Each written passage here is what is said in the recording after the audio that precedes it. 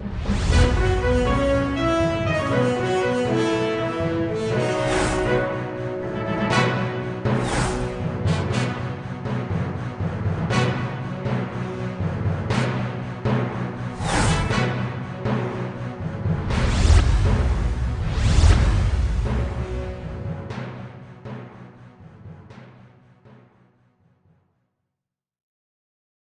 morning and welcome to Around the Globe on Aneke TV. First, the headlines. Israel says it will return to ceasefire after Gaza strikes. Millions march in No Kings protest reject Trump's grip on power.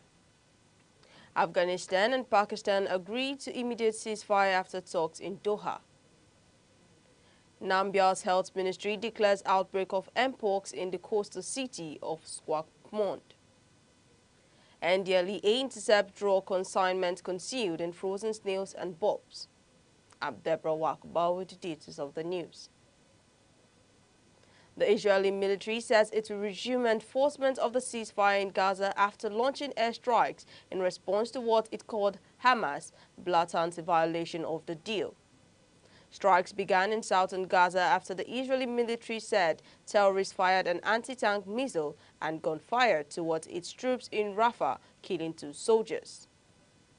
Hamas said it was unaware of any clashes in the area under Israeli control.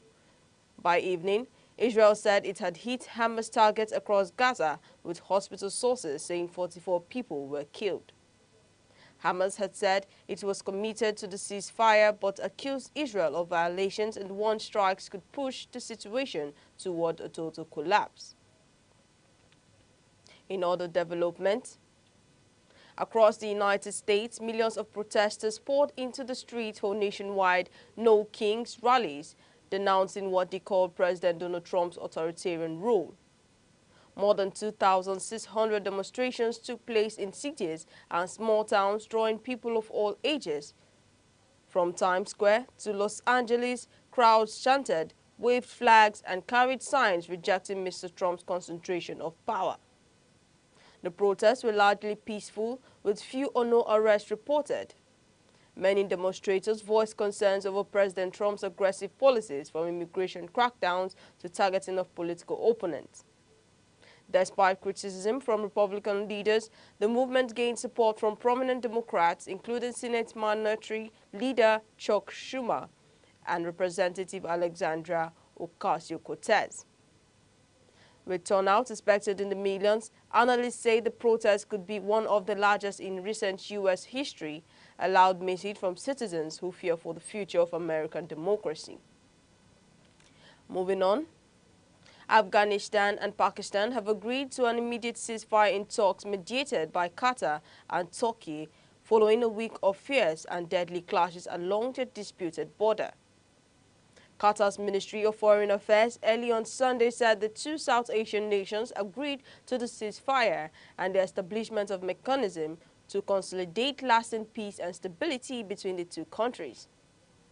Doha said the 2 countries also agreed to hold follow-up meetings in the oncoming days to ensure the sustainability of the ceasefire and verify its implementation in a reliable and sustainable manner. Pakistan's Deputy Prime Minister and Foreign Minister Ishaq Dar welcomed the deal, calling it a first step in the right direction. Still on the international scene, Madagascar's Gen Z protesters who helped topple President Andry Rajoelina are demanding a real say in the country's future after the military seized power. Colonel Michael Rajoelina was sworn in as president just days after joining youth-led demonstrations over power cuts, water shortage, and hunger. While many welcome the army's support, young activists say they want systematic change, not another strong man. The army has promised a civilian-military transition lasting up to 2 years before new elections. But Gen Z groups remain wary, warning they'll return to the streets if their voices are ignored. Also, the United States has expanded its military operation in South America, launching a strike on a Colombian rebel boat linked to the guerrilla group, killing 3 crew members. The attack in international waters came as President Donald Trump announced an end to U.S. financial aid to Colombia, accusing President Gustavo Petro of supporting drug production. Relations between both countries have hit a new low, with experts questioning the legality of U.S. strikes without arrests. Petro fired back, accusing Washington of violating Colombia's sovereignty. The U.S. has deployed warships off Venezuela since August, attacking at least 6 boats and killing 27 people so far. Meanwhile, Namibia's health ministry has declared an mpox outbreak in the coastal city of Swakopmund, raising fresh public health concerns. Officials said surveillance, contact tracing and rapid response teams have been deployed to contain the spread. The announcement was made on the ministry's Facebook page on Sunday. Health authorities are urging residents to stay alert and report suspected cases as effort to prevent a wider outbreak intensify. This news broadcast is coming to you live from Aneke TV. Remember, you can follow us on all social media feeds on Facebook, X, Instagram, and TikTok, here on YouTube, all at Aneke TV. Now a quick reminder of major developments in the news. Israel says it will return to ceasefire after Gaza strikes. Millions march in No King protest, reject Trump's grip on power. Afghanistan and Pakistan agree to immediate ceasefire after talks in Doha. Namibia's health ministry declares outbreak of mpox in the coastal city of Swakopmund. And coming up shortly, FG says mathematics remains compulsory for O-level students. NDLEA intercepts drug consignment concealed in frozen snails and bulbs. We'll be right back. Hello, I'm Bebra Wakoba. I am Chidimika Mede. I am Uche Osai. I'm Chiwendo Ifeonwankwe. My name is Obobina Samson. Please keep watching Aneke TV, or you can visit us on our socials like Instagram, Facebook, X, TikTok, or YouTube, all at Aneke TV. This is Aneke TV. We move with the world.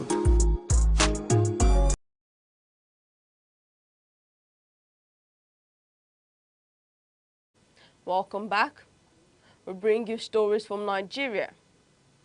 The Federal Ministry of Education has made a U-turn regarding the recent decision on the compulsory subject requirements for admissions into tertiary institutions. The Minister of Education, Dr. Tunji Alausa, in a statement signed by Borowo Folashade, the Director of Press and Public Relations in the ministry, stated that contrary to some recent media reports, all students must register and sit for English language and mathematics in their O-level examinations. The minister explained that the new tertiary institution admissions guidelines do not exempt any candidate from the core subjects, but rather provide a more inclusive and flexible approach to tertiary admissions requirements. He further explained that the reform promotes fairness and inclusiveness in tertiary education by ensuring that capable students are not denied admission due to deficiencies in non-core subjects. In the meantime, operatives of the National Drug Law Enforcement Agency, NDLEA, have intercepted consignment of illicit drugs concealed in frozen snails, electrical bulbs, and female clothing, bound for the United States, United Kingdom, and the Democratic Republic of Congo, DRC. The seizures were made at the Murtala Mohammed International Airport, MMA, and a carrier company in Lagos. At least 2 suspects linked to the export attempts are already in custody. One of them, a cargo agent, Boladale Riliwan, was arrested after NDLEA operatives discovered 15 parcels of skunk, a strain of cannabis, hidden in 10 giant rechargeable electrical bulbs. He presented for air freight to the DRC at the airport's export shed. In the meantime, the Nigerian Correctional Service, NCOs, has declared all correctional centers across the country as red zones ahead of the planned nationwide protest calling for the release of the detained leader of IPOB, Nnamdi Kanu. In a statement by the service's public relations officer, Mr. Umar Abubakar, the NCOs cautioned that all correctional facilities remain restricted areas and warned the public to stay clear to avoid security breaches or other incidents. Mr. Abubakar urged citizens to exercise caution and cooperate with security agencies to maintain peace and public order during the demonstrations. He stressed that respecting restricted zones, particularly correctional centers, is essential to avoiding unnecessary confrontations with law enforcement. Now moving over to business. The House of Representatives has called on the federal government to allocate 350 million naira in the 2026 budget to revive moribund industries and support small and medium-sized enterprises (SMEs) across Nigeria. The resolution followed the adoption of a motion moved by the member representing the Mbatoli Ikeduru Federal Constituency of Imo State, Honorable Akarachi Amadi. Honorable Amadi noted that several formerly thriving industries across the country have collapsed or become inactive due to poor power supply, high interest rates and weak infrastructure, leading to job losses and economic decline. He added that the collapse of local industries has also contributed to rising insecurity, kidnapping and other social vices, as many unemployed youths turn to crime out of frustration.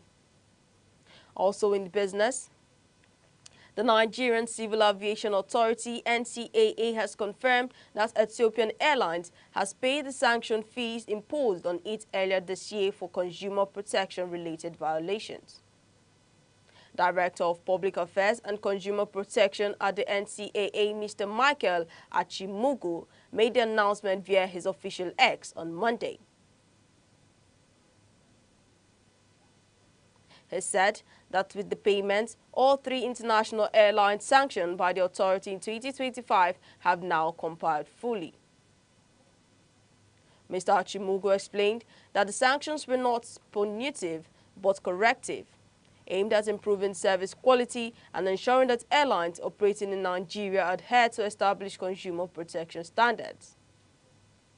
Now moving over to sports.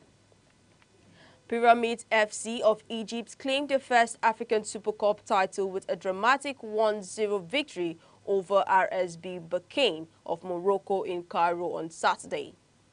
Congolese striker Fiston Mayele sealed the win 15 minutes from time, sparking wide celebrations as Pyramid lifted the prestigious trophy on home soil. With this win, the Egyptian side now turns its focus to Qatar for the Intercontinental Cup, where they'll face a semi-final clash before a potential December 17 final against PSG. And still on sports, Nigeria's Flamingos suffered a tough 4-1 defeat to Canada in their opening match of the FIFA Under-17 Women's World Cup on Sunday. Canada struck early through Gabriela Istoki in the second minute, but Queen Joseph leveled for Nigeria in the 30th. The Canadians dominated the second half as Melissa Keck and Julia Amire sealed the emphatic win. Nigeria will now face France on Wednesday in a must-win clash to keep their knockout hopes alive. Canada meets Samoa next. Now over to entertainment. Rapper Eminem, 53, is officially dating Katrina Malota, his longtime hairstylist and makeup artist. It's his first public romance since divorcing Kim Scott in 2006. Katrina, also from Michigan, has worked with Eminem for over 15 gigs and styled stars like Snoop Dogg and 50 Cent. Eminem has kept his love life private for nearly 2 decades, focusing on raising his kids. To a sad one, former Labour Party presidential candidate Peter Obi has described the death of Arise News anchor Somtochukwu Madagwa as a painful national loss. Obi, who just returned from the UK, attended her burial in Agulu, Anambra State. He praised Somtochukwu as a shining example of youthful resourcefulness, lamenting that her death in an armed robbery attack in Abuja reflects the deepening insecurity in the country. Somtochukwu, a rising broadcast journalist, died after being shot during a robbery in Abuja earlier this month, a tragedy that sparked widespread outrage and renewed calls for stronger security measures. To end round the globe, here are the main points. The Israeli military said it had resumed enforcing a ceasefire in Gaza after carrying out dozens of strikes on Hamas targets earlier in the day and accusing the group of targeting its troops. Crowds have gathered in cities across the United States and overseas for No Kings rallies in protest of President Donald Trump's administration and to call for the defense of First Amendment rights. We also told you that the Federal Ministry of Education has made a U-turn regarding the recent decision on the compulsory subject requirements for admissions into tertiary institutions. That ends the news. For breaking news eyewitness reports, please call 070-3043-7110 or visit our social media handles across Instagram, Facebook, TikTok, X or YouTube, all at Aneke TV. I am Deborah Wakoba. Thank you for watching.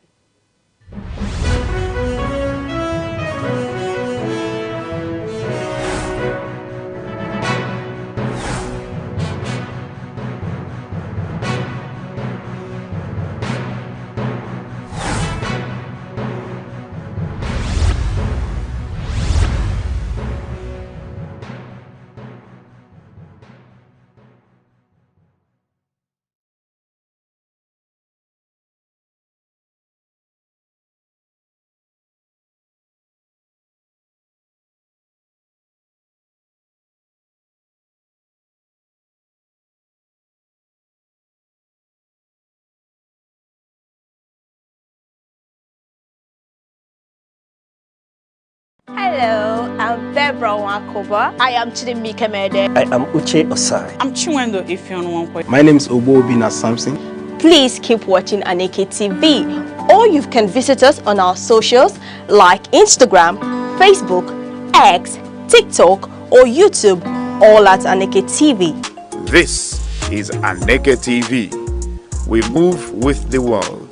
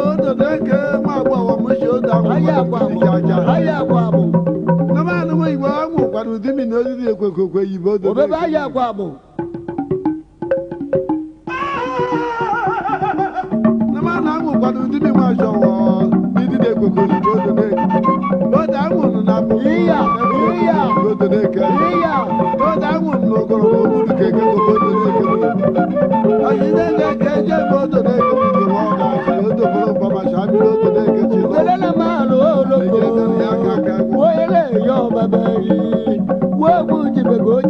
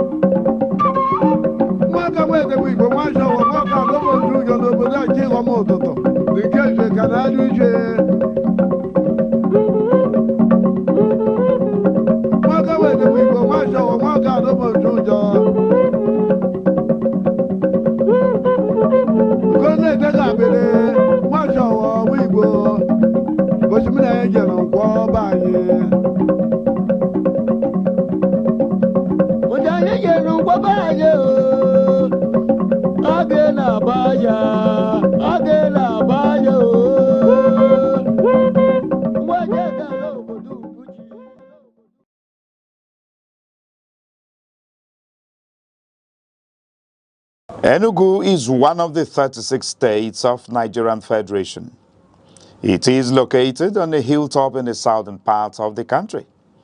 It has a rich history and robust cultural heritage that boasts its uniqueness. Igbo is a widely spoken language in Enugu State. Enugu is popularly called the Coal City State because of its large deposits of coal and other mineral resources. Enugu has 17 local government area councils. The history of Enugu dates back to the early 20th century, when the British discovered coal in the Udi Hills in 1909, which led to the development of Enugu City in 1912 as a thriving mining town. Enugu empowered the Nigerian railway system and electric plants greatly during the colonial era. On the 27th of August 1991, Enugu was carved out from Anambra to become a state. As the home of the Igbo people, Enugu's culture reflected in its music, art, and traditions.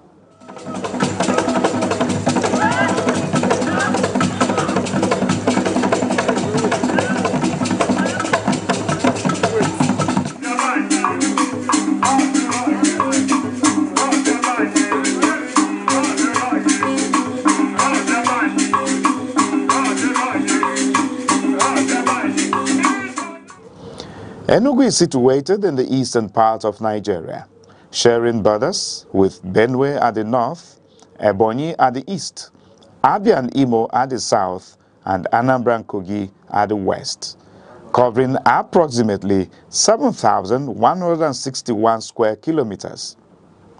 Enugu is characterized by undulating hills, forests, rivers, and fertile soil, making it suitable for farming. The state experiences significant rainfall with an average annual precipitation of around 2,100 millimeters and temperatures averaging 28 degrees Celsius. The people of Enugu State are predominantly Igbo, one of the largest ethnic groups in Nigeria. The Igbo language is a fundamental part of their culture and identity, with many dialects spoken across the state. Language plays a vital role in shaping the culture and identity of the Igbo people. Enugu is very rich in culture and traditional practices. one of which is the New Yam Festival, Iriji, which is a traditional celebration that marks the beginning of the harvest season. Another significant cultural event is the Masquerade Festival, Mmong, a colorful display of traditional dances, songs, and drumming. During this festival, different communities come together to showcase their masquerades.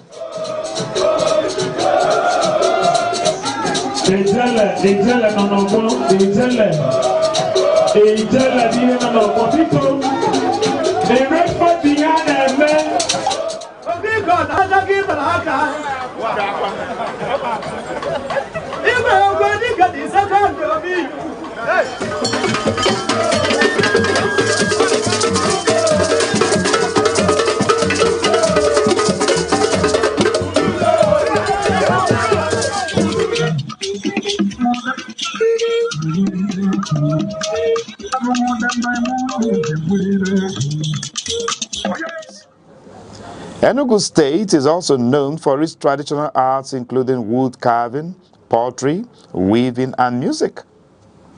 Enugu's cultural traditions help promote community cohesion, social bonding, and cultural identity.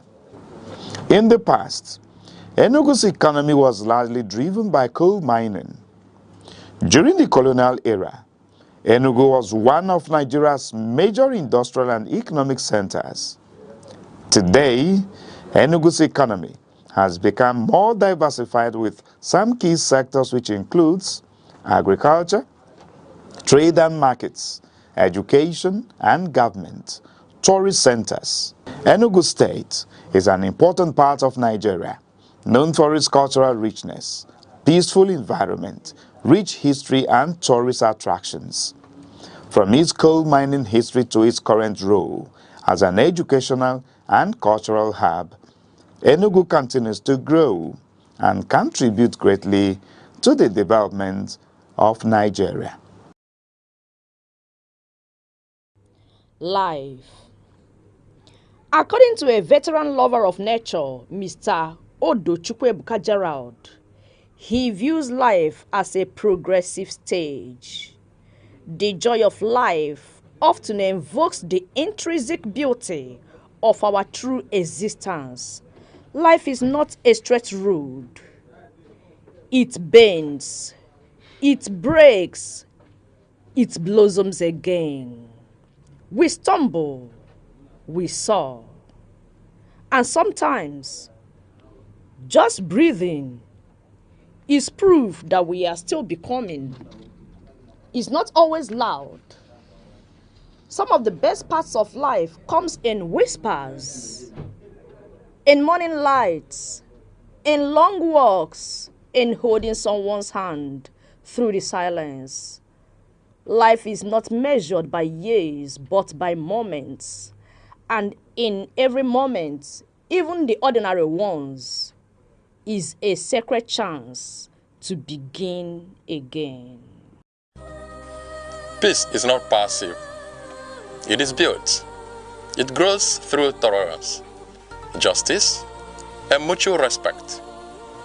Without peace, development is a dream.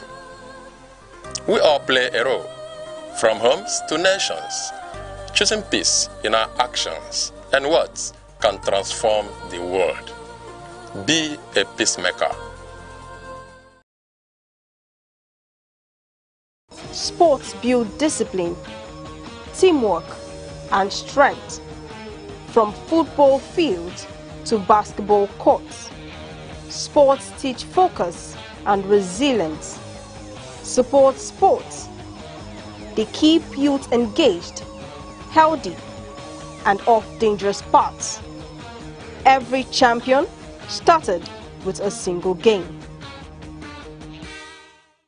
Hello, I'm Bebra Wakoba. I am Chidimike Mede. I am Uche Osai. I'm Chinwendo Ifeonwankwe. My name is Obina Samson. Please keep watching Aneke TV, or you can visit us on our socials like Instagram, Facebook, X, TikTok, or YouTube, all at Aneke TV. This is Aneke TV. We move with the world.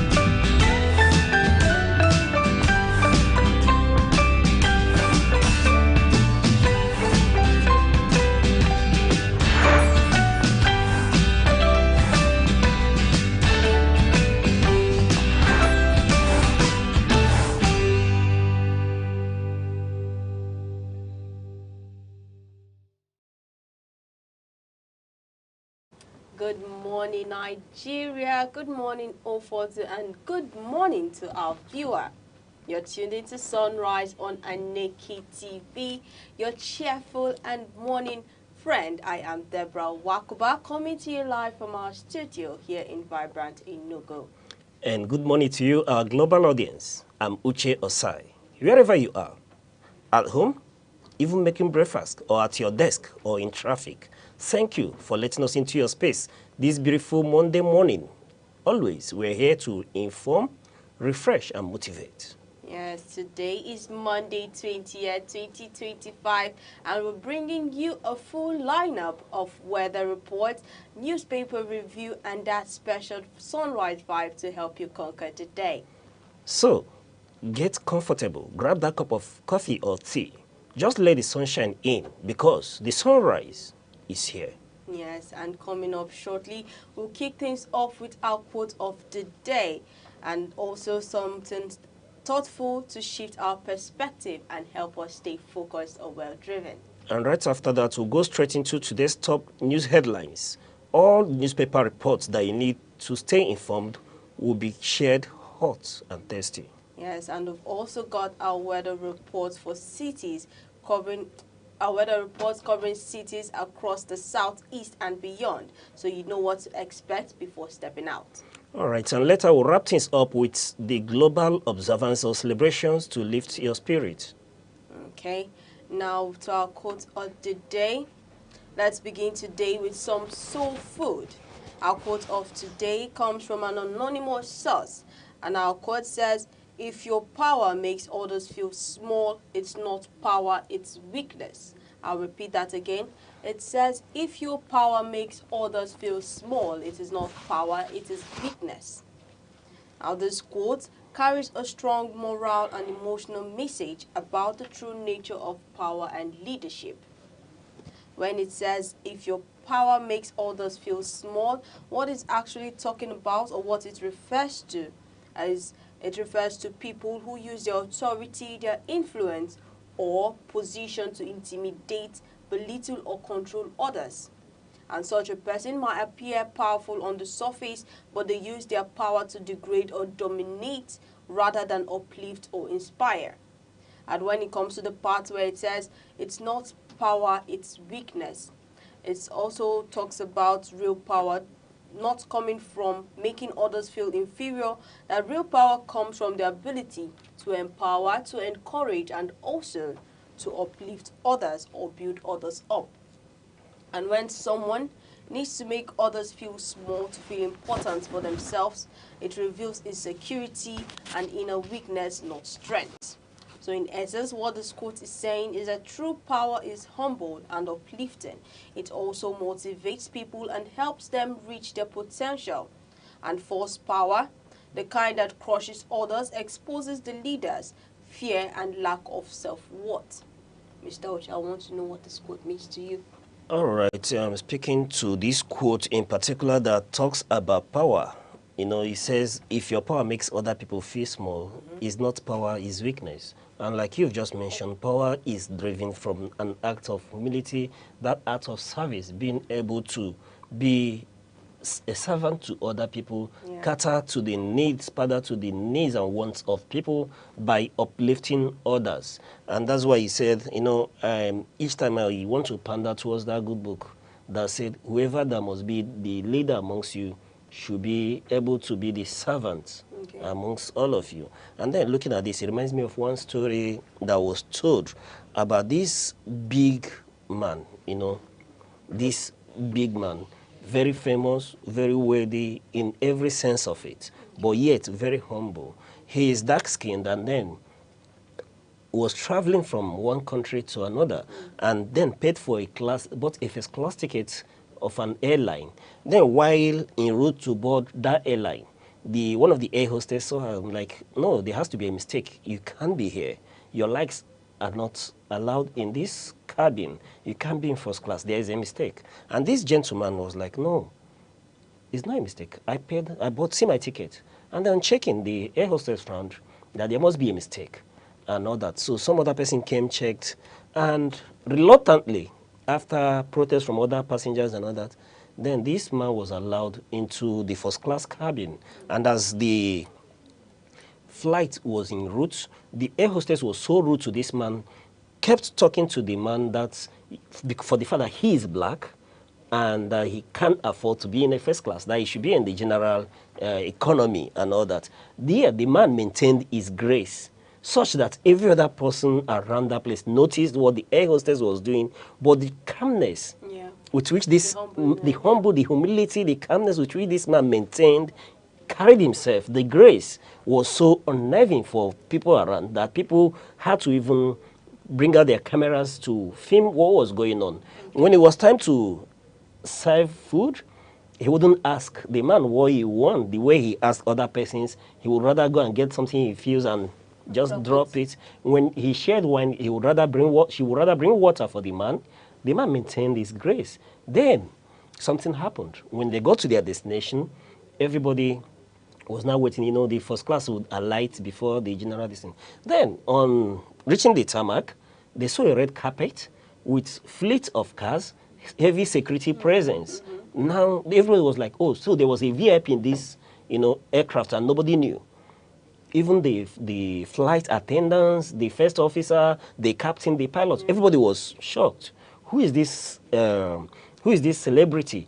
Who is this big man? You understand? A man of wealth, influence, and authority that is on this airline, and nobody informed them, so they will accord the usual, you know, VIP treatment that accompanies such personalities. And lo and behold, when it was time, it was this man that stepped out. And you know, the news went viral instantly. People were now asking, you know, posting that this man was abused in flight, this and that. And when he looked back, he didn't make a comment, gracefully left. And then this air hostess and the airline owners and all that was now, you know, left with ruining what has happened, the missed opportunity and all that. But when this man was asked, he said his reaction shouldn't be based on what the woman was doing and all that. So as a leader, your power is not driven from making people feel less, and that should be the reply this man gave to that air hostess, that because you're in a place of authority, you shouldn't use it to, you know, oppress other people. They were all shocked that this man is a man of influence, a man of authority. So they be bringing it home, irrespective of where we find ourselves. Be it as the head of the family, be it as the head of a little unit, you know, community, organization, be it work, wherever you find yourself and you see leadership trust upon you, is for you to be what they call the servant leader. You are supposed to be the propeller to trust others, to be the shining light. You don't use any position to, you know, to impress it on other people that you occupy the exalted position. Use it to, you know, humiliate, bring other people, make people feel unwanted, make people begin to question their humanity. And that's not the essence of power. Rather, whoever, like you've just mentioned, whoever that you see is geared towards showing off power for the sake of power, you see that it comes from a place of insecurity, like you said, a place of naivety, and such people, you understand that they are half-baked, they are usually shallow, they are not well-grounded. That's where that insecurity stems from. So this quote has done justice to that all of us, irrespective of the position we find ourselves, irrespective of place, we should be able to use the authority that's been bestowed on us to help other people, uplift people, move them away from a place of weakness to a place of strength. We should be the strength of others. We should be the backbone of every other person, rather than exhibit that failure human nature where we want to show that we've arrived, that position of authority have been entrusted to us. No, that's not the essence of power. The essence of power is to be a servant leader, be that light that propels other people forward. Yes. Yeah, and also, again, this quote actually reminded me of that saying. They said, if you want to know a man, like general woman and man, although if you want to know a man, give him power. Yes. You see his true nature. Yes. Just like saying, if you want to know what someone is like, give him little. Usually, when you give people authority, you see their inner self. You see their inner self. You know, you see that basic nature of man, you know, coming to the fore. Just give any human being a little, you know, authority. You now begin to see their real self. The way they wield power, the way they wield authority and all that. And that's not what authority is meant for. And the other balance, they will tell you that you will never know that a man is humble. You understand? You should know a real humble person when the person is in wealth. That because somebody is suffering, is not able to afford his needs and wants, then you now, you know, equate that for humility, that you never really can tell or know until such a person comes into affluence. And that brings it to this, Debbie. Yes, we should be able to, whatever position we find ourselves, be that person that have a listening ear, accommodate everyone, accommodate all classes, all manner of human being, bring them together, then let them shine. You shouldn't use whatever position God has placed you onto oppress other persons. Yeah. All right. Thank you very much for that.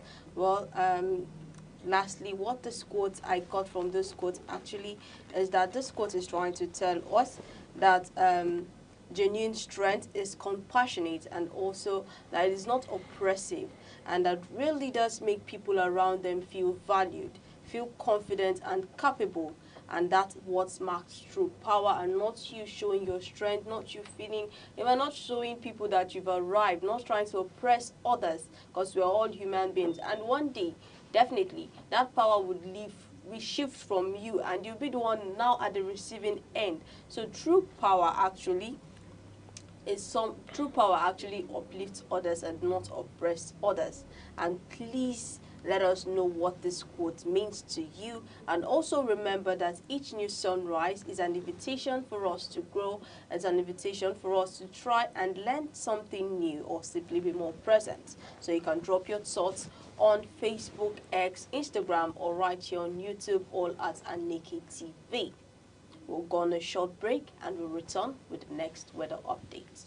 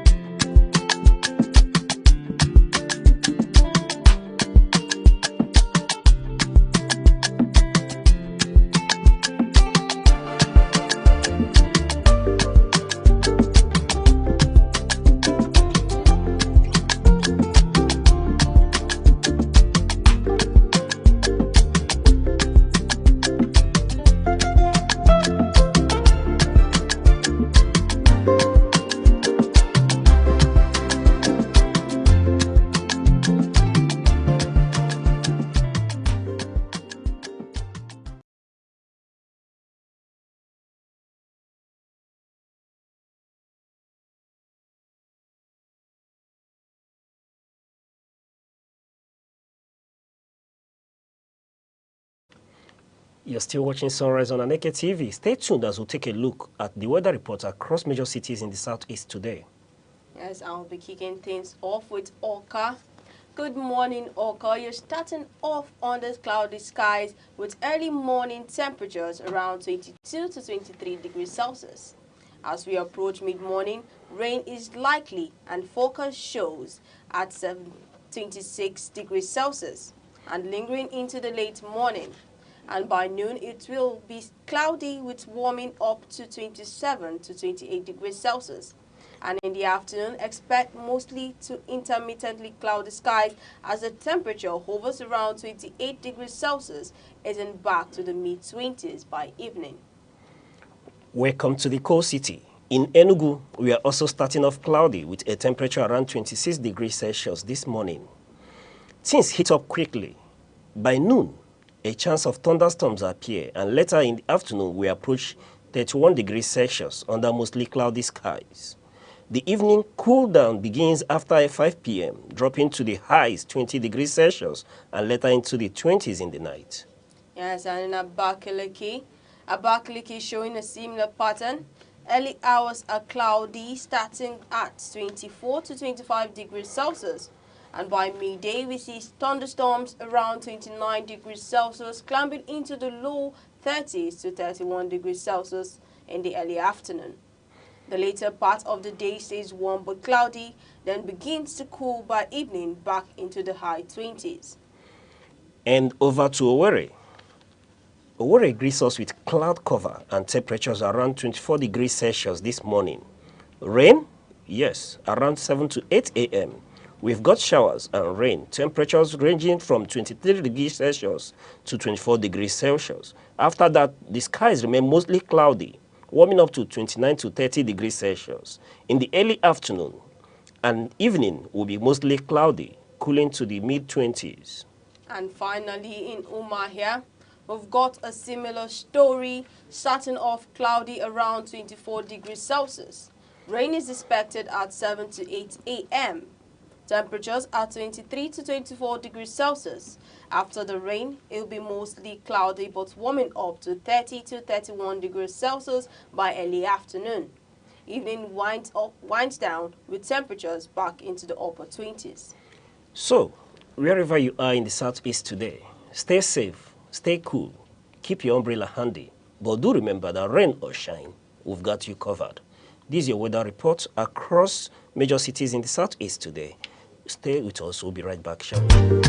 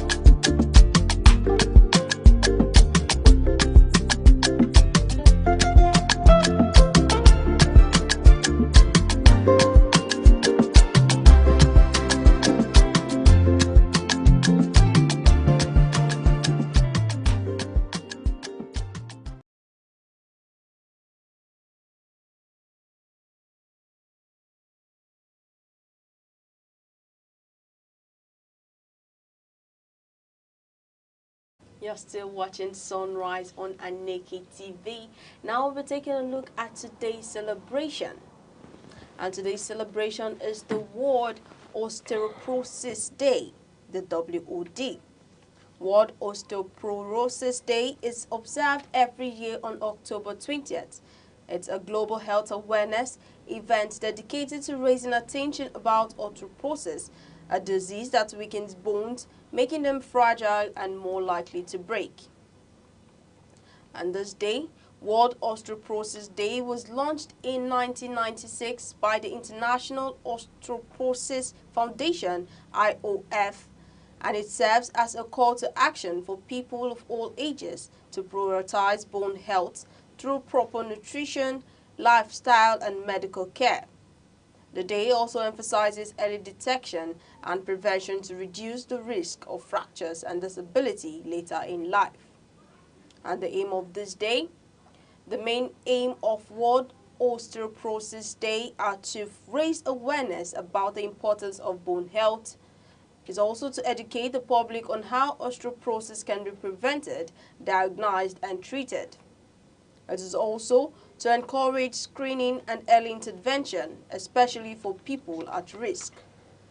And another aim for this day is to advocate for policy change to include bone health in national health agendas.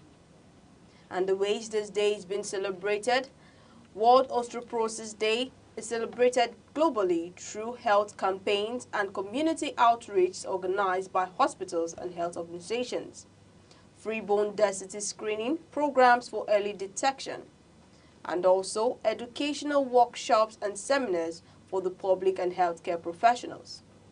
And there is media campaigns and social media challenges using the official hashtag World Osteoporosis Day to spread awareness. And also lightening of landmarks in orange, the official color of the campaign, to symbolize hope and bone strength. So the team each year carries a theme centered on prevention or empowerment, such as Step Up for Bone Health or Strong Bones, Stronger Future. The consistent message remains: take action early to protect your bones through healthy eating, exercise, and lifestyle habits.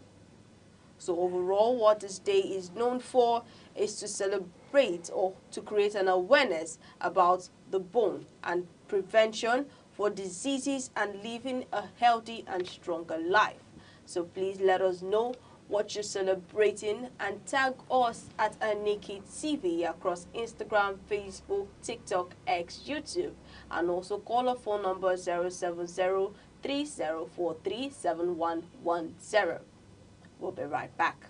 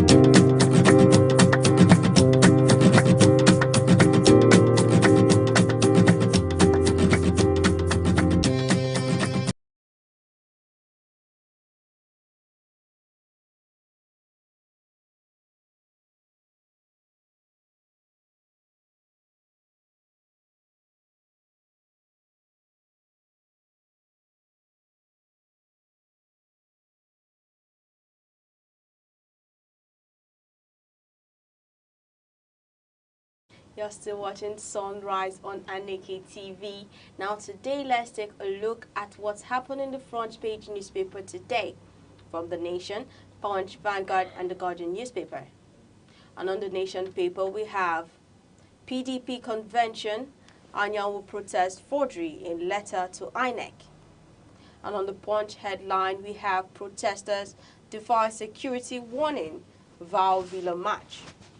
And on the Vanguard headline, we have hashtag #EndSARS at 5. Memories, martyrs, unfinished struggle for justice. And on the Guardian headline, farmers in limbo as bureaucracy stores 50 billion naira tractor rollout. I'll be beginning today's paper from The Nation headlines that reports PDP convention annual protest forgery in letter to INEC. The big story this morning centers on the PDP convention where Anyanwu has raised an alarm over what he describes as forgery in a letter to INEC. The controversy reportedly stems from disputes within the party's leadership as preparation intensified for the convention. Party loyalists are calling for transparency and unity to avoid further internal crisis. Mr. Auchi, I would like to know your thoughts on this. All right. My thoughts on this issue has always been what it is with the PDP. You know, looking at The Nation newspaper where the PDP convention annual protest forgery in a letter to INEC, you know, my thoughts on this can be far-fetched from my position on what the PDP has become, the sorry state the PDP has grown to be over a period of time, especially given what happened, transpired in PDP from 2023 election to date. PDP, I would say without apologies, has become a sorry party. They have become, their second name should be sorry, you know, because they are in a sorry state. PDP is no longer the PDP that we used to know. The umbrella seems to have a lot of holes in it such that it can no longer shield anybody from the rain. And this cannot be far-fetched from the internal crisis that's been rocking the party. Remember that whenever I speak about the issues in the PDP, I keep talking about the crack in PDP. And I say that this crack that we'll see are just surface issue, that the real problem deals with is a foundational issue, a structural issue, that if it is not readjusted, if it is not handled, that it will go beyond just crack, that the building itself will collapse. When you have structural defects in a building, you need structural engineer to come and look at that building, either to re-engineer it, from the foundation. And if it cannot be re-engineered from the foundation, what do? You pull it down. And the PDP, the way they are going, I do not see any future for the party at this time. I keep saying that if care is not taken, that when they announced the convention for November 5th in Ibadan, remember I did say that if care is not taken, there will be no convention. And true to it, we are getting close to not having any convention. And in this nature, people are shouting that the PDP stalwarts, their governors and other elected representatives under the umbrella are defecting from the umbrella, going to carry the broom. Debbie, why wouldn't that be the case? Now, from the headline, look at a national secretary of a party coming out to say that his signature were forged. In as much as I do not hold any brief for any side in the PDP, but this is a shame on the great People's Democratic Party. I can tell you that this is no longer the party of Solomon La. This is no longer the party of Ekweme. This is no longer the party that brought former President Olusegun Obasanjo. This is not the party of the likes of Tony Anini, the great men and women who were known to be party members. The PDP has become a carcass of itself. And look at a national secretary coming out in the open to claim that his signature were forged. Now, before I begin to speak to the forged signature, you do remember that at the national working meeting that they had, that's NEC meeting that they had, that where the reports, the communique from that meeting was being communicated by the governor of Bauchi State, that Dan Anyanwu was in that meeting, and he never objected to what the governor of Bauchi State was saying in that meeting, being that he agreed and is in tandem with whatever decision that were made at that very next meeting. And I can't categorically remember that it was at this meeting that the party decided to write to INEC to inform them about their forthcoming convention on November in Ibadan. Anyanwu all the while didn't protest to that. Then suddenly, we are now beginning to hear that he has petitioned INEC and the State Security Service to claim that his signature was forged on the letter that was sent to INEC on the 25th of August and was received on the 29th of August. That's just a shame for a party of that class, a party of that caliber. And now we are seeing that the party, instead of coming together to prepare for a convention, is getting more divided. Look at the drama that was played out in court the other day, where the national legal advisor to the party was having issue with the chairman. The chairman of the party had to appoint Chris Uche to be the lead legal representation of the party at the court. But Ajibade came protesting that he was not informed, that being the national legal advisor of the party, that is his prerogative to appoint a legal representative for the party on such occasion, and if he cannot be removed, and if he should be removed, that he has to be at the national convention of the party. Now, what does this tell you? That there is more crisis, there's deeper crisis in the PDP that we want to admit. And I keep saying that the PDP, until they become man enough, until they own up to their issues, that will continue to witness issues in the PDP. Remember, I did say that. Now, they are not bold enough to call a spade a spade, displaying the erring party members in PDP. And I said that until you do that, we will not have calmness in the party. It will continue to be a troubled water, that ship will not set sail. Rather, what we'll end up having will be a Titanic. And the ship is about to implode with what we're seeing. They refuse to call a spade a spade. They refuse to call the G5 out when they were supposed to call them out. Because Sam Anyanwu, as far as I'm concerned, is a representative of that G5. Perhaps the G5 that has said if the party does not pander to their position, that convention will not hold. Then we are seeing them that the threat is being carried out. Because Chris Anyanwu, as we know, is a member, now an affiliate member of the G5. Do remember that the G5 was then a commission of 5 governors who were anti-position of the PDP, getting up to the 2023 election, led by the FCT Minister Nyesom Wike, who has come out publicly to say that he would stand in anybody's way who wants to challenge President Bola Ahmed Tinubu come 2027 election. And what does this tell you? That he's indeed being a stumbling block to the revival and reorganizing of the PDP. So, Debbie, my position is that if until the PDP becomes courageous enough, 1, to own up to their issues, 2, be bold enough to want to tackle the issues, rather than the cosmetic approach, that they will continue to have a cosmetic result in as much as they apply cosmetic approach. Debbie, you cannot continue to want to, paint a cracked building. In as much as you're painting it, in as much as you want to beautify it, the cracks are there. The cracks will be there. And it is showing in PDP and will continue to show. This is not the list of the crises that we will see in PDP. And I can tell you that more party members will decamp from their food because there is no future. The way PDP is going is not yet Uhuru.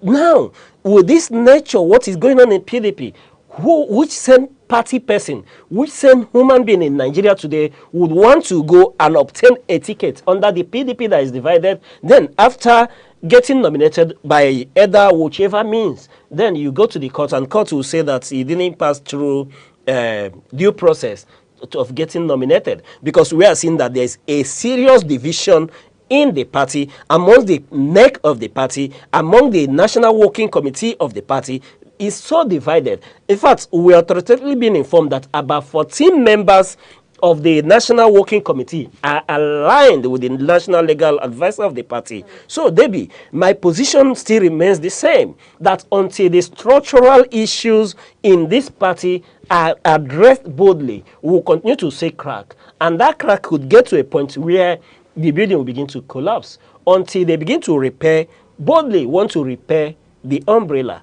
For now, the emphasis shouldn't be on who will be a presidential flag bearer, because I know that there are various interests who want things to go according to their plan. What we are seeing is strategy and counter-strategy, right? In as much as they continue to pander to their self-interest, this malaise that we're seeing in the PDP will continue.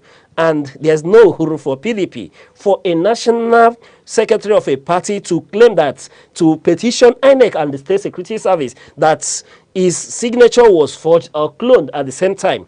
But what happened? You were there, duly member of the process. You were there during the Bukola Saraki-led NEC. You were there when the governor of Bauchi State was communicating the outcome of those meetings. You never said anything. Then, getting close to the November convention in Ibadan, you're coming out to tell us that your signature was forged. Man, it leaves a lot to be desired.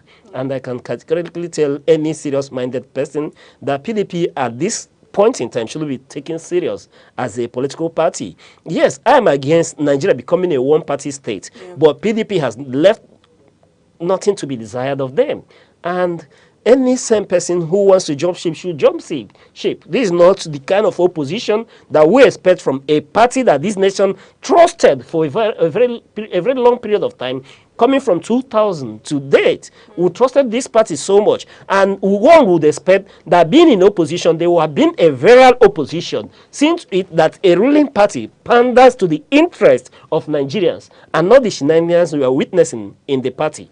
No, Debbie. My position is that this party is not a party to look up to come 2027, except something drastic happens. But if the likes of the G5, led by former governor of Rivers State, Nyesom Wike, the present FC minister, is still continue to hold sway in the PDP, then there's no going anywhere for the PDP. The PDP will just be an run or an affiliate of the APC. In fact, my position is that the PDP today still remains PDAPC. All right, thank you very much for that. I'll be moving over to our next headline coming from The Punch that reads, Protesters defy security, warning, Val Villa match. And also the Punch headlines is reporting that despite repeated cautions from security agencies, groups of protesters have insisted they'll go ahead with their planned march to the presidential villa. The demonstrators, made up of mostly youth and civil society members, say the protest is a call for accountability, better governance, and urgent action on issues affecting ordinary Nigerians. Security operatives have reportedly been deployed around major routes leading to the villa, with authorities urging the protesters to shelve their plans in the interest of public peace. All right, Debbie, you just quietly read out the details of whatever position that we can take on this. You understand, Nigeria is what it is. This is a Nigeria where dissent is not allowed.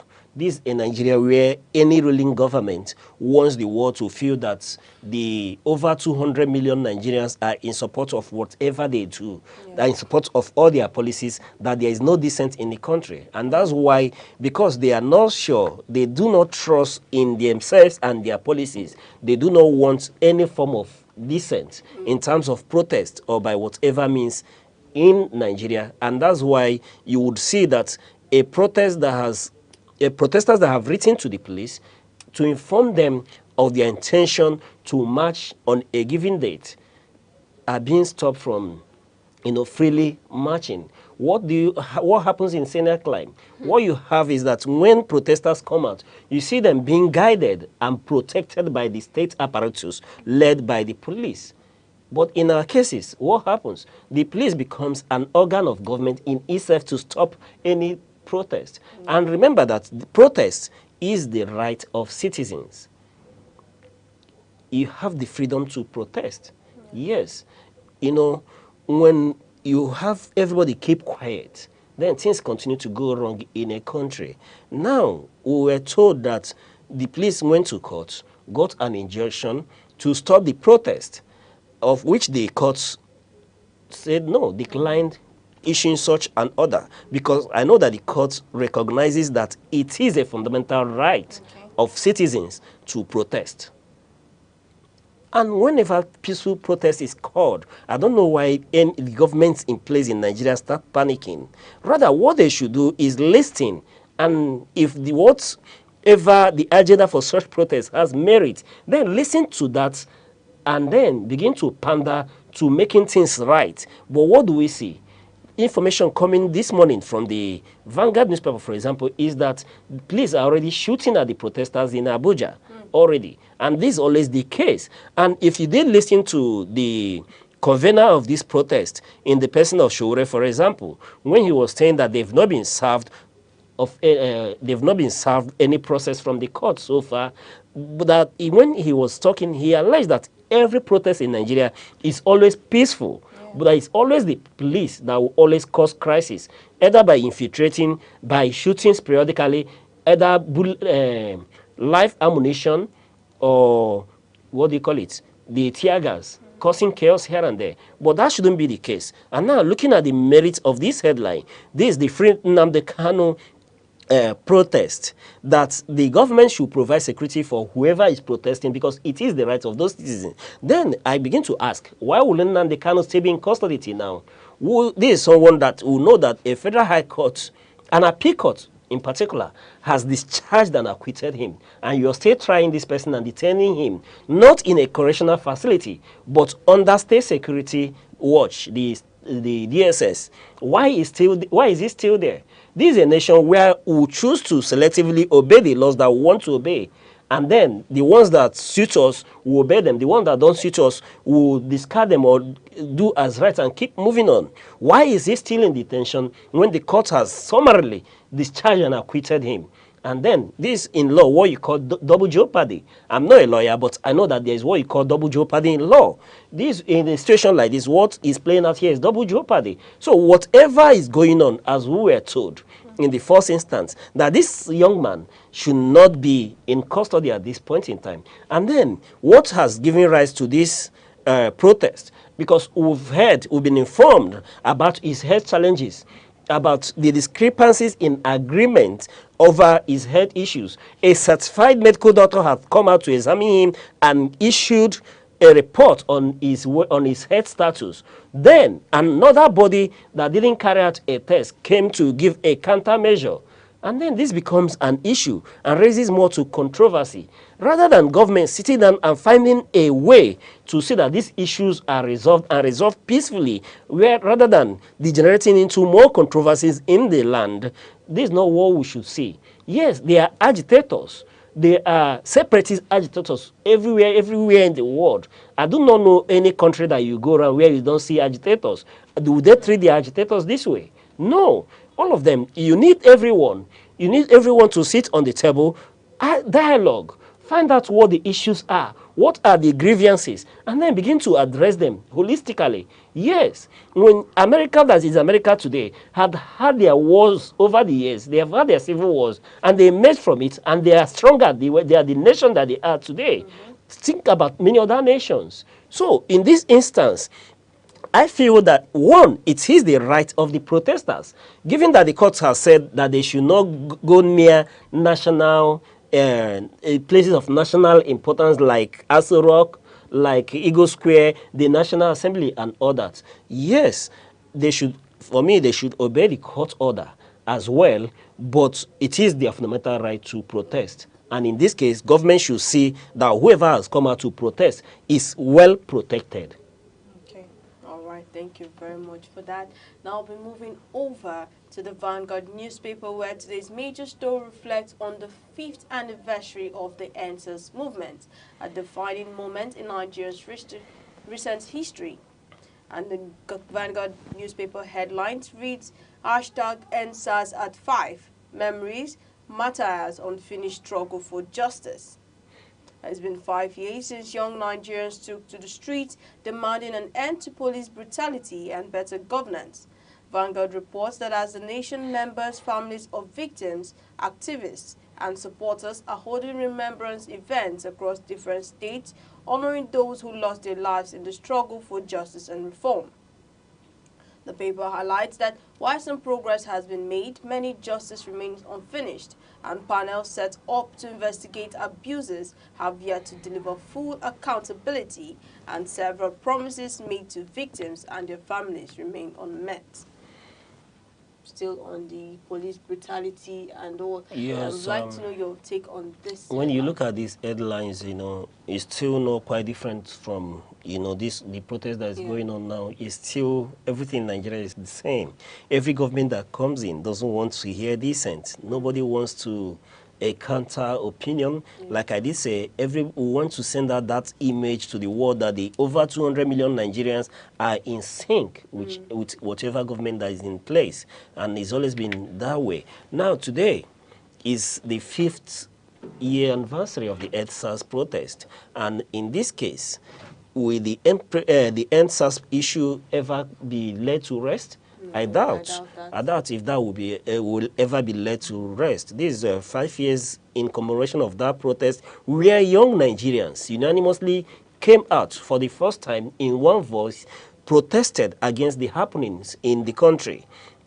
Speaking about SARS, what is SARS? Special Anti-Robbery Squad. These were a police setup that was meant to curb crimes in the society, help protect the citizens. At the end of the day, the citizens they were meant to protect became victims of these individuals who saw high level of criminalities, such that people are profiled on our streets. When you have certain hairstyle, you are stopped and being treated as an armed robber or a criminal. Laptops were seized from young fellows here and there. Phones were seized from individuals, and in some cases, they themselves became the criminals that were supposed against the crime they were supposed to fight. You see them issues of kidnapping as well, where families, parents were made to pay ransom before their wiser kids were being released. So a whole lot of things, even as what really led to answers in place. Remember that there was a particular killing in Delta State that spread the whole action, where the youth now mobilized and came out with that hashtag on social media, EndSARS now. And from that, it's connected to every part, every looks and cranny of this nation, every state of this federation. The youth came out in mass protesting against that body, the SARS, with the hashtag EndSARS. And then Lagos became the high point of that call to end that brutality called EndSARS. But unfortunately, I will tell you, Debbie, yes, after the whole mayhem that happened in this period, I can call it a mayhem because there is now a judicial proclamation on the issue. Yes, there's a judicial proclamation, being that after the EndSARS, there were commissions of inquiry that were set up across states. But that of Lagos became of particular interest, given that the toll gate, the Lekki toll gate that has become the monument or the symbol of that protest, it was situated in Lagos, where a number of individuals were said to have lost their life, where a number of persons were injured, and a number of persons from that protest are still in exile. This is why I asked, are we certain that this EndSARS will ever be laid to rest? No, it will continue to be an albatross and a reminder of the things that are not and of the things that can be in our nation. Now, looking at the number of persons that may have lost their life, the Judicial Panel of Inquiry in Lagos came out publicly to say that government erred, that lives were lost, people were killed, that the military used high-handedness to disperse the protesters, using live ammunition on protesters. And in fact, I can categorically tell you that Obiano Jude, known as a DJ like that, I don't know his this thing, but I can remember her name categorically. Obiano Jude, DJ, is it DJ Switch or something? At this point, is still in exile as a result of that EndSARS protest, being that she was one of the people that beamed from her phone what happened from that Lekki toll gate at that point in time. Not just a lot of persons are still in exile as a result of that. And then given from the report of the panel of inquiry, the orders they gave, have the government carried out? The compensation, have the people that were victims of this protest, have they been really compensated? The families that lost their young ones in this protest, have they been given the opportunity to have closure? So a lot of the issues are still surrounding the EndSARS issues. Yes, in as much as nobody would want us to mention it, but like I did say, it has become an albatross on this nation, where Nigerians killed Nigerians who were asking for the good of Nigeria. So, like I did say, EndSARS will continue to be a reflection of what is and what could be in this nation. And then one would think that after the protest and everything that followed the end protest, that the call they made for reforms, for police reforms in our nation who have been carried out now. But I can categorically tell you that the same scenario that led to NSAS is playing out in our nation. Have we seen those reforms? Are people not still being profiled in our country? Can people still walk freely? In fact, what has happened? We've seen that the spate of kidnapping, the spate of crime, insecurity in our nation has improved, has increased since then. One now begins to ask, what's the government doing as a result of this? In fact, the best memorial that we have given to the victims of the NSAS who have been to know that there is no longer police brutality in Nigeria, that the people in Nigeria are more secure, that a young man can walk through the streets carrying his laptop, earning a legitimate living and not being stopped on the road and being profiled. In fact, one should see that one of the memorials that will live as a commemoration of this very day will be that the youths can walk through the street, dress the way they want, wear your earring if you want, make your hair the way you want. There should be that freedom. People shouldn't be profiled on appearance and all that. But that is still happening in Nigeria. Everything I can tell you, Debbie, everything that gave rise to the NSAS protests are still happening in Nigeria. And like I always say, why is it that as a nation, whenever we want to take one step forward, we always take 10 steps backwards? So the NSAS protests will continue to be an albatross on this nation until we decide to reform. And I may be sounding as an alarmist, but I would boldly tell our government, I would boldly tell our citizens, if we refuse to reform, that one day, that which will kill the NSAS may resurrect. Look at the Nepal issue. The leaders and the rulers of Nepal, what happened? They had to run away from the nation because they refused to address the plight of the people. So I call on our government to address the myriad of issues, the challenges that is facing our citizens, especially our youths, so that we will not have a repeat of the NSAS. All right, thank you very much for that. Now we'll be taking a look at the Guardian headline, and that says, farmers in limbo as bureaucracy stalls 50 billion naira tractor rollout. According to the Guardian, the federal government's ambitious 50 billion naira mechanization scheme designed to provide tractors and modern farming equipment across the country has been delayed due to layers of bureaucratic bottlenecks. The initiative, which was expected to boost food production and ease the burden on local farmers, had reportedly been trapped in paperwork, unclear approvals, and coordination challenges between ministries and agencies. As a result, many farmers remain stranded, especially in rural areas, unable to access promised equipment ahead of the next planting season. Mr. Ochi, I would like to know your say on this also. Debbie, I would call on the director to please leave that headline for a while. You know, the other day we were discussing, I tell you that when you look at certain headlines in Nigeria, you see everything that is wrong with the nation. Okay. Farmers in limbo as bureaucracy stalls 50 billion naira tractor rollout. Bureaucracy. Do you understand? That's why I said that the director should please leave that headline. When you look at the word there is bureaucracy. And why is all that always the challenge in this nation? Maybe I can categorically state that the problem in Nigeria, you know, when Chinua Achebe said that the problem with Nigeria is clearly the issue of leadership, I can tell you that in dealing with the issue of leadership, it has to do with this keyword, bureaucracy. Okay. Yes, this is the fundamental challenge in this nation. We're a nation that panders a lot to bureaucracy rather than simplifying things, policies, policy direction, policy awareness, and policy formatting and everything. Everything is hinged on bureaucracy. Now look at the worth of a tractor that's been imported. And I can tell you that at times, you see, any president that we have may have good intention, but beyond the good intentions of Mr. President, who are those surrounding him? Now, I call out the Ministry of Agriculture and Food Security in this matter. Yes, I will call them out. I will call National Agricultural Seed Council out in this issue because this is their domain. The president keeps telling us about his intention, how he wants us to be food sufficient and not dependent on importation. And this president has gone out to commission It started with 2,000 tractors in the first place. Until this moment, we are being told that about these 9,022 tractors worth 50 billion naira is yet to be dispersed to the farmers. Till this moment, this over 3 months that these tractors have been commissioned. Until now, they are still lying fallow somewhere.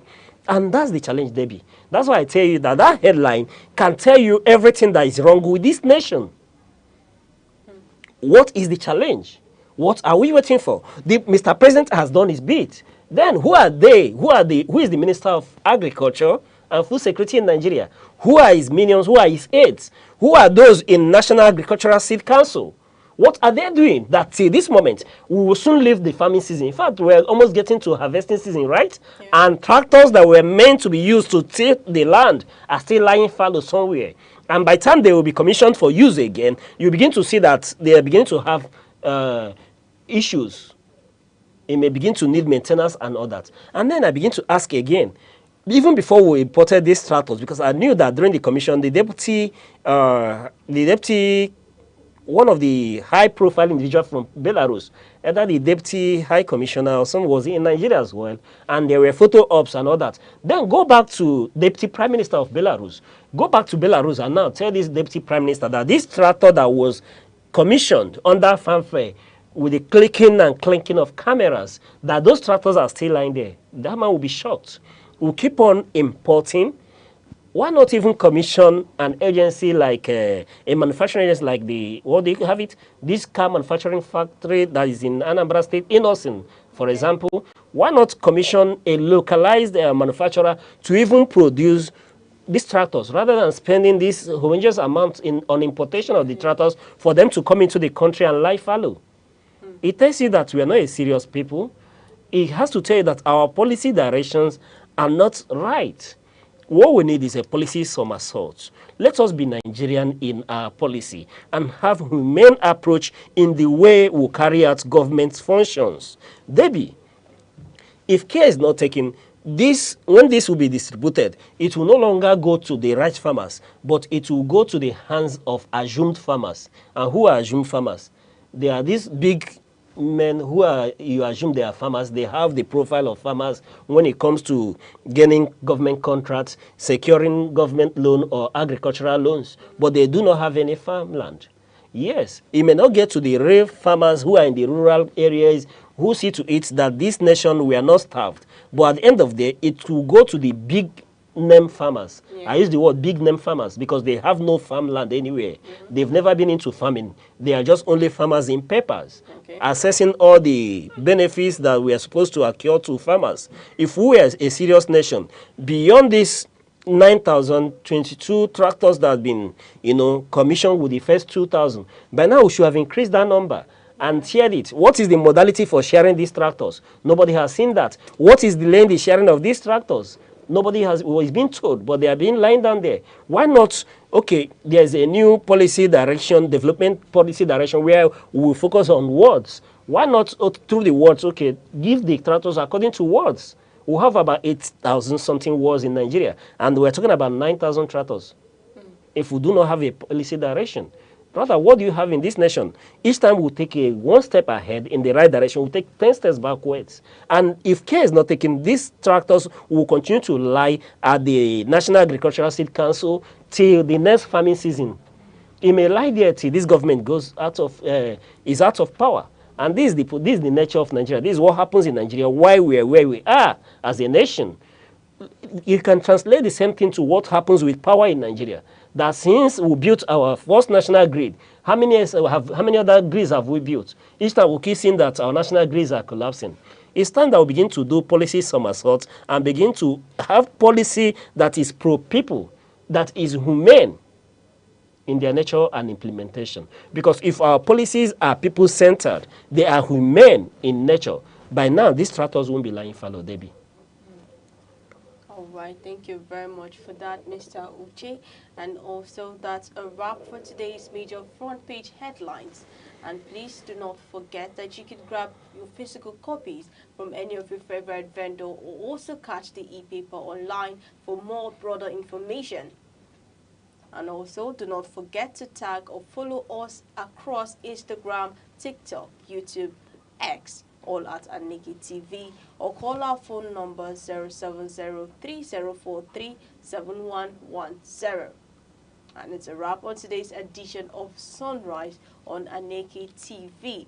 It's always a pleasure having you here on our show every morning. I am Deborah Nwakaoba. And I'm Uche Osai. Remember, you're not here to be average. Stay bold, be unique. Keep watching Aneke TV to come your way same time tomorrow. Bye-bye.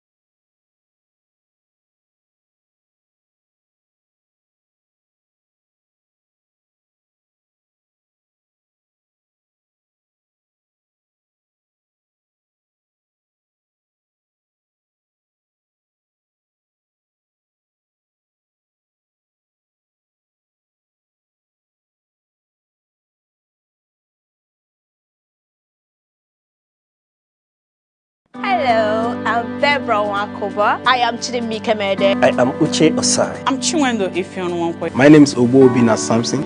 Please keep watching Aneke TV, or you can visit us on our socials like Instagram, Facebook, X, TikTok, or YouTube, all at Aneke TV.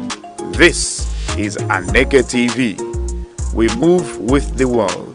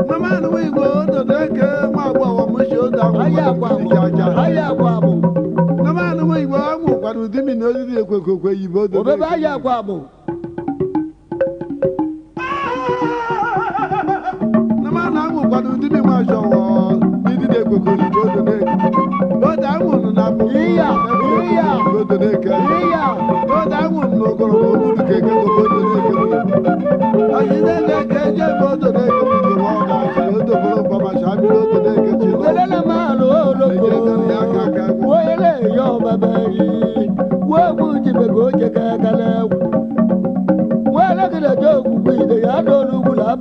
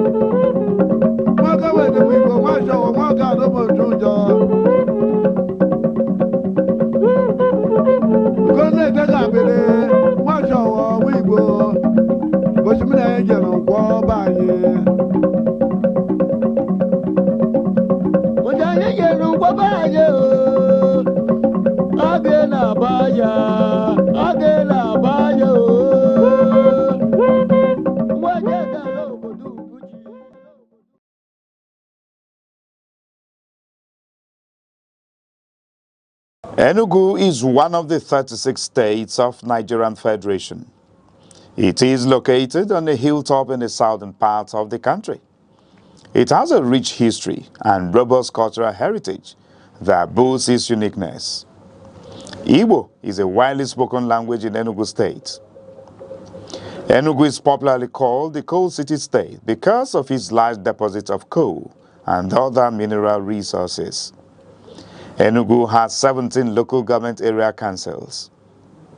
The history of Enugu dates back to the early 20th century when the British discovered coal in the Udi Hills in 1909, which led to the development of Enugu City in 1912 as a thriving mining town.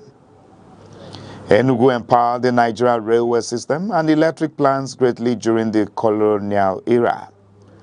On the 27th of August 1991, Enugu was carved out from Anambra to become a state. As the home of the Igbo people, Enugu's culture reflected in its music, art, and traditions.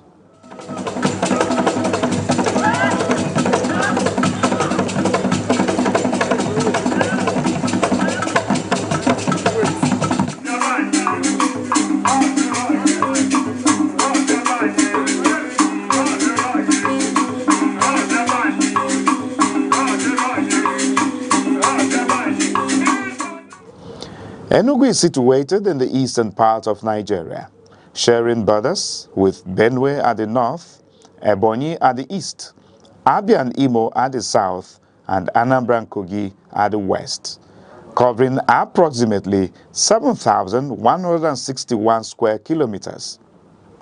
Enugu is characterized by undulating hills, forests, rivers, and fertile soil, making it suitable for farming. The state experiences significant rainfall with an average annual precipitation of around 2,100 millimeters and temperatures averaging 28 degrees Celsius. The people of Enugu State are predominantly Igbo, one of the largest ethnic groups in Nigeria.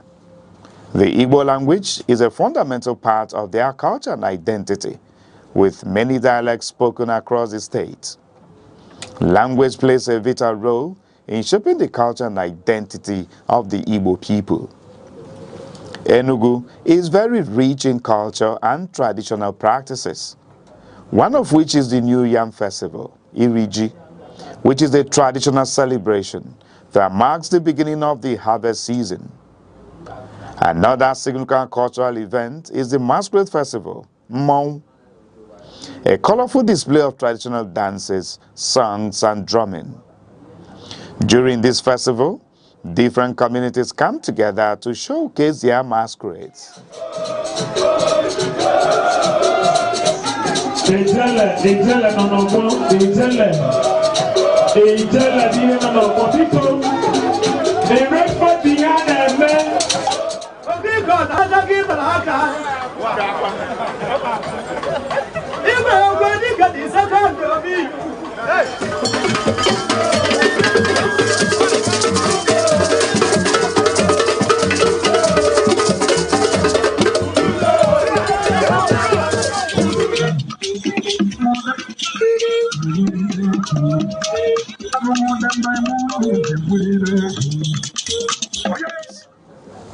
Enugu State is also known for its traditional arts including wood carving, pottery, weaving, and music. Enugu's cultural traditions help promote community cohesion, social bonding, and cultural identity. In the past, Enugu's economy was largely driven by coal mining. During the colonial era, Enugu was one of Nigeria's major industrial and economic centers. Today, Enugu's economy has become more diversified with some key sectors which includes agriculture, trade and markets, education and government, tourist centers.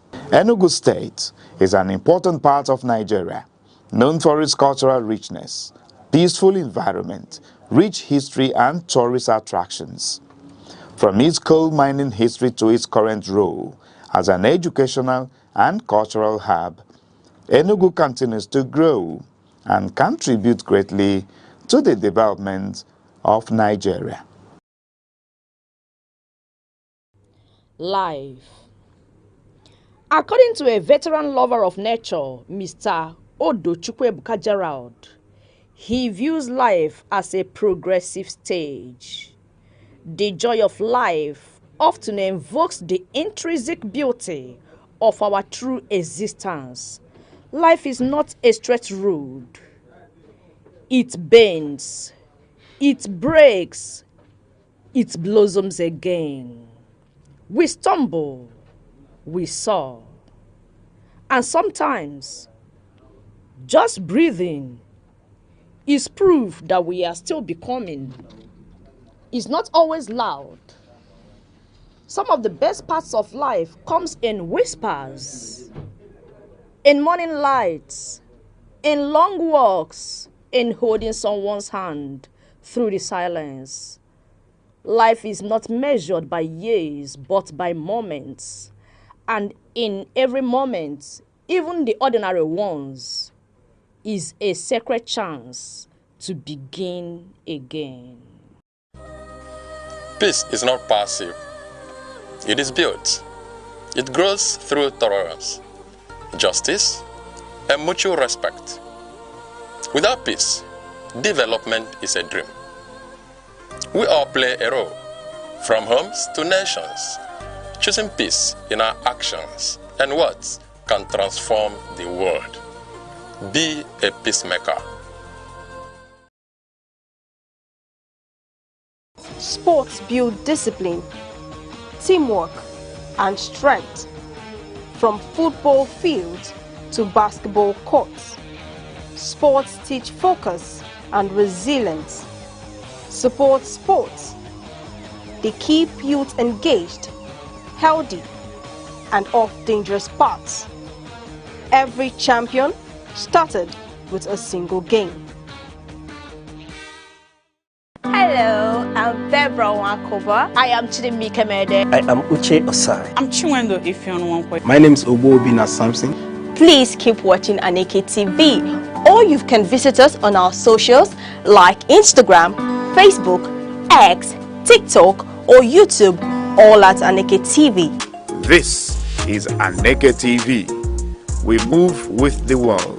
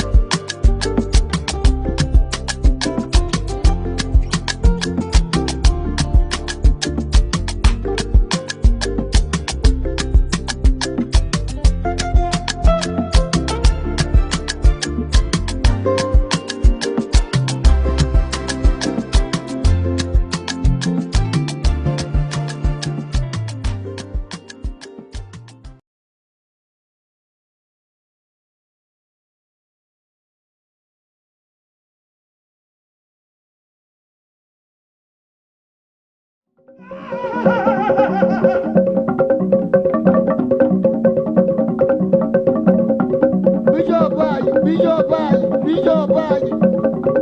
Whoa, whoa, whoa.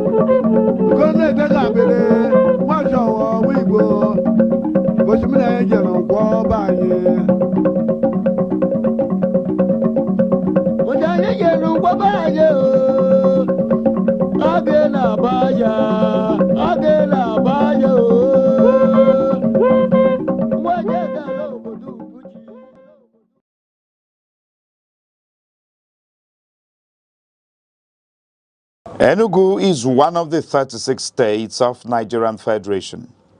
It is located on a hilltop in the southern part of the country.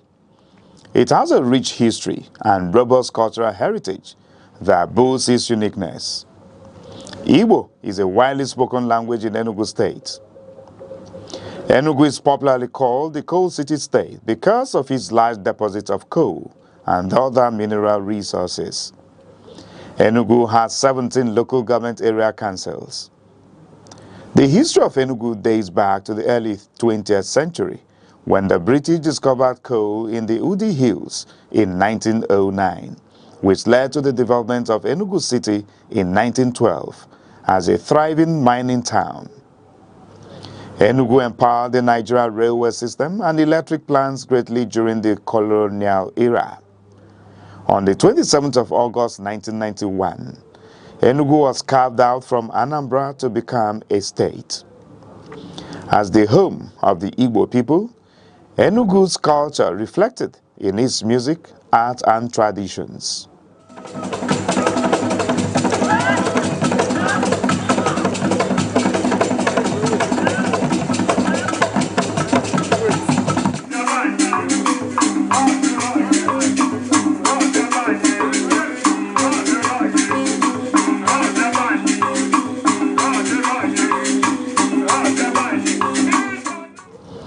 Enugu is situated in the eastern part of Nigeria, sharing borders with Benue at the north, Ebonyi at the east, Abia and Imo at the south, and Anambra and Kogi at the west, covering approximately 7,161 square kilometers. Enugu is characterized by undulating hills, forests, rivers, and fertile soil, making it suitable for farming. The state experiences significant rainfall with an average annual precipitation of around 2,100 millimeters and temperatures averaging 28 degrees Celsius. The people of Enugu State are predominantly Igbo, one of the largest ethnic groups in Nigeria. The Igbo language is a fundamental part of their culture and identity, with many dialects spoken across the state. Language plays a vital role in shaping the culture and identity of the Igbo people. Enugu is very rich in culture and traditional practices, one of which is the New Yam Festival, Iriji, which is a traditional celebration that marks the beginning of the harvest season. Another significant cultural event is the Masquerade Festival, Mmong, a colorful display of traditional dances, songs, and drumming. During this festival, different communities come together to showcase their masquerades.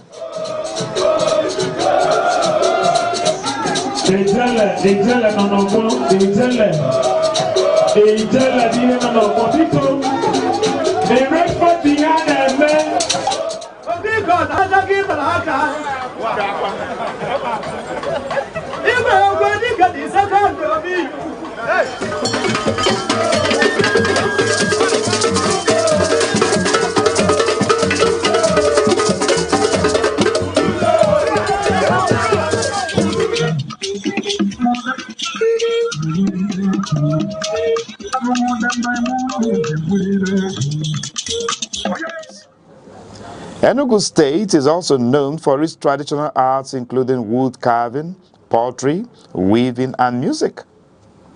Enugu's cultural traditions help promote community cohesion, social bonding, and cultural identity.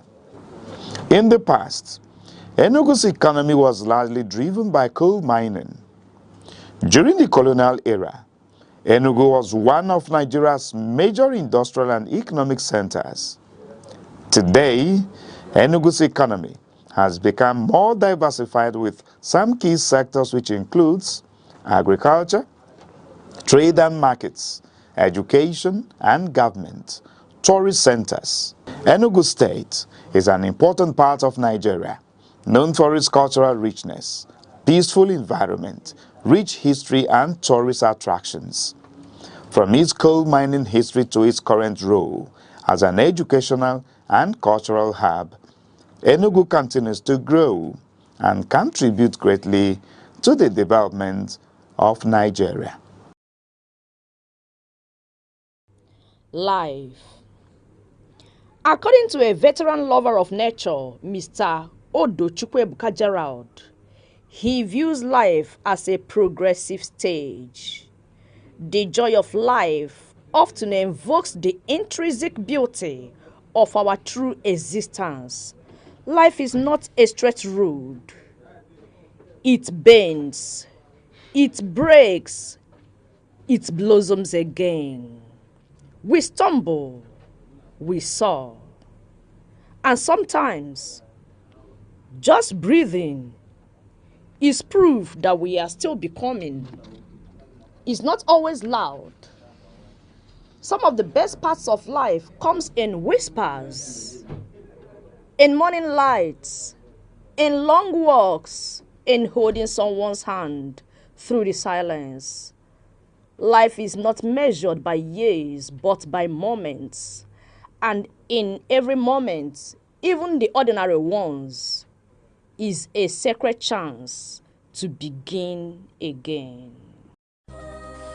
Peace is not passive. It is built. It grows through tolerance, justice, and mutual respect. Without peace, development is a dream. We all play a role, from homes to nations. Choosing peace in our actions and words can transform the world. Be a peacemaker.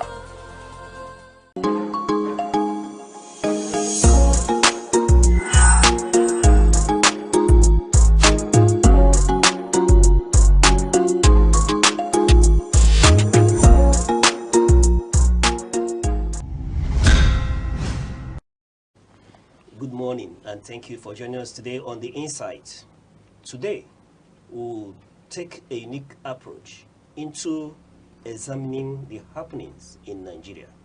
As Nigeria approaches the 2027 general election, there is growing concern that the country is quietly shifting towards a one-party state dominated by the All Progressive Congress, APC. Recent high-profile defections, including governors from Enugu and Bayelsa states, the ruling party have intensified fears of diminishing opposition and political competition. Criticism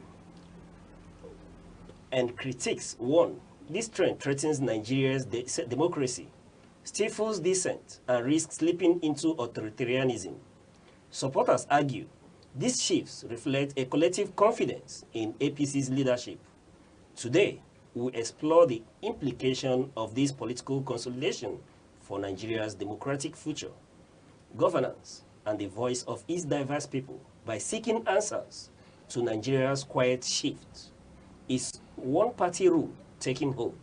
And helping us to find answers and X-ray on these issues is Professor J.C. Chukwuokolo, a professor of philosophy and philosophy of development from Ebonyi State University, Abakaliki. Prof, thank you for coming on The Insight. Thank you. Good morning, and our audience, we appreciate you.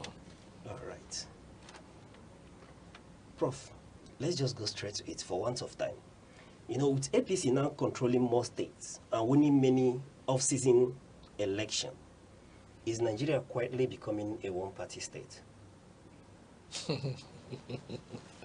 Let me start by looking at the essence of political parties all over the world. Political parties are supposed to be ideological, an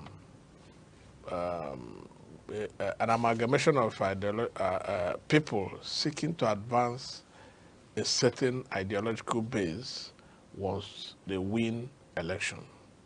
Unfortunately, you see,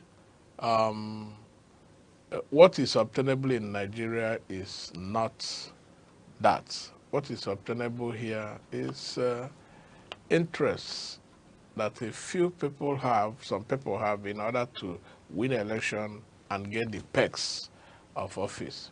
And that's exactly what we have been seeing.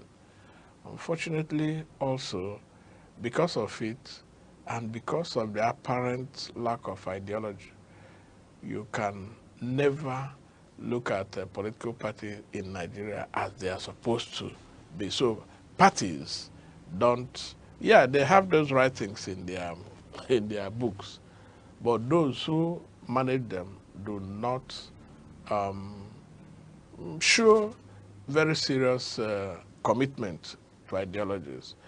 If you draw contrasts with the American system, where we have decided to anchor our system in the presidentialism, we will find out that they have two major political parties. Not that they don't have others, but those two major political parties are ideologically based. That's why you can hear that somebody has been in this party for over 30 years. He's still in the party because That's where his ideology aligns. Now, when you come to Nigeria, my major concern is, do we even have, how many political parties do we have?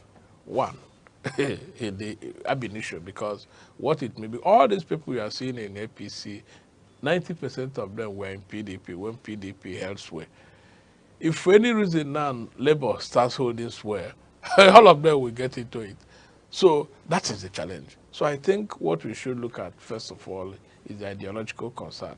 So if the ideological concerns are raised up, and which I think the youths, I challenge them to get involved, not this issue of where do I stay to get the national cake. If we don't get to that point, I have nothing to say about this drift you are talking about to a one-party state, because we have always been. Okay, we've always been a one-party state. In the sense of no ideology. I mean, all the ideology is the same thing. Okay. The only thing is that we have different camps. Okay, so we are safe to say that these are different camps in the quest for national cake. Cake, simple. Okay, but Prof, going forward, I would want to know, when can we really say that political dominance has crossed into the line of dictatorship? Well, when it happens, what we are seeing from 2015 up to today has every tendency of dictatorship, because when people fail to obey the laws, the only difference between dictatorship and democracy is the rule of law. So if people fail to allow their constitutions to dictate what happens, then forget about it. So I think that from that time up to now, we are gradually getting to its crescendo, where people will decide to do whatever they like. Look at what happened in Rivers State. Unfortunately also, or fortunately, the vice president, in the launch of the book of the former Attorney General Aneke, I think God forced him to say what he was saying, or what he said, that we had the challenge that when he was governor of Borno State, that the then sitting president wanted to remove him from office the way Tinubu removed Sim Fubara. But that the Attorney General insisted that the president didn't have that powers to do that. So Jonathan obeyed the law when the Attorney General advised him. But what is happening today? Whenever you want anything you feel, you see, they will do it. And unfortunately, it is so appalling that where we are, the leaders, so to say, we decide anything they like once they can enforce it. And that's why people have brought this new concept of state capture, in our lexicon now, that the current people have captured, it has done what they call state capture. So now, any situation, if we don't have, the point I'm making is that if we don't obey our laws, no matter the guys, we're in dictatorship. Okay. Yes. Well, can we rightfully say that presently what we are witnessing, not just dictatorship at the center, but a dictatorship of the majority? No. Well, it's the majority. It's a few people taking over what is going on. How many of us are involved in this?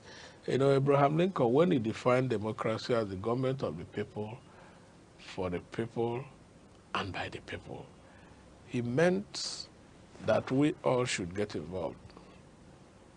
Let me ask you, I don't know, but that's my own view. And El-Rufai, who was part of that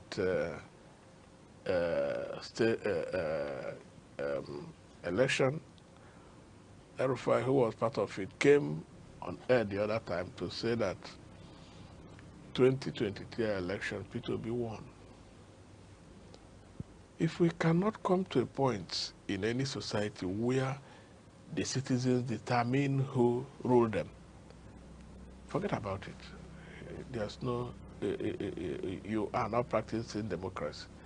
Okay. Because except you determine, I don't have problem if you become if I vote you in, if majority of the people, because I'm talking of majoritarianism as you are talking, if all of us, if we cannot determine who becomes our president, governor, or our politicians, I mean, House of, every elected position, so if we can't determine that by the dint of hard work of the votes of the people, then there is nothing majority is saying about it. It's only a few that determine who gets what, where, and how. But if we do it, you might put you into power and you decide to become more than us. We leave you and wait for you during the next election where the institution is like that. But where it is not like that, I don't think there is any need to use the word majoritarianism or majoritarian rule. Not at all. All right.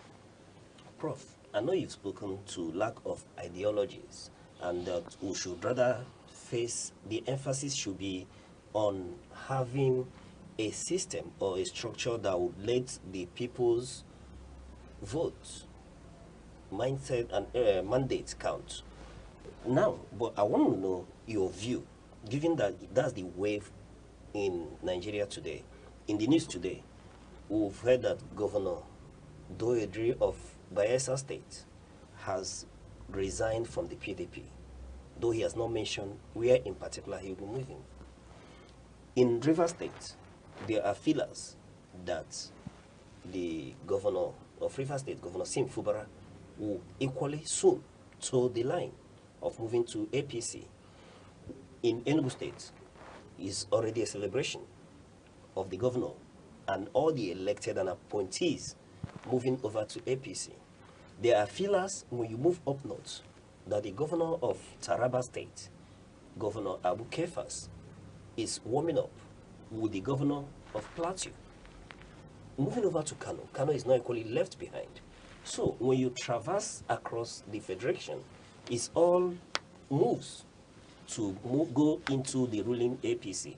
And Prof, I want to get your honest and in-depth review of these movements, of these defections from the APC, from the PDP to the APC.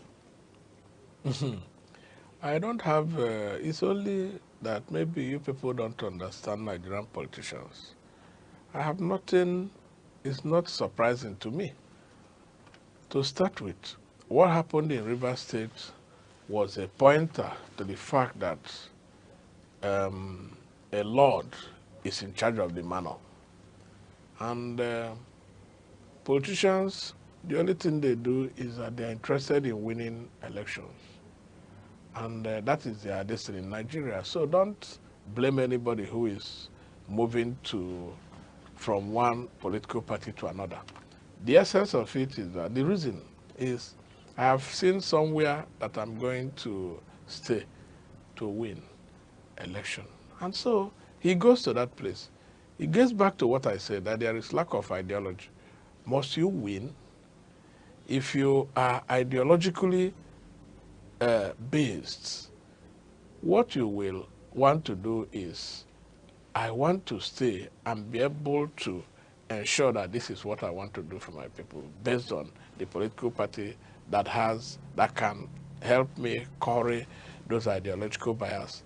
But you see, when you are interested in that you must win election, so any place and opportunity you see that you can go, you go to it, especially when it appears that what politicians are in for in Nigeria is to win. So don't blame anybody. What they have seen, you have not seen it.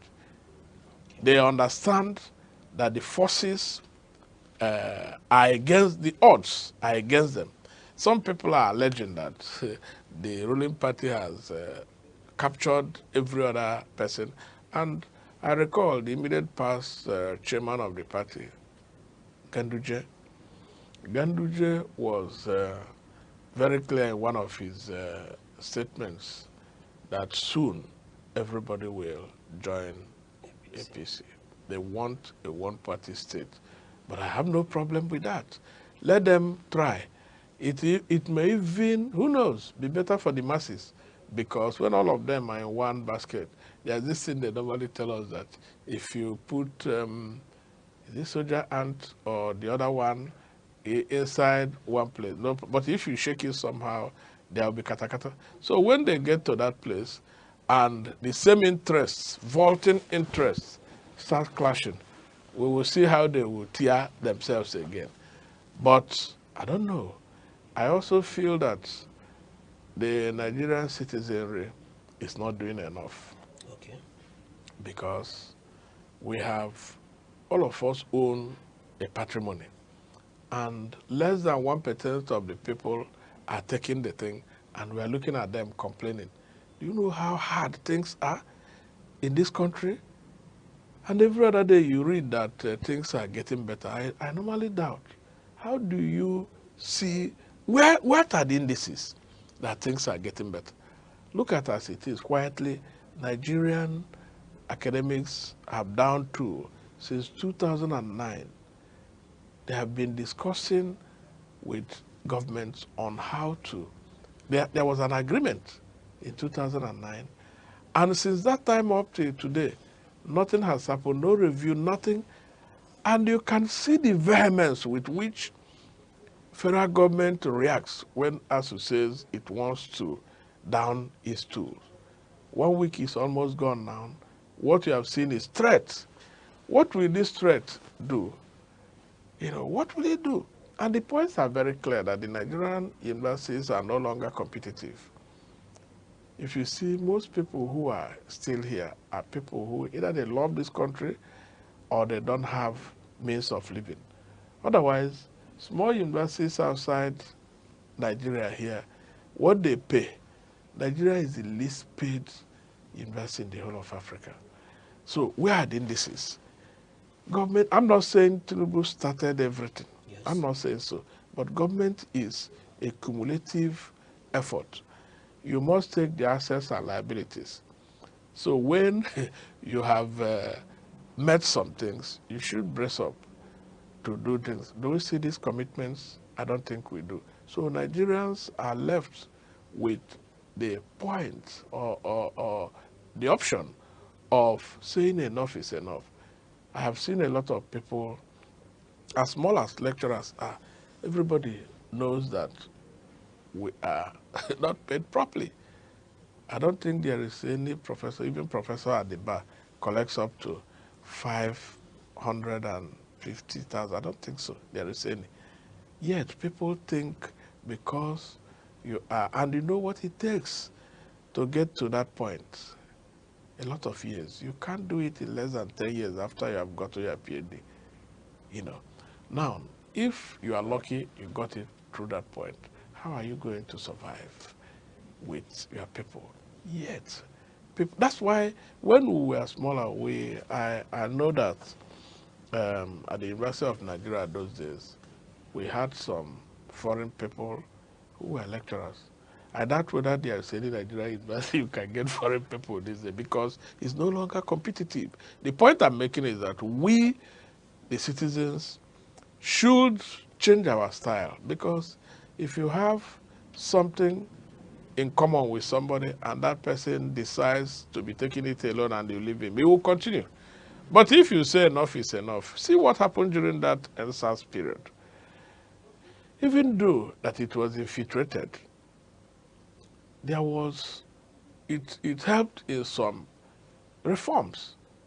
Immediately, SARS was disbanded, and it was then we started hearing of all kinds of things that people passed through, you know, during that their ignoble regime.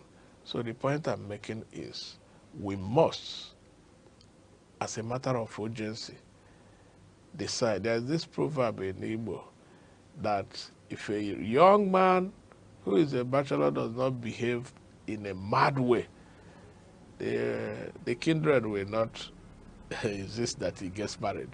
So if we don't become very serious in terms of what is difficult in these things, we have enough resources.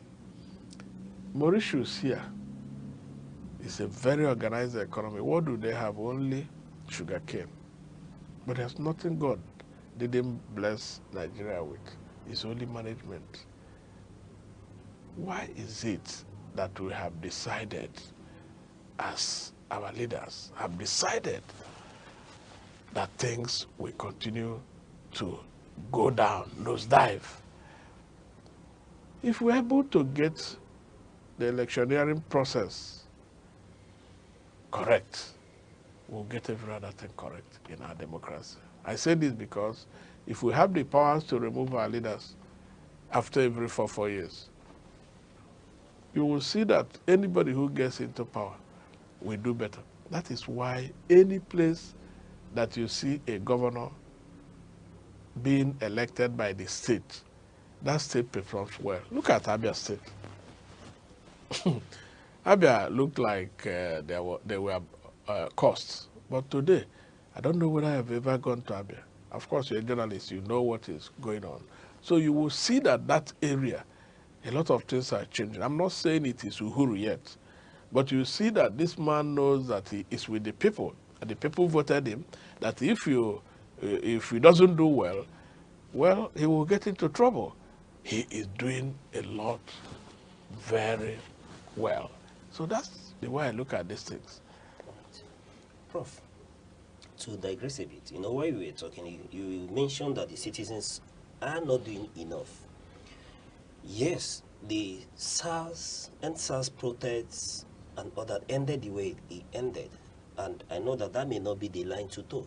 But in your opinion, what should the Nigerian citizens do categorically to engineer the kind of civil change that we need?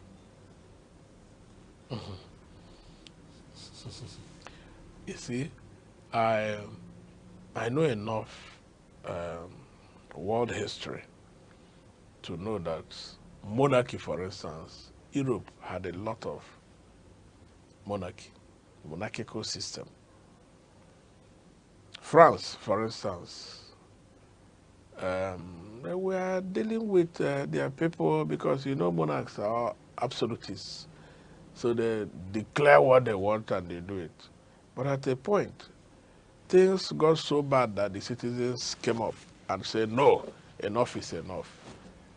And that was how monarchy ended. So what Charlemagne, I think Charlemagne was the last monarch. He was in charge of what they call the Carolingian Renaissance.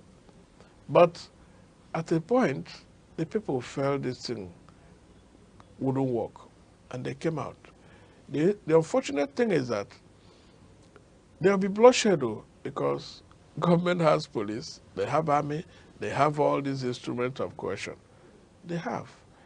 And they will resist, because if you are enjoying something you feel is a privilege and somebody wants to remove you from it, you will certainly resist. But if the people understand it very well and say, look at what we want, it can happen. It happened both in France, it happened in Britain, it happened in a lot of places. Even America we are talking of together today. America at a stage had what they call the 100-year war or something. And after it, the 12 colonies came and said, look, enough is enough. And they decided sincerely on how they will go ahead. Ours is that people fail to sincerely do their things. They keep manipulating in a way, but because they know that we are not, the citizens are not organized. If the citizens become organized, the office of the citizen is bigger than that of the president. Yes, because the citizens, let's assume we have 1 million soldiers, and we have over 200 million Nigerians, and the citizens come out to protest. I didn't say violent protest, just come out to protest. Okay, let's assume that all the people living in this Obiago, Abakwe, Enugu here come out. What do you think the soldiers will do? You keep shooting until you get tired. I don't know whether you understand. That's one. Two, these people, the soldiers, the police, the paramilitary people, they don't go to different markets than we do. They feel what we feel. I know when it happened in Egypt, when the revolution happened, it was NASA who organized that one. Even the people were saying, oh, the soldiers were even saying, if it is NASA that said we should do it, we'll do it. You will see that kind of thing because they know that the markets, they also go to the same market, they take the same transportation and all these things. The hardship is on everybody, but nothing has happened. So the citizens should first of all organize themselves. And like I said, if you are doing this organization, I think it was Karl Marx who said that the tree of liberty will be watered by the blood of tyrants. What it means is that you can't get liberty without people resisting. And if they resist, there's a point where it will get to those who are resisting, the citizens will outweigh them. And I also know that, look at what happened, even recently, the one that happened in Nepal? no, this one that, this president that ran to Russia from this Arab, why am I forgetting? He had the issue with Assad.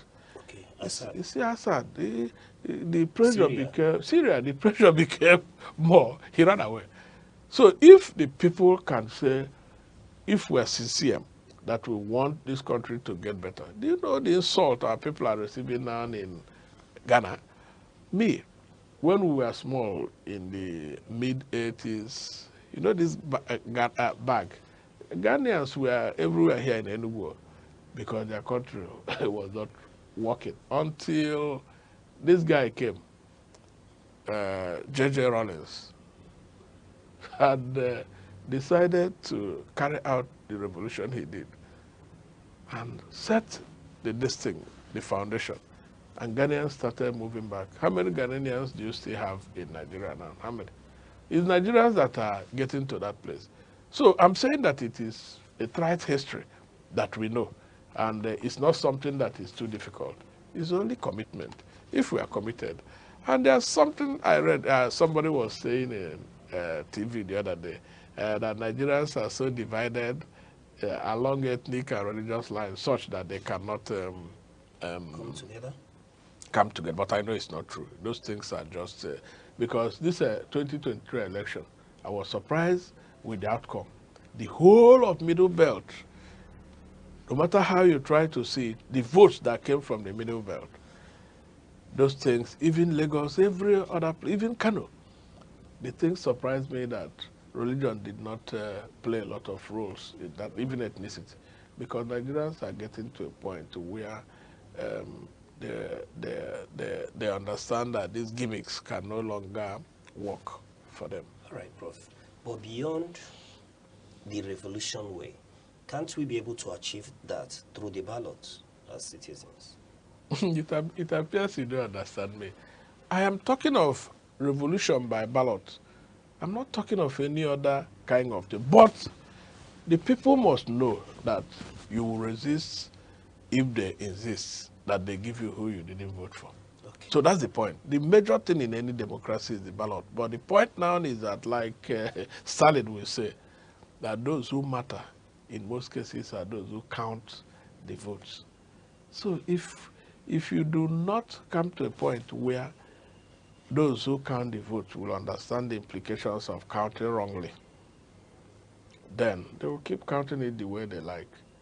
Come to think of it, if you were this man that Tinubu has nominated, Amopita, as INEC boss, if you were him, somebody appointed you and is giving you the whole protections where we cannot, the citizens cannot give to you, and is giving you a lot of money, it will be difficult for you to work for the people. So the point I'm making is that I think it is flawed that the president should be appointing INEC leadership.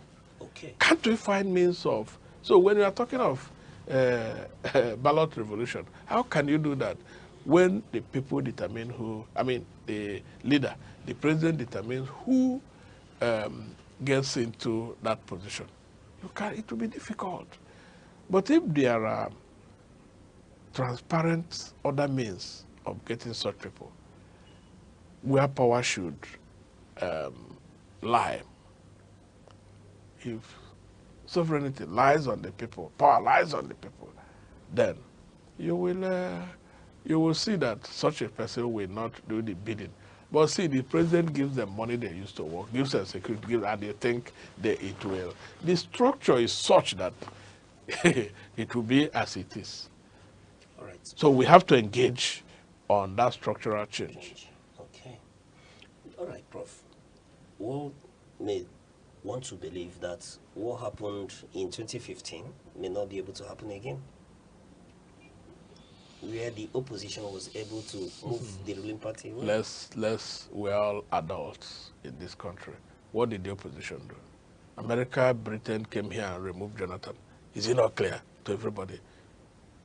By that time, you saw that the army were there in Ghana, were there in the north, and I mean in the border countries. That morning, by 11, the American ambassador was already saying that, by that time I've not voted, but by that 11 a.m., they were saying they saw this, they were threatening Jonathan. They would do this, they would do that. So, and if you have read Jonathan's book, you understand what happened. So let's forget about it. Imagine where Zeroid, who was Obama's chief strategist and campaigner, was in Nigeria, coordinating those things. Can you do that in their own country? So forget about it. We know what happened at that time, and we shouldn't waste our time that they can. Right. If they don't add their own strength, it will not happen. Okay. Prof, but with the fractured opposition, leadership crisis, and defections across opposition political parties, can Nigerians expect a genuine political competition in 2027? Where the opposition, the main opposition, like I said before, will be intra-party opposition. Okay. So, because that's what has even led to all these defections. So it will come. Right. If the opposition, if we have viral, strong intra-party opposition, it will come. So that's my own way of looking at that. Right. Because, like I said, the whole political parties, we have the issue of word. But the only thing is that they have camps. And they have different names, one in terms of ideology. Okay. On that note, Prof, we'll go on a short break. And when we return, we'll continue to x-ray these issues.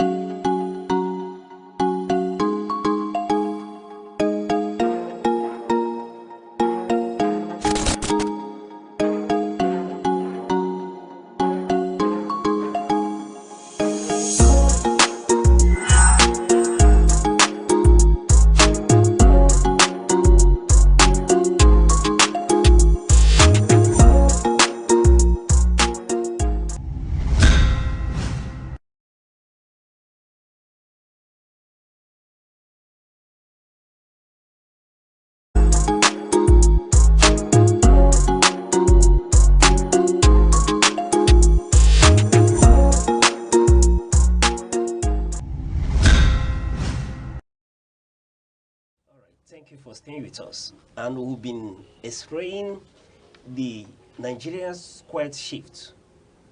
We're asking the question, is Nigeria becoming a one-party rule? And with us x-raying these issues is Professor J. Chidozie Chukwuokolo, Professor of Philosophy and Philosophy of Development, Ebonyi State University. Prof, let's bring it home to Enugu State. On Tuesday, we saw the governor all the elected officials and appointees of the governor leaving PDP for the APC. Now, I want to ask, what is the implication of this exit? What does it signal for the Southeast? You know, Southeast has been the stronghold of the PDP over the years. And with the exit of Enugu State, which is the last man standing, what do you see as the implication of this for Southeast and the future identity of Southeast politically? Well, I'm not a politician, but I have very strong political interest in the sense that I'm an observer, a very serious one.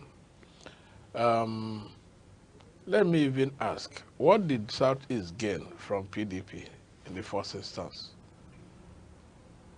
Except that those who were there became billionaires of their own with very minimal benefit from our people as a people. So it gets back to what I have said before, that there is no political ideology, and you don't blame Governor Mbah. If you are looking at the point that if you stay where you are, you won't get second tenure, why not change ship? I think that's what has happened. PDP has become, have been captured by the ruling APC, and all kinds of avoidable crises are there. The constitution is so clear that the party faithful determine who becomes their leader. And the party said, these are the people who are leaders. They went to court and changed it to other people that are sympathetic to APC. The essence, to me, is to weaken the PDP. And that has happened.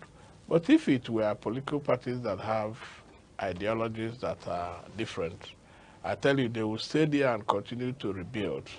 But you see what I have said, that the ideology is just get power so that you'll be able to get some of the perks of office. So the implication to us to start with as Southeast people is one, yeah, there is no serious basis for it to get anything. Well, people are positioning. The leaders are positioning.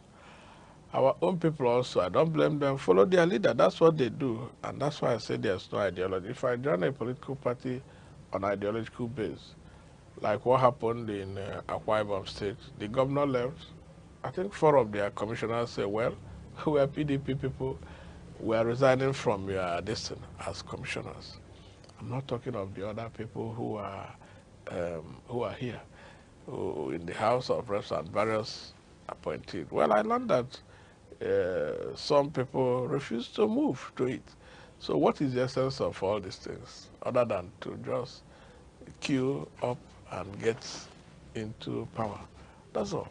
So I think that what will happen is anybody who is committed, if he gets into power, maybe through that way he can be helping our people no matter how small he is doing. But over and above that, I don't think it has any serious implication for anybody. The PDP started getting into very serious crisis when, instead of following their zoning arrangement, that somebody from Southeast should take their ticket in 2023, they decided to play the ostrich. This is the implication of the ostrich they have played. So I don't think there is any implication for our people in that sense, because PDP ab initio has chased us out of the party. Okay. You know, you've raised a very pertinent question by saying, what did the Southeast gain from PDP? And I want to ask, do you see perhaps trickles of development coming to Southeast, being that Enugu State, Ebonyi State, Imo State, and perhaps Abia State may soon toe the same line are now in APC. Do you see trickles of development coming to the southeast as a result of that? My friend, there is no any development, anything. In Nigeria, the way the power calculus and equation is that you must, as a matter of fact, hold the ace. That is to say, become president. If you become president, if you look at what Tinubu is doing for his people, you will know quietly. But he's building them economically. If he likes, he will build infrastructures.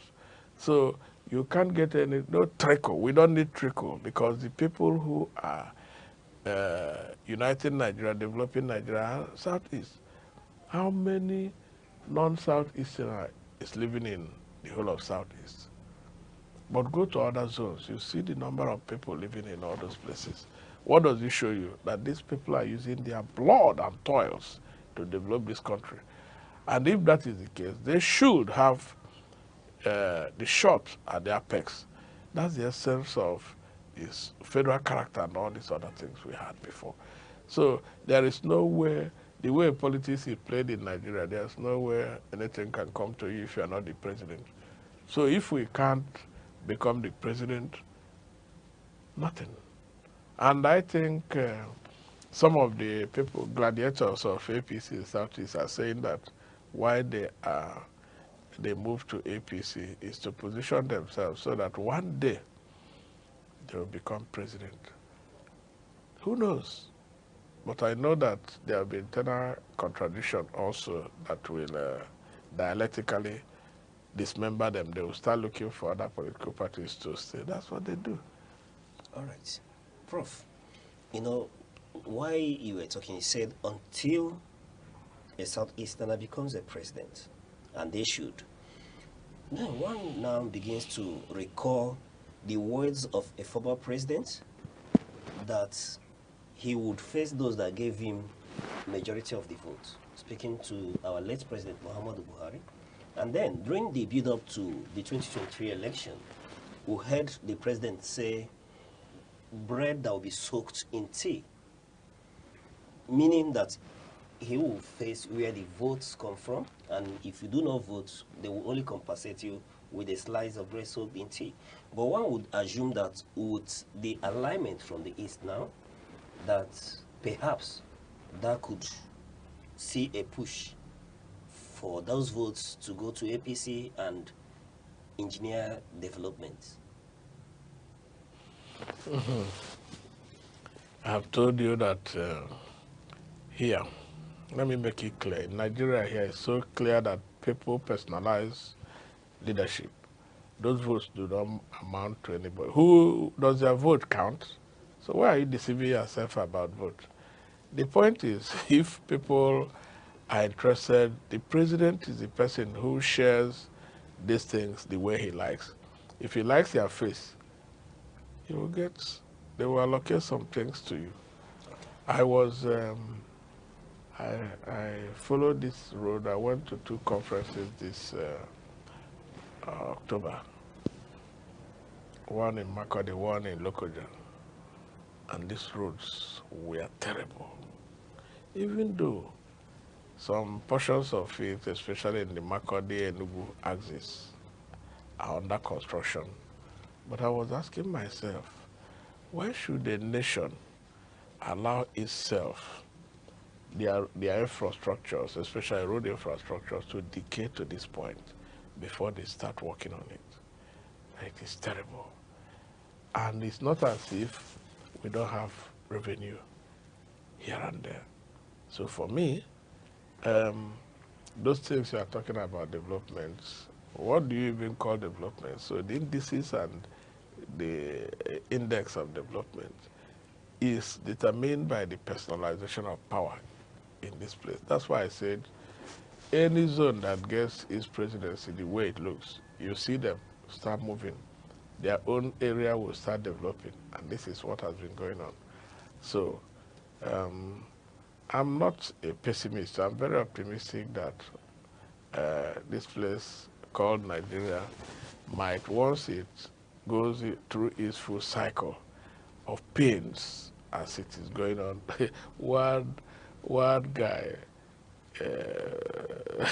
one guy was saying that it appears that most African presidents enjoy inflicting pains on their citizenry, because when you look at these things, you'll be surprised. But I don't share that idea. But it appears that the pains are too much on the citizenry. And development, like I said, the way it is going, it's only when you become president you allocate resources the way you like to your people. Even though I'm sure that no Igbo man will do that kind of thing, because the Igbo man is more metropolitan in his mindset. But see all the other presidents that we have had, they tried to develop their own zones, you know. And that's why I think it was United Nations, UNDP that time said that Buhari told them clearly to be developing Northwest and the North. So he's a journalist. Several, if you Google it, you see it. So he responded because of that way, because they don't see Nigeria as their own. If we see, if all these people look at all of us as brothers, look at what Buhari was doing, developing Chad, no, Niger. And when they asked him, he said that they are his relations. And you, who are down here, who he believes you are not his relations, how will he develop your own area? So these things are what we must tell ourselves the truth, because that's the thing. It's only truth that can save us. So, but if we are lucky, the prayer Nigerians should do and work for it is to get leaders who are, you know, really patriotic, who see Nigeria as their own and not from the ethnic divide. Then we will get better. But if it is as it is, the only way people can develop here is when you get somebody from your zone. He gets into power, he starts putting some things in your own area. So that is it. All right. One more question before I ask you the final one out of the script. Prof, we're talking about Enugu State. There are many analysts who have the view that Governor Peter Mba, decamping from PDP, given the dynamics of Enugu State politics from 2000 to date, that's what he has done by moving to APC is a political suicide. I have told you that politicians are interested in winning an election. It is no suicide, anything. He wants to win an election. And he sees glimmer of hope and chances, better chances in APC. Why not he go there to get his second term? That's the point. So anybody who is saying he has committed suicide may not see, I don't know what is pursuing him. I don't know the challenges he has, but I know that he wants to win second term. And that's why he has joined the bandwagon. And there's always this bandwagon effect, you know, in doing those type of things. So for me, everybody is entitled to his or her own opinion, but I don't think this is suicidal. I don't think so. All right. Prof, finally, before I let you go, with the alignments, defections, realignments, and everything, what do you think is the chance of Peter Obi come 2027?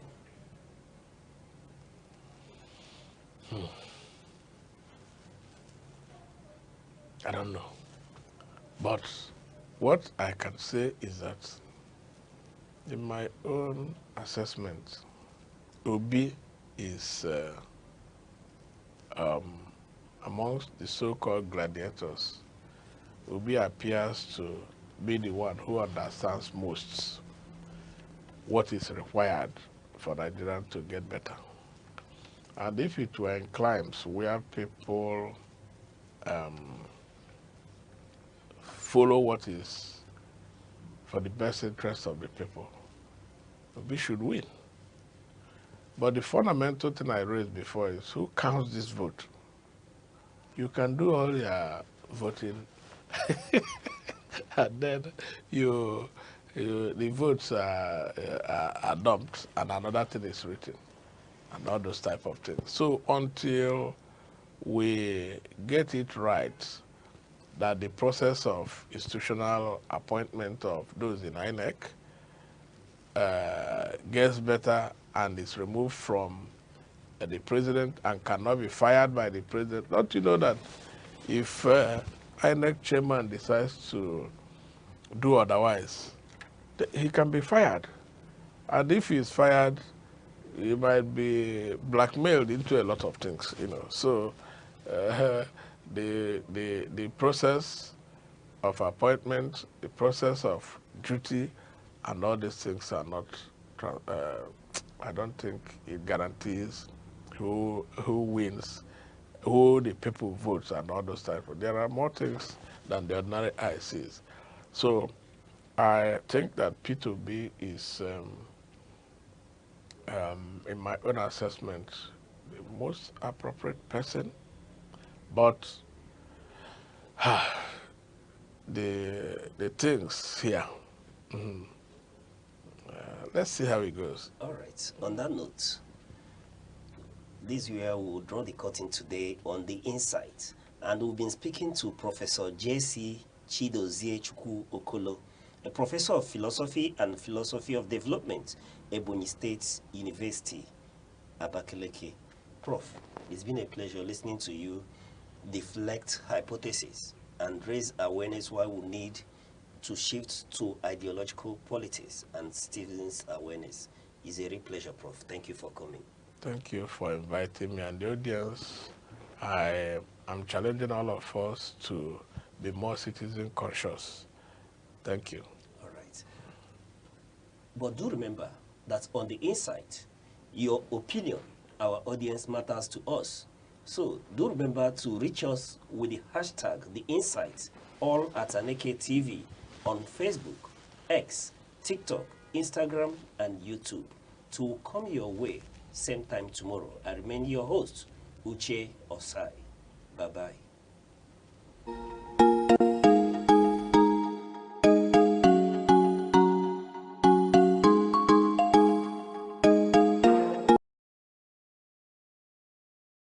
Sports build discipline, teamwork, and strength. From football fields to basketball courts. Sports aside. I'm Chiwendo Ifeonwankwe. My name is Obobina Samson. Please keep watching Aneke TV, or you can visit us on our socials like Instagram, Facebook, X, TikTok, or YouTube, all at Aneke TV. This is Aneke TV. We move with the world.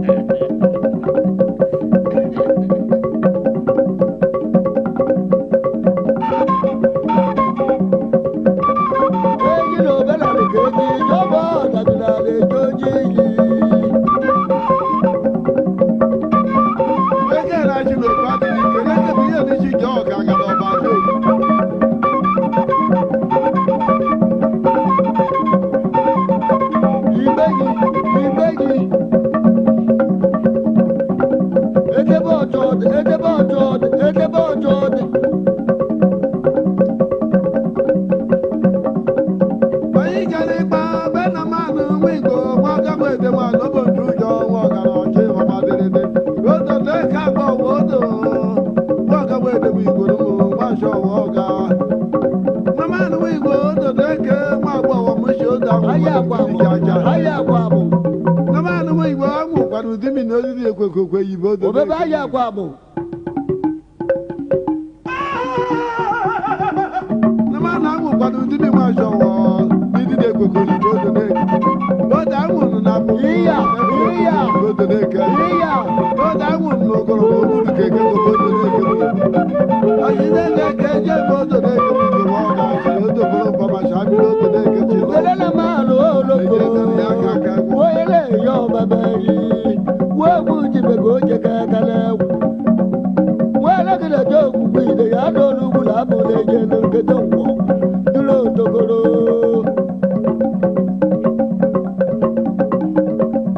Iya, mo ta mo te wo ku ma tu. Mo na yi de ni ba ku ku. Mo ta ma la ku ko ta je ni da ma jo.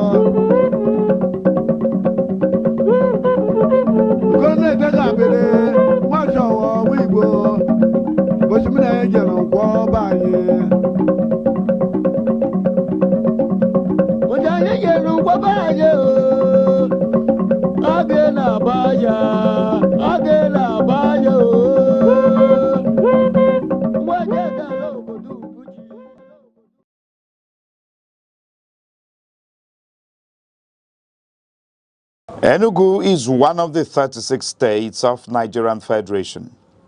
It is located on a hilltop in the southern part of the country. It has a rich history and robust cultural heritage that boasts its uniqueness. Igbo is a widely spoken language in Enugu State. Enugu is popularly called the Coal City State because of its large deposits of coal and other mineral resources. Enugu has 17 local government area councils. The history of Enugu dates back to the early 20th century, when the British discovered coal in the Udi Hills in 1909, which led to the development of Enugu City in 1912 as a thriving mining town. Enugu empowered the Nigerian railway system and electric plants greatly during the colonial era. On the 27th of August 1991, Enugu was carved out from Anambra to become a state. As the home of the Igbo people, Enugu's culture reflected in its music, art, and traditions.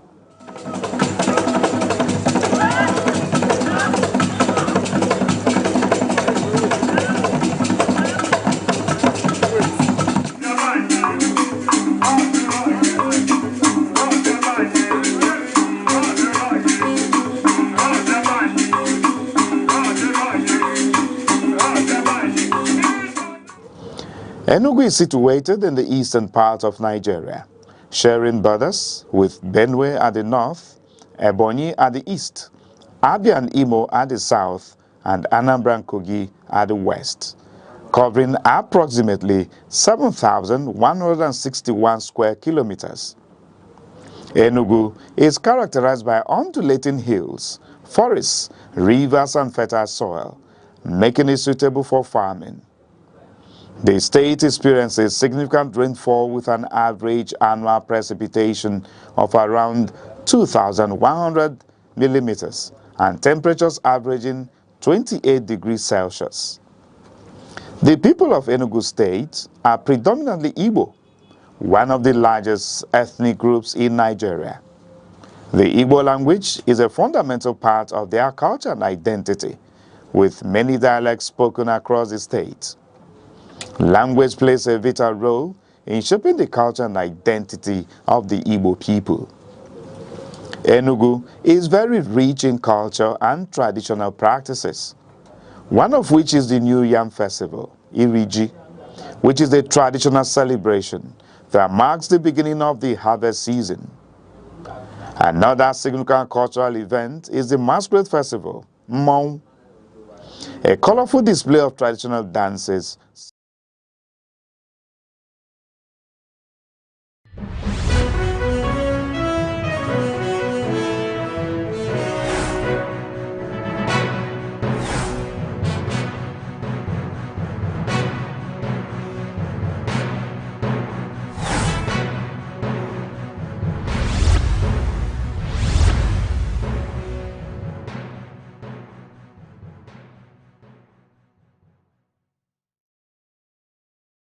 Good afternoon and welcome to the news across the country on Aneke TV. First, the headlines. Southwest APC local government chairman declares support for President Tinubu. Yobe State government approves 7.9 billion naira to clear gratuities of retired workers.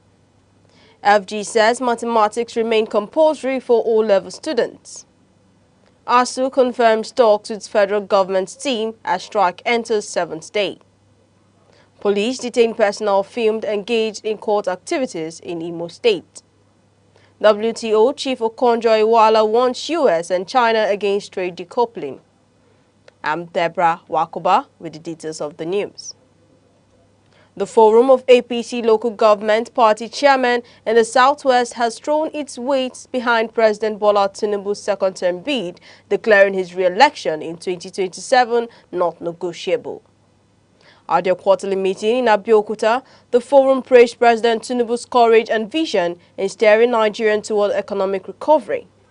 The national chairman of the group, Mr. Harry Fabero, said the party would intensify grassroots mobilization to secure a landslide victory and reclaim Oyo and Osun from the PDP. The Southwest coordinator, Elder Rufus Awotudoye, urged party members to unite ahead of the 2026 governorship elections. Speaker of the Ogun State House of Assembly, Daisy Elemide, also called for party unity and supremacy, describing Tinubu as a leader committed to Nigerians' progress. Moving on, Yobe State Governor Mailmala Buni has approved 7.9 billion naira to clear outstanding gratuities owed to retirees at the state and local government levels. The package includes 5.8 billion naira for retired state workers and 2.1 billion naira for local government staff covering January 2020 to May 2025. Buni also directed that gratuity payments be added to the state's monthly financial schedule to prevent future delays. Commissioners Mohammed Abacha and Ibrahim Jerry hailed the move as a bold step toward fiscal responsibility and a clear show of commitment to workers' welfare. In other news, the federal government has reversed its earlier decision to make mathematics optional for students seeking admission into tertiary institutions, declaring the subject remains compulsory for all O-level candidates. The Ministry of Education clarified that while admission policies are being streamlined, English and mathematics are still mandatory, describing them as vital tools for communication and reasoning. Parents and teachers under NAPTAN have strongly opposed the waiver, calling it risky and misguided. They stressed that basic numeracy is essential for all disciplines, including arts and humanities. The government urged students and stakeholders to rely on official sources for verified policy updates. Meanwhile, a teenage girl Kamardeen Aishat has denied claims that she was sexually abused by a Kwara PDP chieftain, Comrade Musbau Esin Rogunjo. Speaking with journalists in Ilori, Aishat described the online publication as false and politically motivated, stressing that Esin Rogunjo had only supported her education. Her father also dismissed the allegation, calling it a smear campaign. He clarified that his daughter, who turns 18 in February, was never a victim of any abuse. Both father and daughter urged the public to disregard the viral report that said was fabricated to deep damage the politician's image. This news broadcast is coming to you live from Aneke TV. Remember, you can follow us on all social media feeds on Facebook, X, Instagram, and TikTok, here on YouTube, all at Aneke TV. Now, a quick reminder of major developments in the news. Southwest APC local government chairman declares support for President Tinubu. Yobe state government approves 7.9 billion naira to clear gratuities of retired workers. FG says mathematics remain compulsory for O-level students. And coming up shortly, ASU confirms talks with FG's team as strike enters 7th day. Call scandal rocks Imo State Police Command. WTO Chief Okonjo Iweala warns US and China against trade decoupling. We'll be right back. Hello, I'm Debra Wakoba. I am Chidimike Mede. I am Uche Osai. I'm Chiwendo Ifeonwankwe. My name is Obina Samson. Please keep watching Aneke TV, or you can visit us on our socials like Instagram, Facebook, X, TikTok, or YouTube, all at Aneke TV. This is Aneke TV. We move with the world. Welcome back. The Academic Staff Union of Universities, ASU, says it has kicked off negotiation with the federal government over its ongoing industrial action. The union announced this in a strike bulletin number 2 issued by the National Strike Coordinating Committee (NSCC) and signed by Dr. Christopher P. Wuna at the weekend. This comes as ASU announced a 2-week warning strike on Monday last week, which grounded activities in Nigerian public universities. In an update, the union said its members are united and resolute in the industrial action. Also, 3 University of Ibadan students have sued the school at the Federal High Court Ibadan after being suspended for protesting against fee hikes. The students face continued disciplinary summons for unruly behavior, which rights groups and student unions call political motivated persecution. The National Association of Nigerian Students, NANS, has condemned the actions, describing it as an attack on student activism and warning the university against further repression. The case will be heard on Thursday as pressure mounts on University of Ibadan to reverse the suspensions and respect fundamental rights. As of now, 3 police officers in Imo State have been arrested after a viral video showed them wearing a signal linked to the Vikings confraternity. The police spokesperson, Mr. Henry Okoye, who confirmed the arrest, described their actions as highly unprofessional. The Commissioner of Police in the state, Mr. Aboki Danjuma, ordered an investigation leading to the officers' detention. They are set to face an orderly room trial today at the state's command headquarters. The video, first shared by Niger Confra, drew public outrage and renewed calls for strict disciplinary action within the police force. In the meantime, troops of the Joint Task Force Operation Enduring Peace have raided the hideout of a notorious bandit at Rawaya village near Kazok in Bakiladi local government area of Plateau State, recovering a cache of arms and ammunition. The Media Information Officer for Operation Enduring Peace, Major Samson Naptip Zakom, who announced this in a statement, noted that the operation followed credible intelligence reports about the stockpiling of weapons by bandits in Bankin Ladi. According to the statement, the suspect fled as troops advanced on the location. Happening now, Major roads in Abuja were gridlocked after security forces mounted barricades following hashtag Free Nnamdi Kanu Now protest. Commuters from Buari, Ushafa, Duse, Kubwa and Nyanya were stranded for hours as checkpoints halted traffic. The motorists condemned the lockdown, calling it punishment for ordinary citizens. Meanwhile, police have reportedly arrested the lawyer to Nnamdi Kanu, detained leader of the indigenous people of Biafra, IPOB, Mr. Aloy Ejimako. Mr. Ejimako announced this in a post on his X handle, saying police arrested him along other persons participating in the protest. Now moving over to business. The Director General of the World Trade Organization, WTO, Dr. Ngozi Okonjo-Iweala, has urged the U.S. and China to de-escalate trade tensions, warning that a decoupling by the world's two largest economies could reduce global economic output by 7% over the longer term.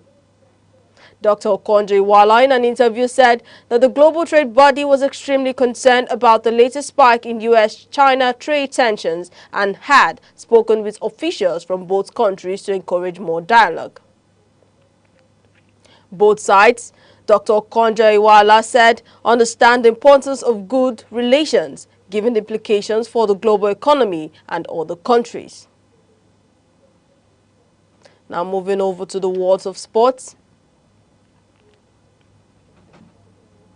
March Day 9 of the Nigerian Premier Football League (NPFL) produced big surprises with Niger Tomatoes Abdulaziz Dahatu grabbing a sensational hat-trick in a 4-0 thrashing of Plateau United in Minna.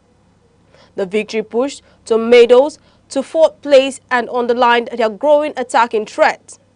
Warri Wolves stunned Eyimba 2-1 in Aba, ending the host unbeaten home run, while Kun Khalifat continued their resurgence with a 2-1 win over Bayelsa United in Yenogwa.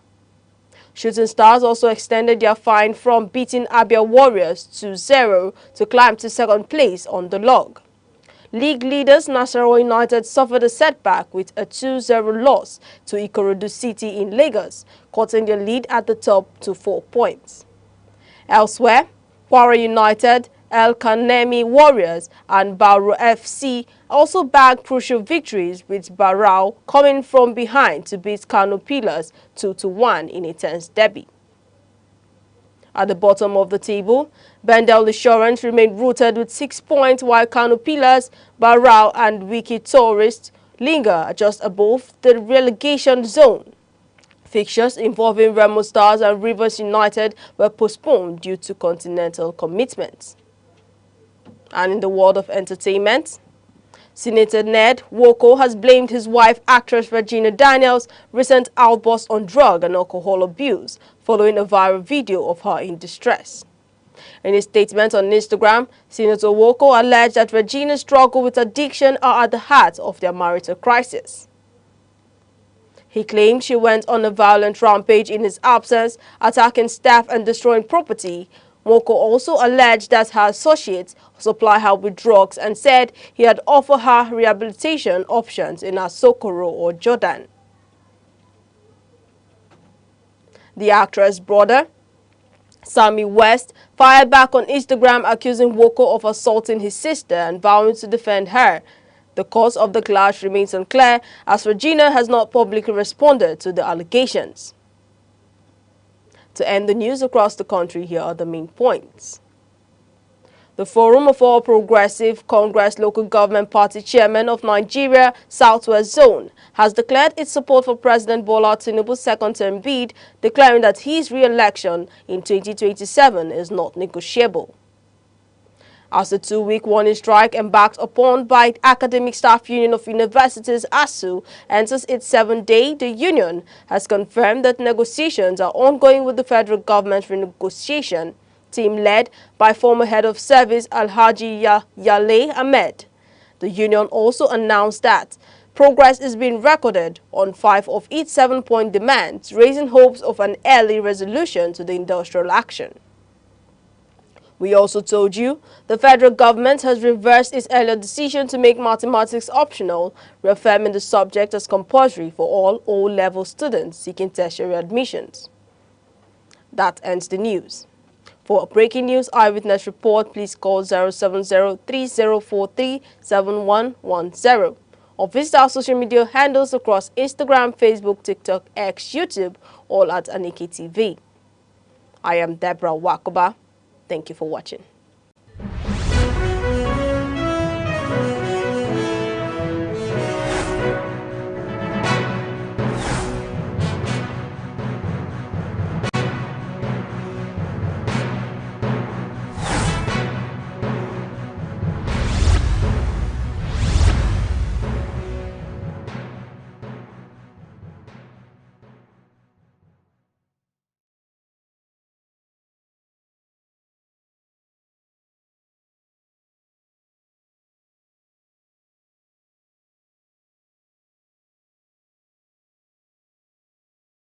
Hello, I'm Deborah Wakoba. I am Chidimike Mede. I am Uche Osai. I'm Chiwendo Ifeonwankwe. My name is Obina Samson.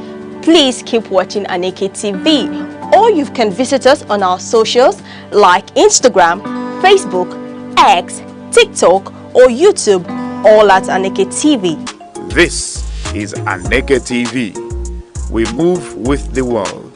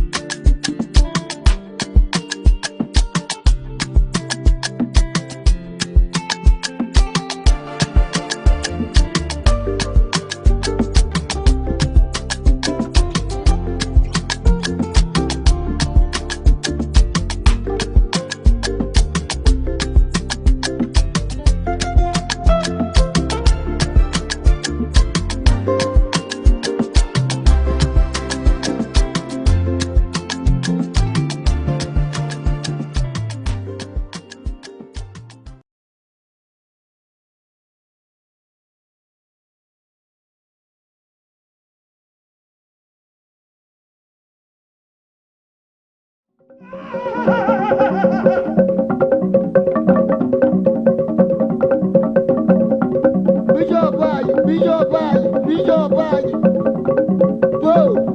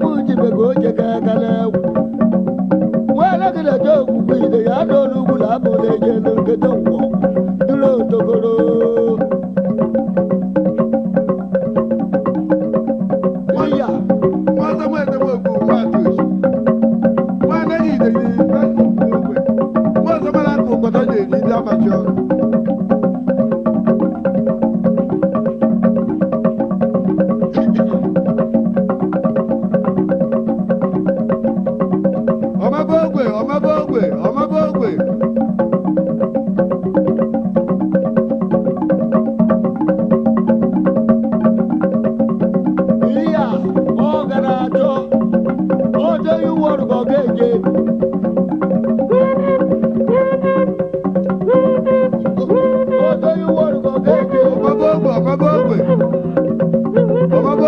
bogwe ije we gide buwi wigo abegelu guzo ebe bulo woru jede dokere gelu guzo ebe bulo woru jede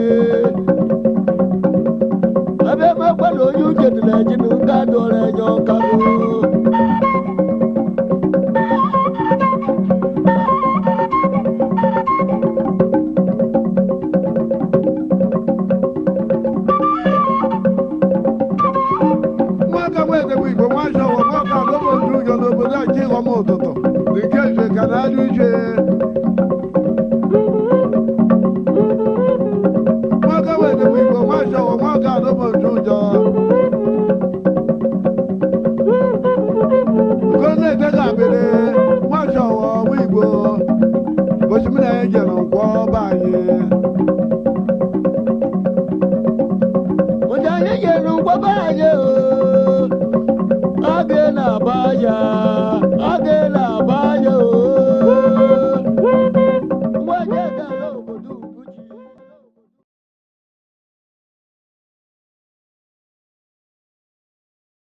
Enugu is one of the 36 states of Nigerian Federation.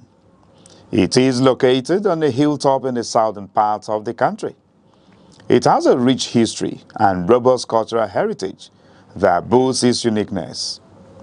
Igbo is a widely spoken language in Enugu State. Enugu is popularly called the Coal City State because of its large deposits of coal and other mineral resources. Enugu has 17 local government area councils. The history of Enugu dates back to the early 20th century when the British discovered coal in the Udi Hills in 1909, which led to the development of Enugu City in 1912 as a thriving mining town. Enugu empowered the Nigerian railway system and electric plants greatly during the colonial era. On the 27th of August 1991, Enugu was carved out from Anambra to become a state. As the home of the Igbo people, Enugu's culture reflected in its music, art, and traditions.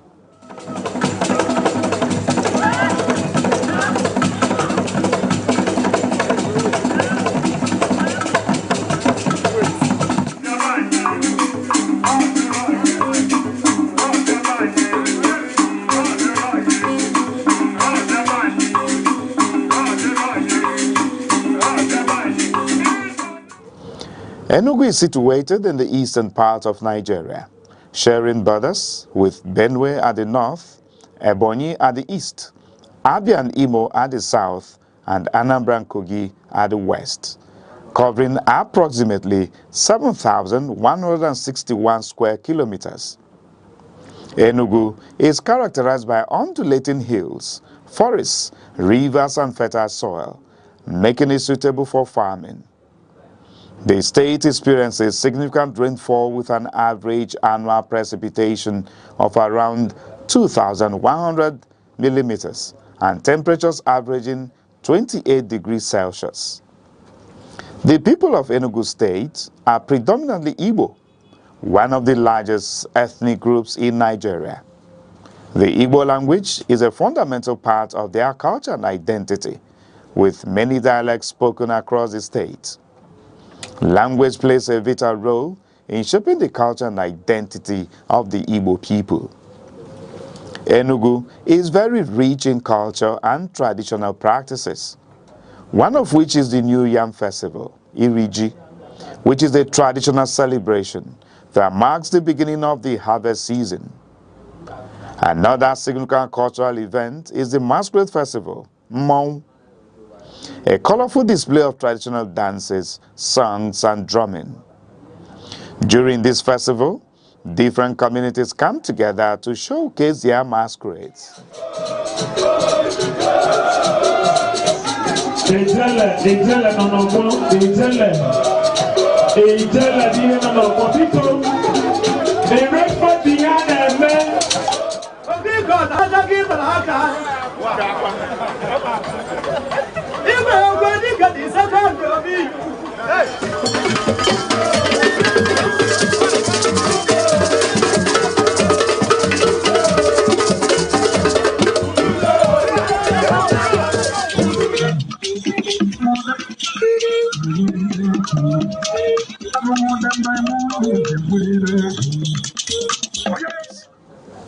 Enugu State is also known for its traditional arts including wood carving, pottery, weaving, and music. Enugu's cultural traditions help promote community cohesion, social bonding, and cultural identity.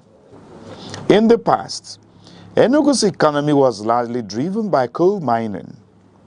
During the colonial era, Enugu was one of Nigeria's major industrial and economic centers.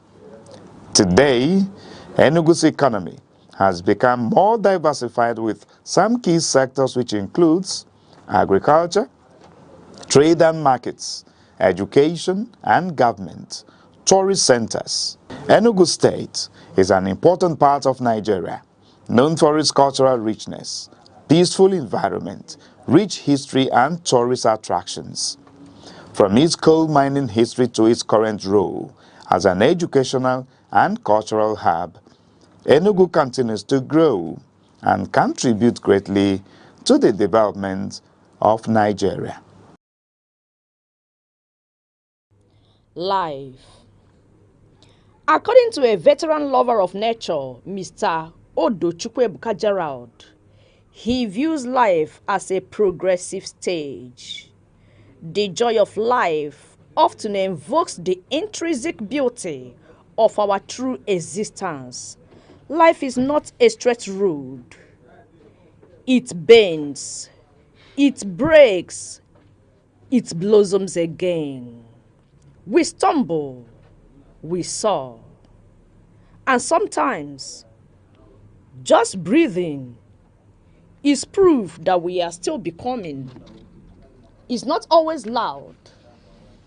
Some of the best parts of life comes in whispers, in morning lights, in long walks, in holding someone's hand through the silence. Life is not measured by years, but by moments.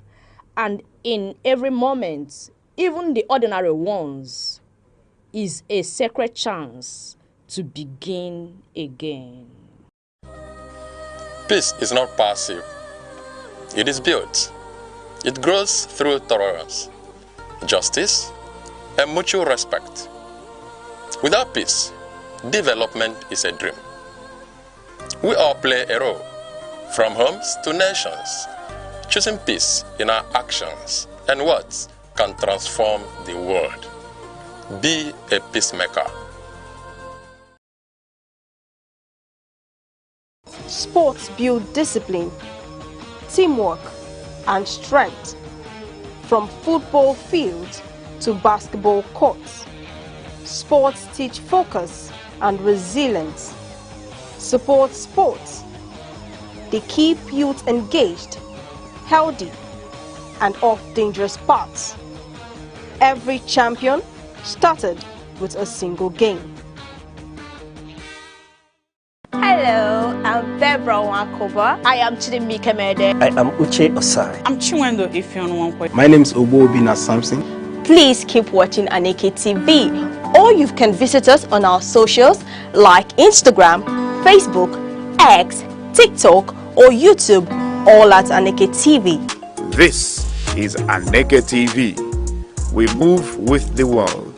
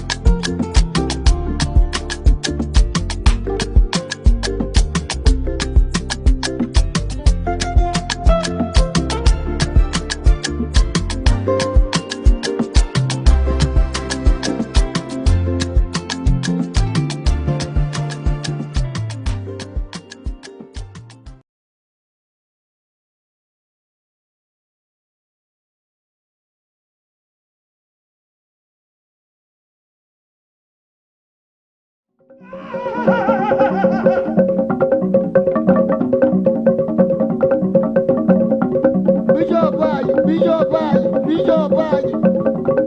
Pope, Pope, Pope.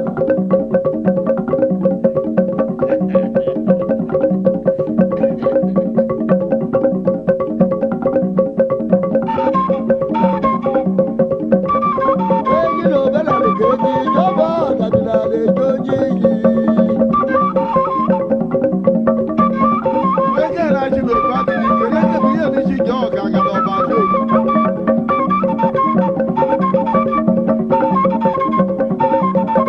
Ibeyi, ibeyi. Eke bo jod, eke bo jod, eke bo jod.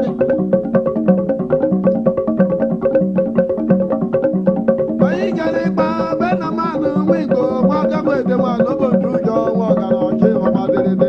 Ro do le ka bo wo do. Wa ga mo de wi go mo wa sho wo ga. Mama nu wi go do de ke wa gbo wo mo sho da wo. Aya kwa mo. Aya kwa mo. Mama nu wi go mu kwa du di mi no di ekwe yibo do. Obe ba aya kwa mo. Nama na mu kwa du di mi wa sho wo. Iya, iya, iya. No da mu no go no mu ke ke go do ne ke. Ayi ne ne ke je go do ne ke mu go ga shi do go pa ma sha bi do ne ke chi. Ele na ma lo lo go. Wo ele yo baba yi. Wo mu ji be go je ka ka le. Wo le ke de jo ku bi de ya do lu bu la mo le je no ke do wo. Dulo to go lo.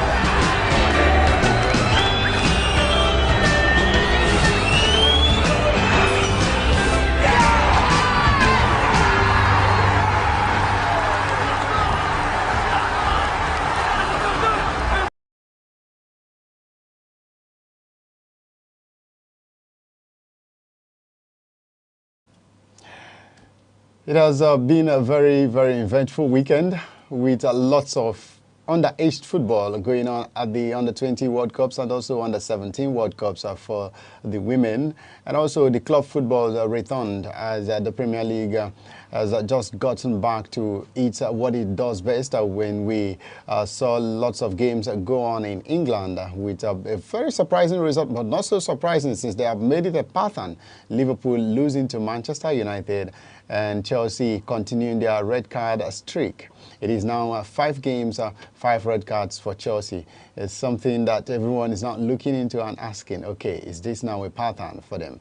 And down here in the MPFL, Rangers International didn't play in the MPFL because they were supposed to face Remo Stars, whereas Remo Stars, who, Rangers were supposed to face, had some continental fixtures to handle. And yes, that game was against Mamelodi Sundowns of South Africa. Mamelodi Sundowns in Abeokuta demolished Remo Stars as the question continues. Is Nigeria falling behind when it comes to football, especially at the club level in Africa? All of these things we're going to take a very good look at on this program this afternoon.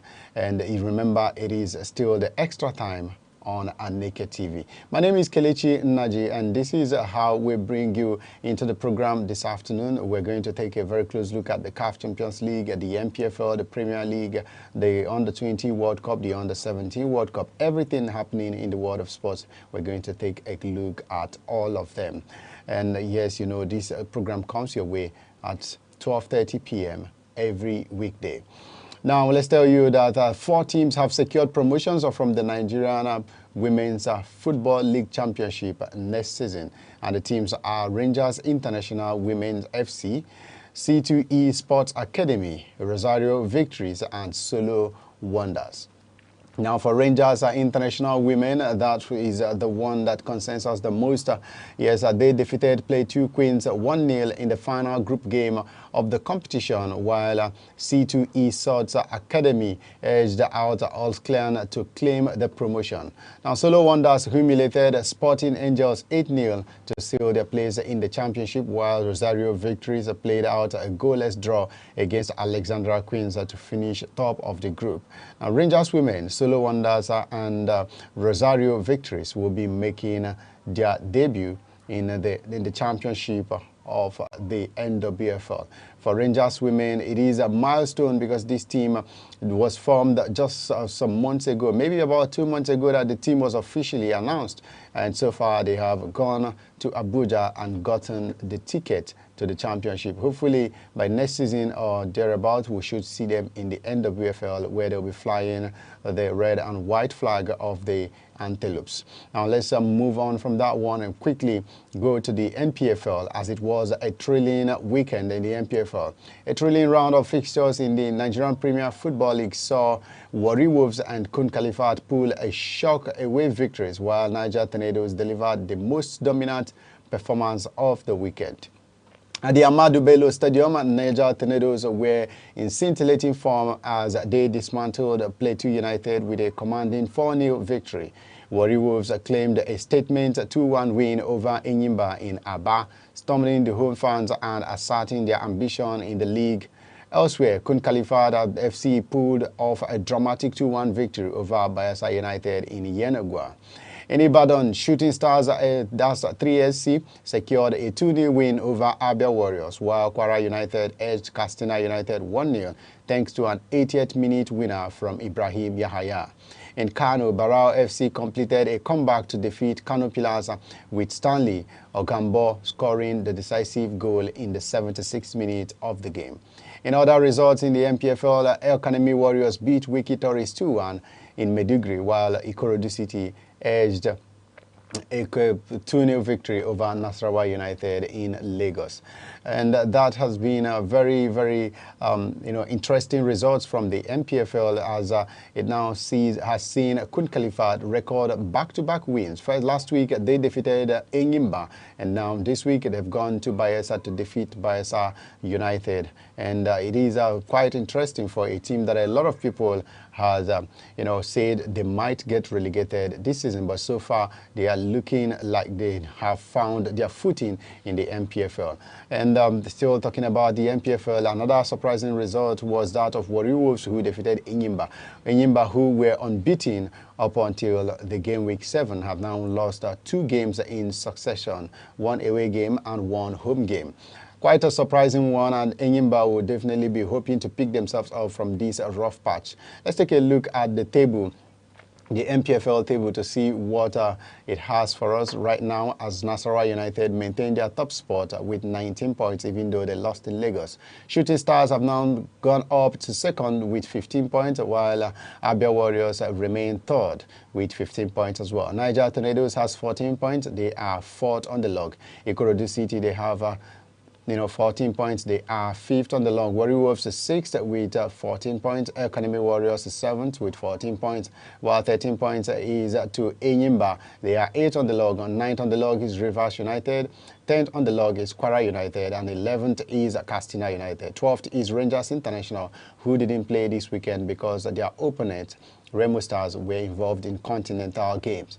And after Rangers International, you find Bayelsa United, who are 13th on the log. 14th is Kun Khalifat after their back-to-back wins. Remo Stars is 15th, Wiki Tories is 16th, 17th on the log is Plateau United, 18th is Barao FC, and 19th is Bende Insurance, 20th is Kano Pillars, as the same Mesugida still continue to struggle, even though they played at the Sani Abacha Stadium after having been exiled from their home ground. But yes, they played because that game was a home game for Barao FC, and Barao came from behind to defeat Kano Pillars in that one.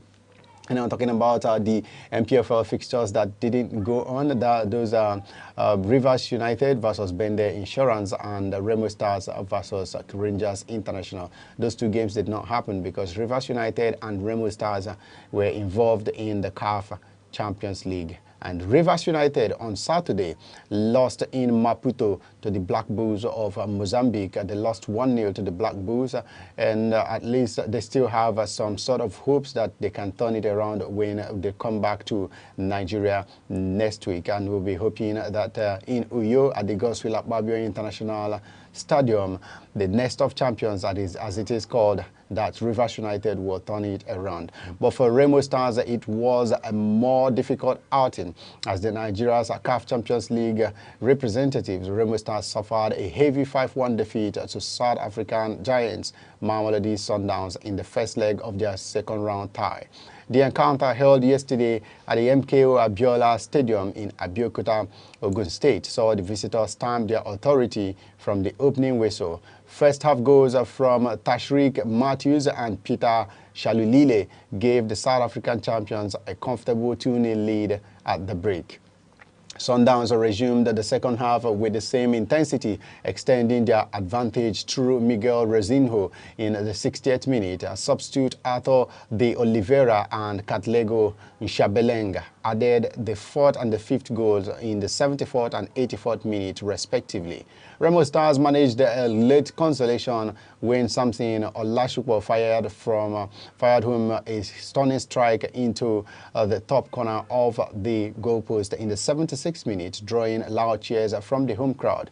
The Abeokuta Ikene-based side who were playing in Abeokuta seemed like they were going to stage a comeback, but none of such would happen as the Sundowns had to pull in a 5th goal to shun any attempt of Remo Stars coming into the game. And immediately after the game, the Mamelodi Sundowns players were saying, you get more when you visit South Africa next week. Now let's move on quickly to tell you that in a landmark victory for African football,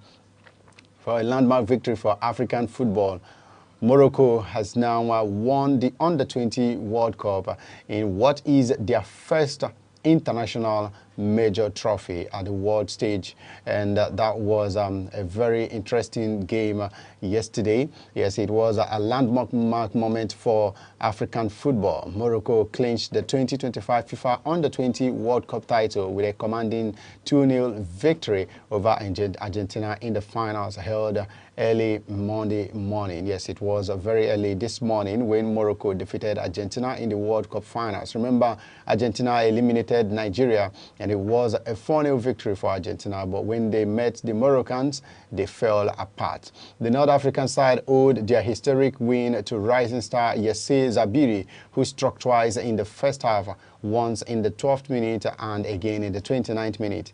That silenced the Argentine crowd and secured the title for the Atlas Lions, the young Atlas Lions. Despite Argentina's best efforts in the second half, they were unable to break through a disciplined Moroccan backline. And Captain Ryan El Morobet led by example, anchoring a rock-solid defense, while goalkeeper Youssef Bakali delivered a standout performance, making several key saves to maintain a clean sheet. Now, Morocco's road to glory was anything but easy. Drawn into a daunting group alongside football heavyweights Spain, Brazil, and Mexico, and the Atlas Lions topped the group despite an opening loss to Mexico. When they lost that game, a lot of people thought, okay, it was going to be a tournament to struggle for Morocco, but they picked themselves up, dusted themselves, and now they have gone on to win the title. The first time another African nation would do so since Ghana did in 2009. They went on to defeat Brazil and Spain in an impressive fashion to advance. The knockout rounds saw Morocco eliminate South Korea in the round of 16, outclass the United States in the quarterfinals, and edge out France on penalties in the semifinals. Their victory over Argentina in the final capped a sensational tournament run. With this triumph, Morocco becomes the second African country to win the Under-20 World Cup following Ghana's memorable 2009 victory over Brazil. This win not only marks Morocco's first FIFA trophy at any level, but also underscores the country's emergence as a growing powerhouse in global football.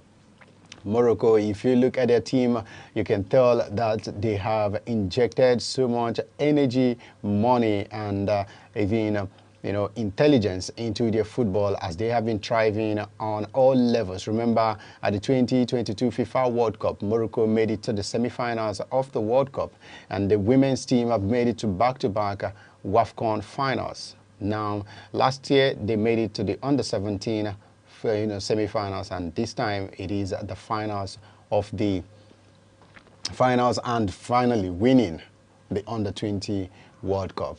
So for Morocco and football, it looks like it is only good times.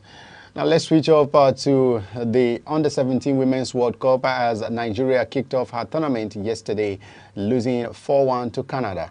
A disappointing outing for Oluwakere's girls, as they would have loved to start on a high, but then it was a disappointing result for them. They will be facing up France in their next game, and eventually Samoa to conclude the group, and they will be hoping to pick up some points and make it out of the group stage. Now let's go straight to the Premier League to tell you how dramatic it was over the weekend in the Premier League. Yes, the match week 8 of the 2025/2026 Premier League season delivered drama, upsets, and even VAR controversies post the international break. With Arsenal leading the title race, promoted sides are shining and managerial sackings are piling up. The weekend showcased why this season's $2 billion summer spend has leveled the field. Here, we are going to discuss everything that happened in the Premier League, from how Chelsea defeated Nottingham Forest 3-0 and the manager was sacked just about 10 minutes after the game, to how Manchester United have picked up a win at Anfield for the first time in almost 10 years. Ruben Amorim finally has won a Premier League game back-to-back for the first time in a very, very long period. Now let's tell you that Tottenham Hotspur lost 2-1 to Aston Villa at the Villa Park, while it was Tottenham who took the lead through Rodrigo Bentancur's half volley, but Morgan Rogers' turning effort from the 20 yards, it was a beautiful collar, and Emiliano Buendia's composed finish, flipped the script as Spurs Mickey van der Ven and Loni Randall Colomwani missed several chances. Villa's Unai Emery outsmarted Thomas Frank's highline. Spurs are now winless in 3 home league games. For Sunderland, it was a comfortable win for them at the Stadium of Light, as they defeated Wolverhampton Wanderers 2-0. Promoted Sunderland's summer signing Nordi Mukiele and Granit Xhaka buzzed the game. Wolves, rock bottom of the Premier League with just 2 points, managed 31 crosses but 0 goals, and Jürgen Strand Larsen's 24th minute effort would not find the back of the net. Crystal Palace and Bournemouth played out a 3-3 draw at the Selhurst Cup Park, as Junior Kroppi struck twice, but then it would be Jean-Philippe Mateta who would get a hat-trick in that one. It ended 3-3 as the two sides would share the spoils. For Brighton and Hove Albion, it was a 2-1 victory over Newcastle United at the Amex Stadium, and Danny Welbeck got the winning goal in that one, while Arsenal later on Saturday got a hard-fought victory over Fulham at the Craven Cottage. It was a victory that Arsenal really fought hard to get, because they knew that they had to maintain the top spot, as it was a weekend that if Liverpool lost, they would be comfortable on the log. And that's exactly how it panned out, as yesterday Liverpool traveled, Liverpool hosted Manchester United and they lost. Liverpool lost. And you will be wondering, okay, what is wrong with Liverpool? Now it is 4 games in a row. First of all, losing to Crystal Palace, then to Galatasaray, then to Chelsea, and now to Manchester United. This victory is Manchester United's first victory at Anfield since 2016. Now, Manchester United beginning to gain momentum. Remember, before the international break, Manchester United defeated Sunderland 2-0, and now they followed it up with another win against Liverpool. Harry Maguire, the star of the show. First of all, it was Brian Mbeumo, who gave Manchester United the lead just after 62 seconds of the game. Brian Mbeumo latched onto a pass from Amad Diallo to give Man United the lead.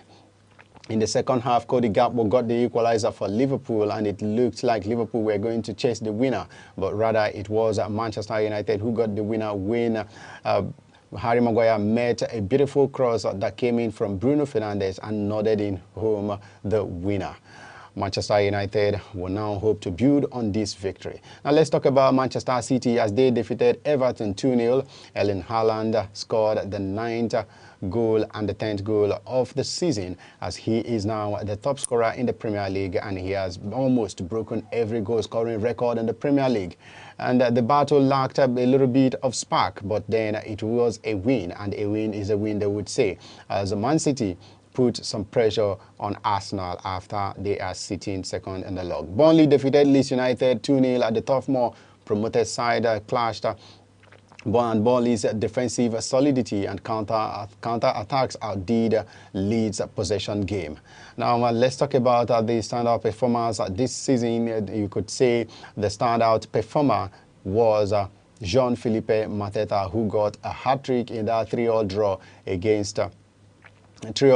against Bournemouth. And also you could talk about the Chelsea player Reece James, who made his 200th appearance for the club, and he capped it off with a goal and an assist. All of these are happening in the Premier League, and you know how it will always be, as the Premier League is the home of surprises. As they will always say, nobody is bigger than anybody in the Premier League. Arsenal at top of the Premier League log now with 19 points, followed by Manchester City, who has 16 points, 3 points behind Arsenal.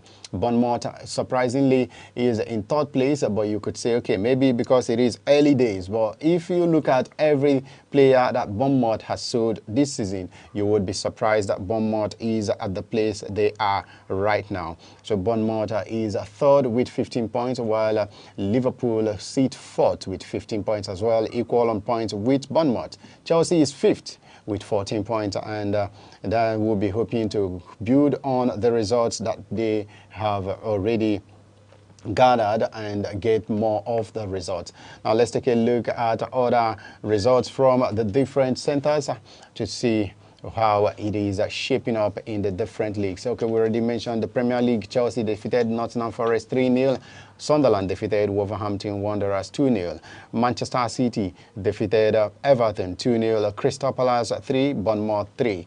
Burnley 2, Leeds United 0. Brighton 2, Newcastle United 1. Arsenal 1, Fulham 0. Tottenham Hotspur 1, Aston Villa 2. Liverpool 1, Manchester United 1. Now let's go to the La Liga, where Barcelona left it late to defeat their opponent Girona in a thrilling game, a game that saw Barcelona, fall behind early in the game and eventually got their equalizer through Pedri.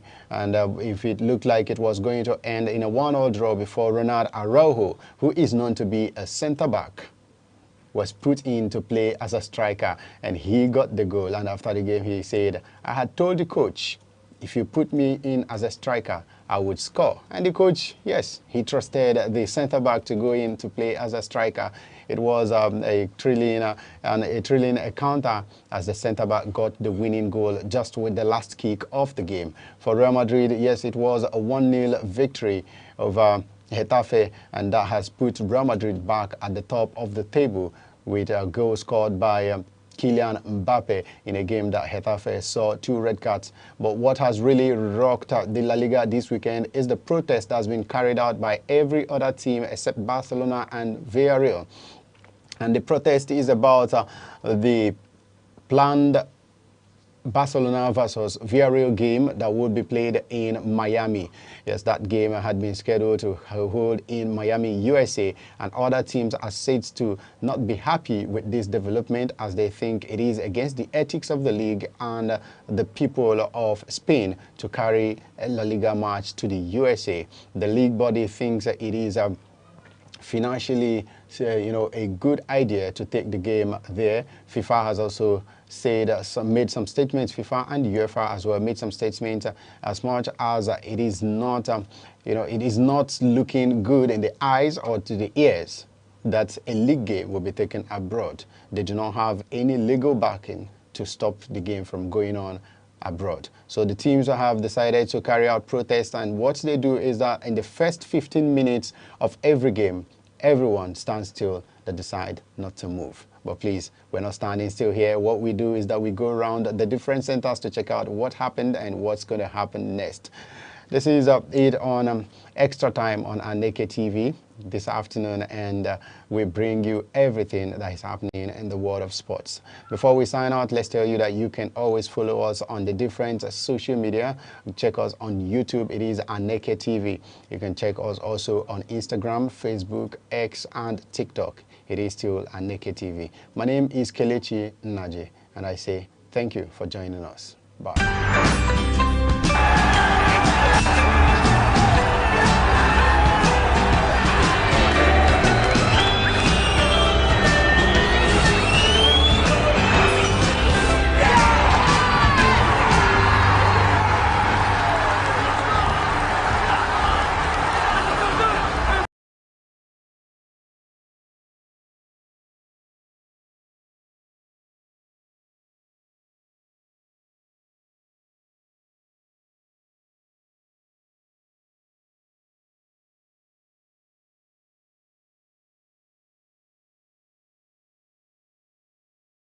Hello, I'm Bebra Wakoba. I am Chidimike Mede. I am Uche Osai. I'm Chinwendo Ifeonwankwe. My name is Obobina Samson. Please keep watching Aneke TV, or you can visit us on our socials like Instagram, Facebook, X, TikTok, or YouTube, all at Aneke TV. This is Aneke TV. We move with the world.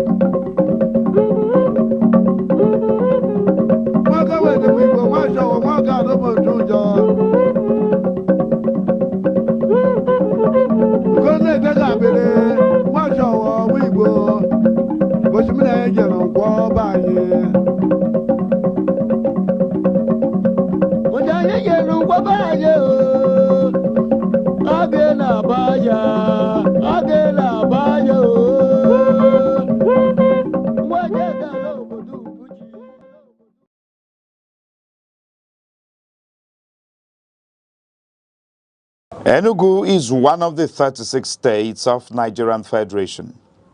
It is located on a hilltop in the southern part of the country. It has a rich history and robust cultural heritage that boasts its uniqueness. Igbo is a widely spoken language in Enugu State. Enugu is popularly called the Coal City State because of its large deposits of coal and other mineral resources. Enugu has 17 local government area councils. The history of Enugu dates back to the early 20th century when the British discovered coal in the Udi Hills in 1909, which led to the development of Enugu City in 1912 as a thriving mining town. Enugu empowered the Nigerian railway system and electric plants greatly during the colonial era. On the 27th of August 1991, Enugu was carved out from Anambra to become a state. As the home of the Igbo people, Enugu's culture reflected in its music, art, and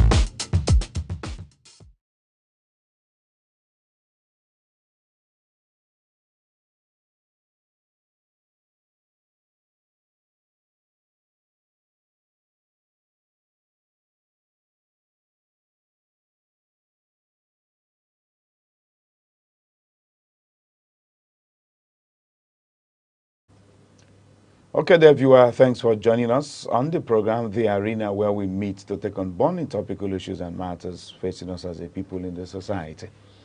My name is Chris Aneke. We welcome you on board today. It is October 20th. And if you've been following the trend of events, you know, in the Nigerian landscape, you'll understand that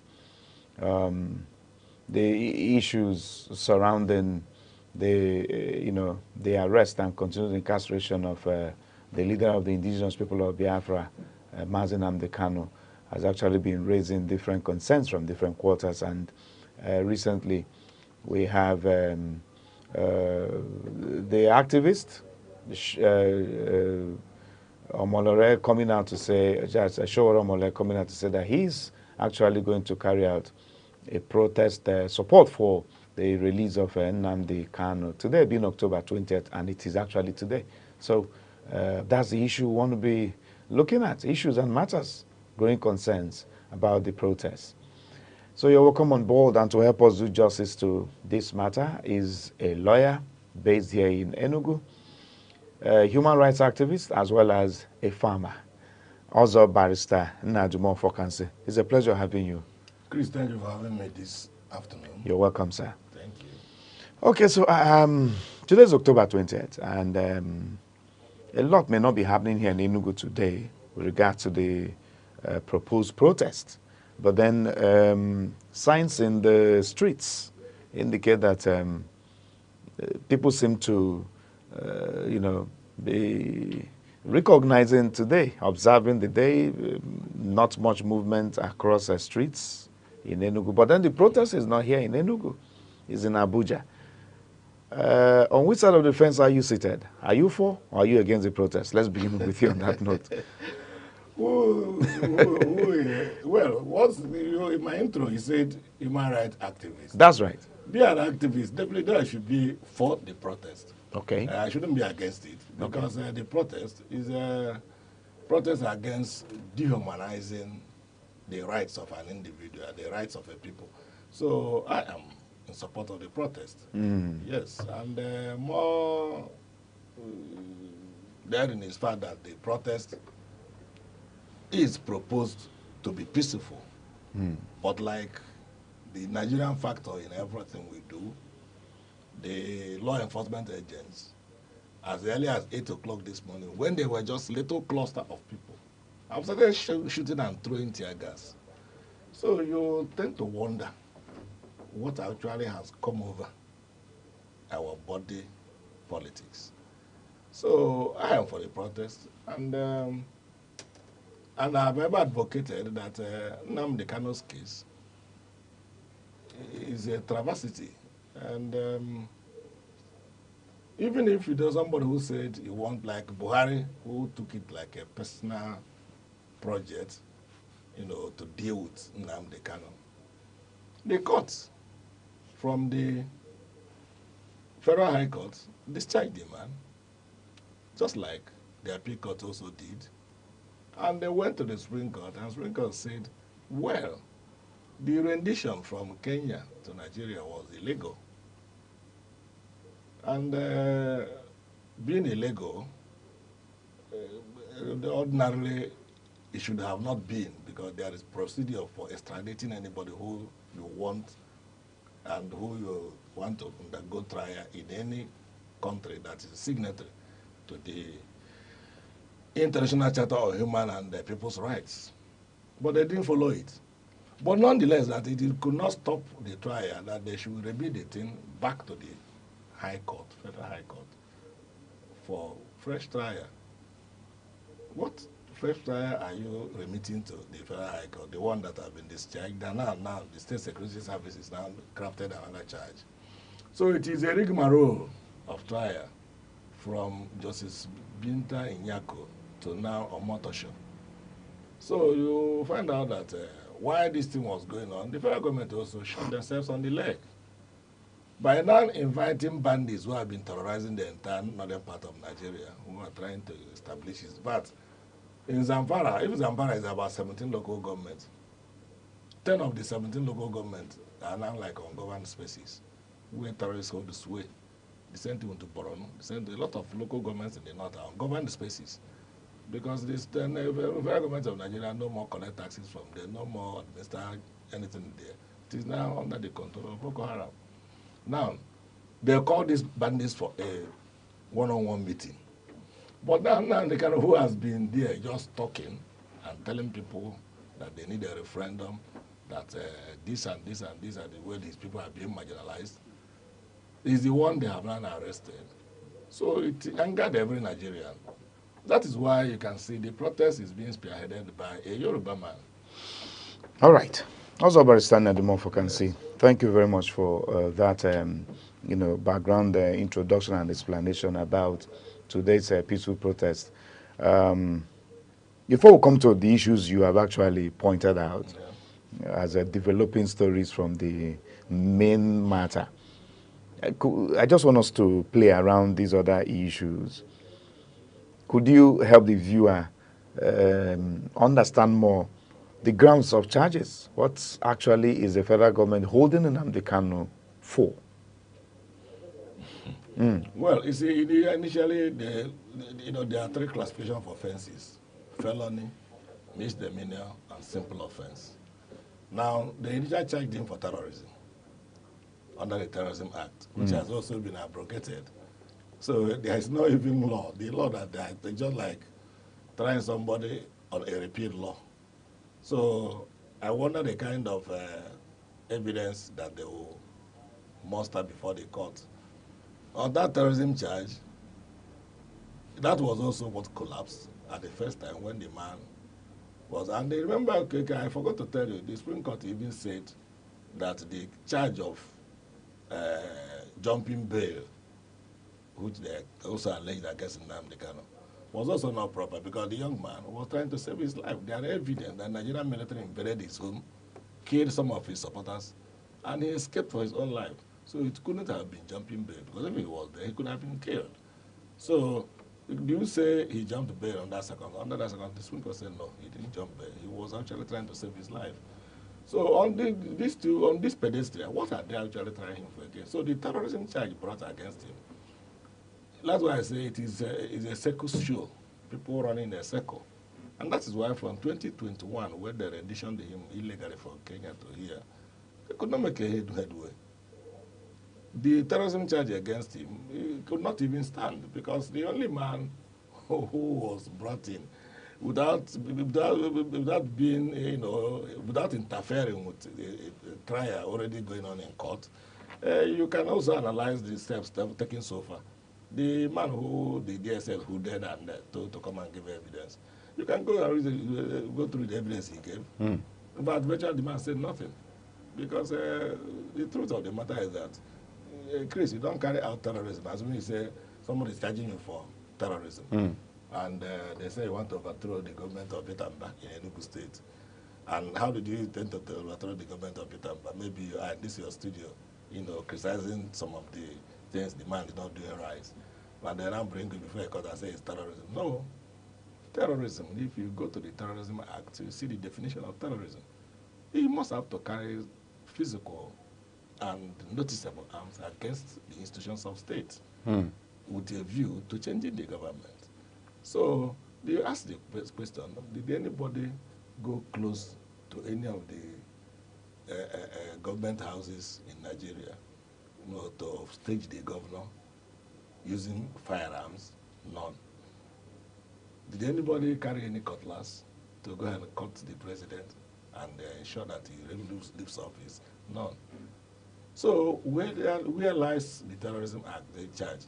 Did anybody even terrorize individuals with a view to ensuring that those individuals carry out a given act like it's being carried out in the north?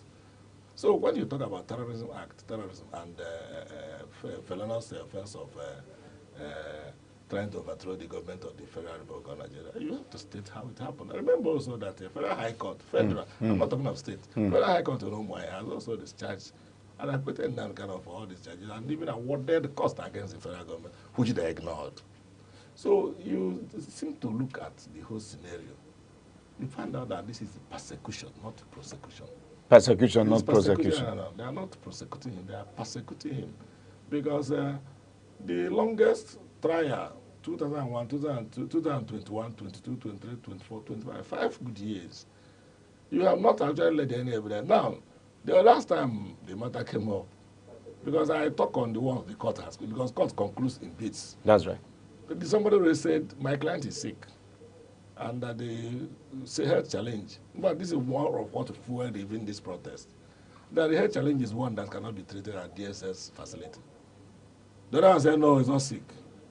Remember, sickness is an action in personam. It's for you. You can't be sick and I'll take Panadol for you.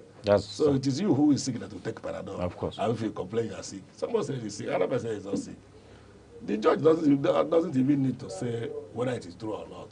The only thing the judge can say is that let him get treated as far as the judge is concerned. But the judge now said, let me set up the Nigerian Medical Association. Let them go and know whether the man is actually sick or not. That one is not done in law. But nonetheless, they have done it already. They have been the judge. Now, having gone there, the Nigerian Medical Association, so to say, even though they're now behind, like, denying the report, they said a report was written. And that report written was now given to the prosecution, the person who is trying you, to tender in court. It is wrong.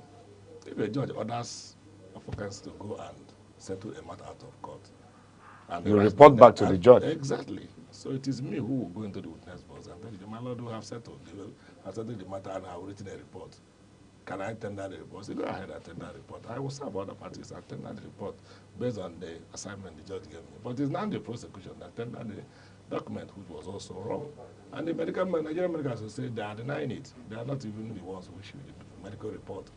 And the judge has concluded based on that the man can stand to tire that this health challenge is not life-threatening.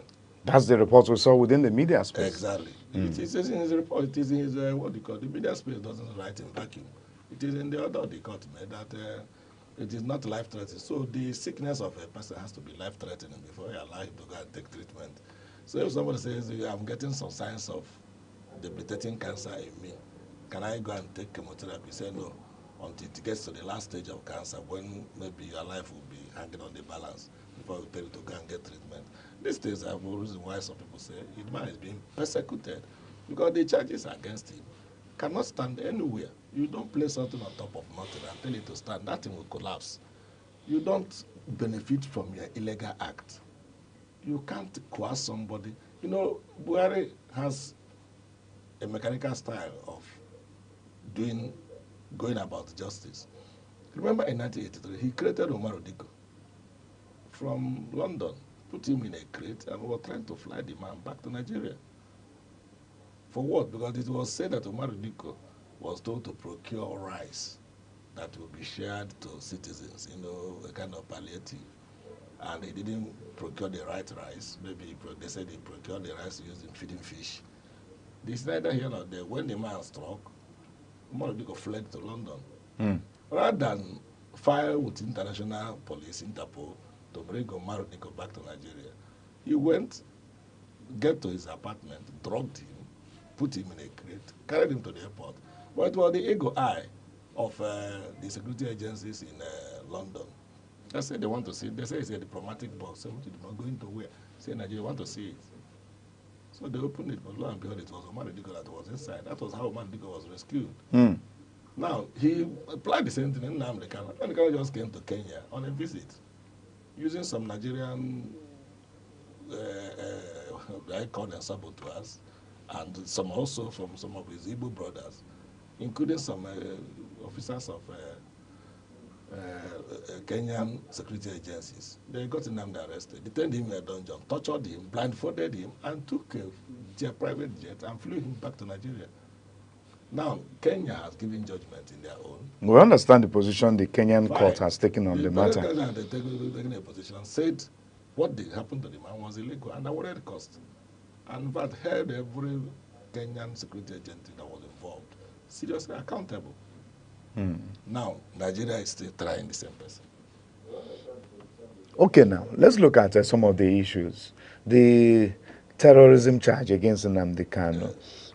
We understand the federal government is accusing him of having incited people to have taken into arms, attacking police stations, government institutions, and the rest of them. We understand here in the Southeast, sometime in the past, we saw where police stations they came under attack. Even though the IPOB, I doubt if there was any point in time when the IPOB came to take responsibility of such attacks on government institutions such as the police stations and the rest of them. But then it was always alleged that it was activities of the IPOB, which Nnamdi Kanu was superintendent, or rather, which he superintends over. Could we look at such acts as terrorism acts? Well, you see, Chris, the problem about crafting charge. You can craft any charge you like. It is proof of that charge that is the problem.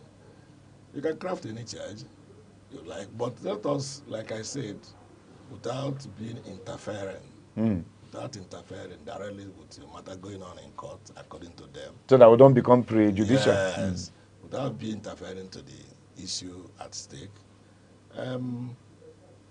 He who asserts has to prove. That is the Evidence Act. If you say vacancy is a criminal, you come and prove how criminal I am. If you don't prove it, I'll be left off the hook.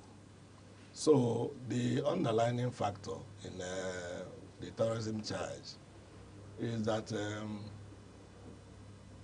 you cannot allude, you know, IPOB, without being, I'm not a lawyer to IPOB, but without being immodest, you can know that IPOB, through their spokesman, are more powerful. Whichever one they do, they always claim it. They don't deny whatever they do. If they say they are going to do this, they will go say they are doing it, and they will do it. Anyone that they don't do, they don't claim it. So if some criminal elements go about doing one or two things out of anger, you allude it to IPOB.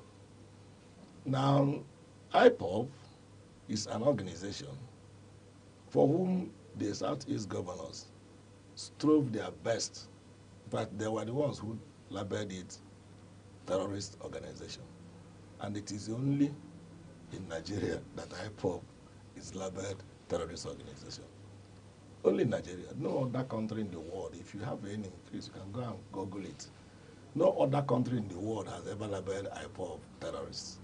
But now, the Fulani herdsmen that have been terrorizing the entire North, which has been labeled terrorist organization by virtually every civilized country of the world, Nigeria refused to label them terrorist organization.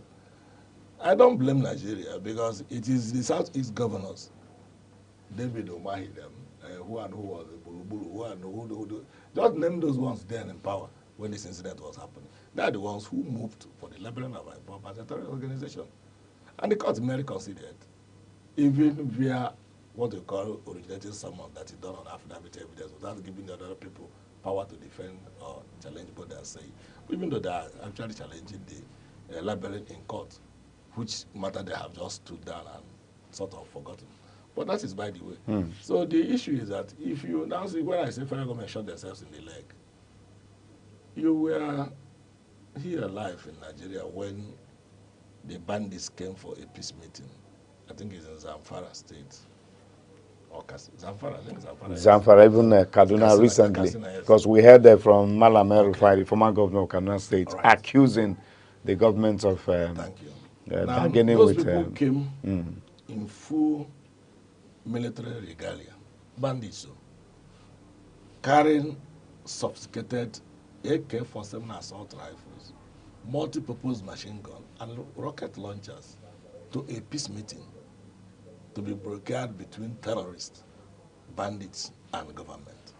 The government actually denied their involvement. They said it's the community leaders. I don't know. So, Chris, can you arrange your community leaders in your village now?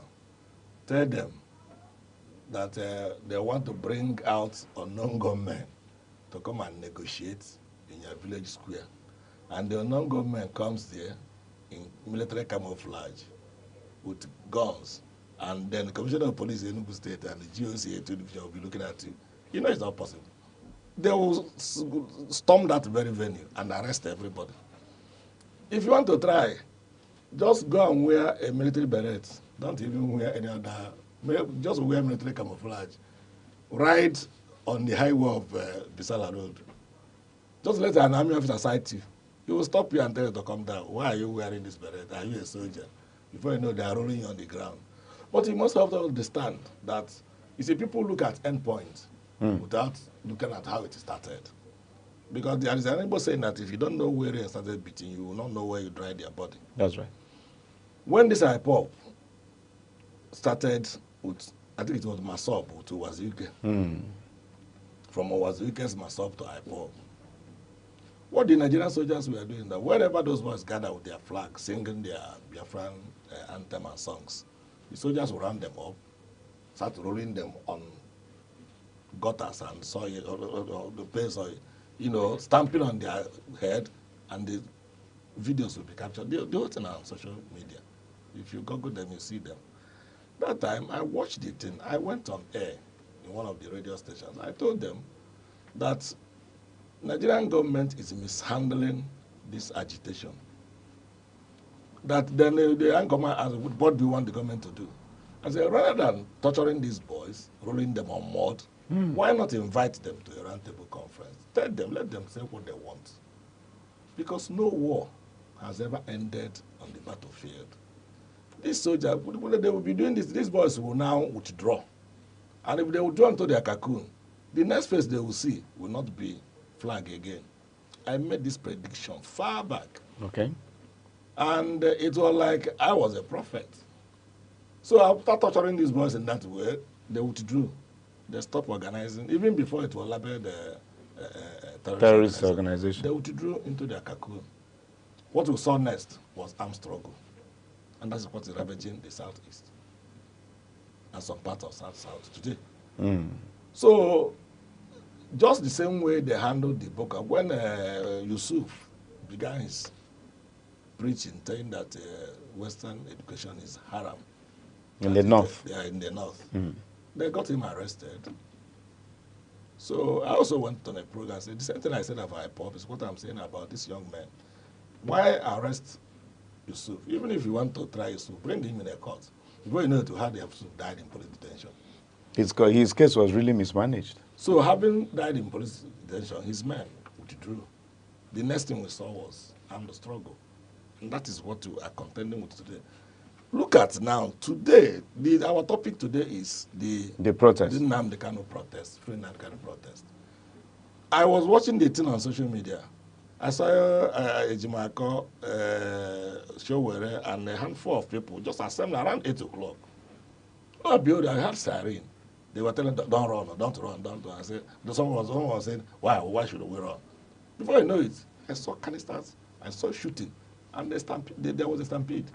People that were not up to 15, oh, now, towards the later part of the day in Abuja, every place is now on a complete standstill. So in other words, you're saying that the approach of the government on this matter is not actually the right and the best. That is the problem Nigerian government has ever had, especially this APC government. It's not every Nigerian government. After all, Jonathan, in 2012, the same Tinubu who is the president today, with Wole Soyinka, Femi Kuti, and some of our own Igbo brothers, they organized what they call Occupy Nigeria. A free Nigeria. Free Nigeria, Occupy Nigeria. For almost 2-3 days, Lagos was on a standstill. Reason that Jonathan moved petrol price from 87 naira to 97 naira, difference of 100 naira. They shut down Lagos. Jonathan was forced to capsize. He came back to the same age. He pulled it back. And that's the thing you talk about, a listening government. Not that he can't command the police to go and dispatch the tear gas, people with tear gas, but he never did that. So, but since this APC government came on board, even if you trace back to history, the SARS of 2020, you know how they handled them at Lekki Peninsula. They shot a lot of young men were killed during that incident. And they came and denied that nobody died. Only for the same Lagos State government to start paying compensation to families of victims of the massacre. So when you are saying somebody not die, so high-handedness of APC government has ever reversed. We entered one chance with APC. That is the truth of the matter. Nigeria entered one chance. That's street language, one chance anyway. Okay, dear viewer, we are still having a conversation around the October 20th Nnamdi Kanu peaceful protest, which is going on in Nigeria today. We'll say Nigeria because wherever the venue is actually here in Nigeria. Abuja is actually under shutdown by protesters agitating and calling for the freedom of the leader of the indigenous people of Biafra, Mazi Nnamdi Kanu. Well, also Barrister Nadimofo can see he's still here with us. He's not leaving. We just want to go on this quick break, and when we return, the conversation continues. Stay with us. I'm Uche Osai. I'm Chinwendo Ifeanyi. My name is Obobina Samson. Please keep watching Aneke TV. or you can visit us on our socials like Instagram, Facebook, X, TikTok, or YouTube, all at Aneke TV. This is Aneke TV. We move with the world.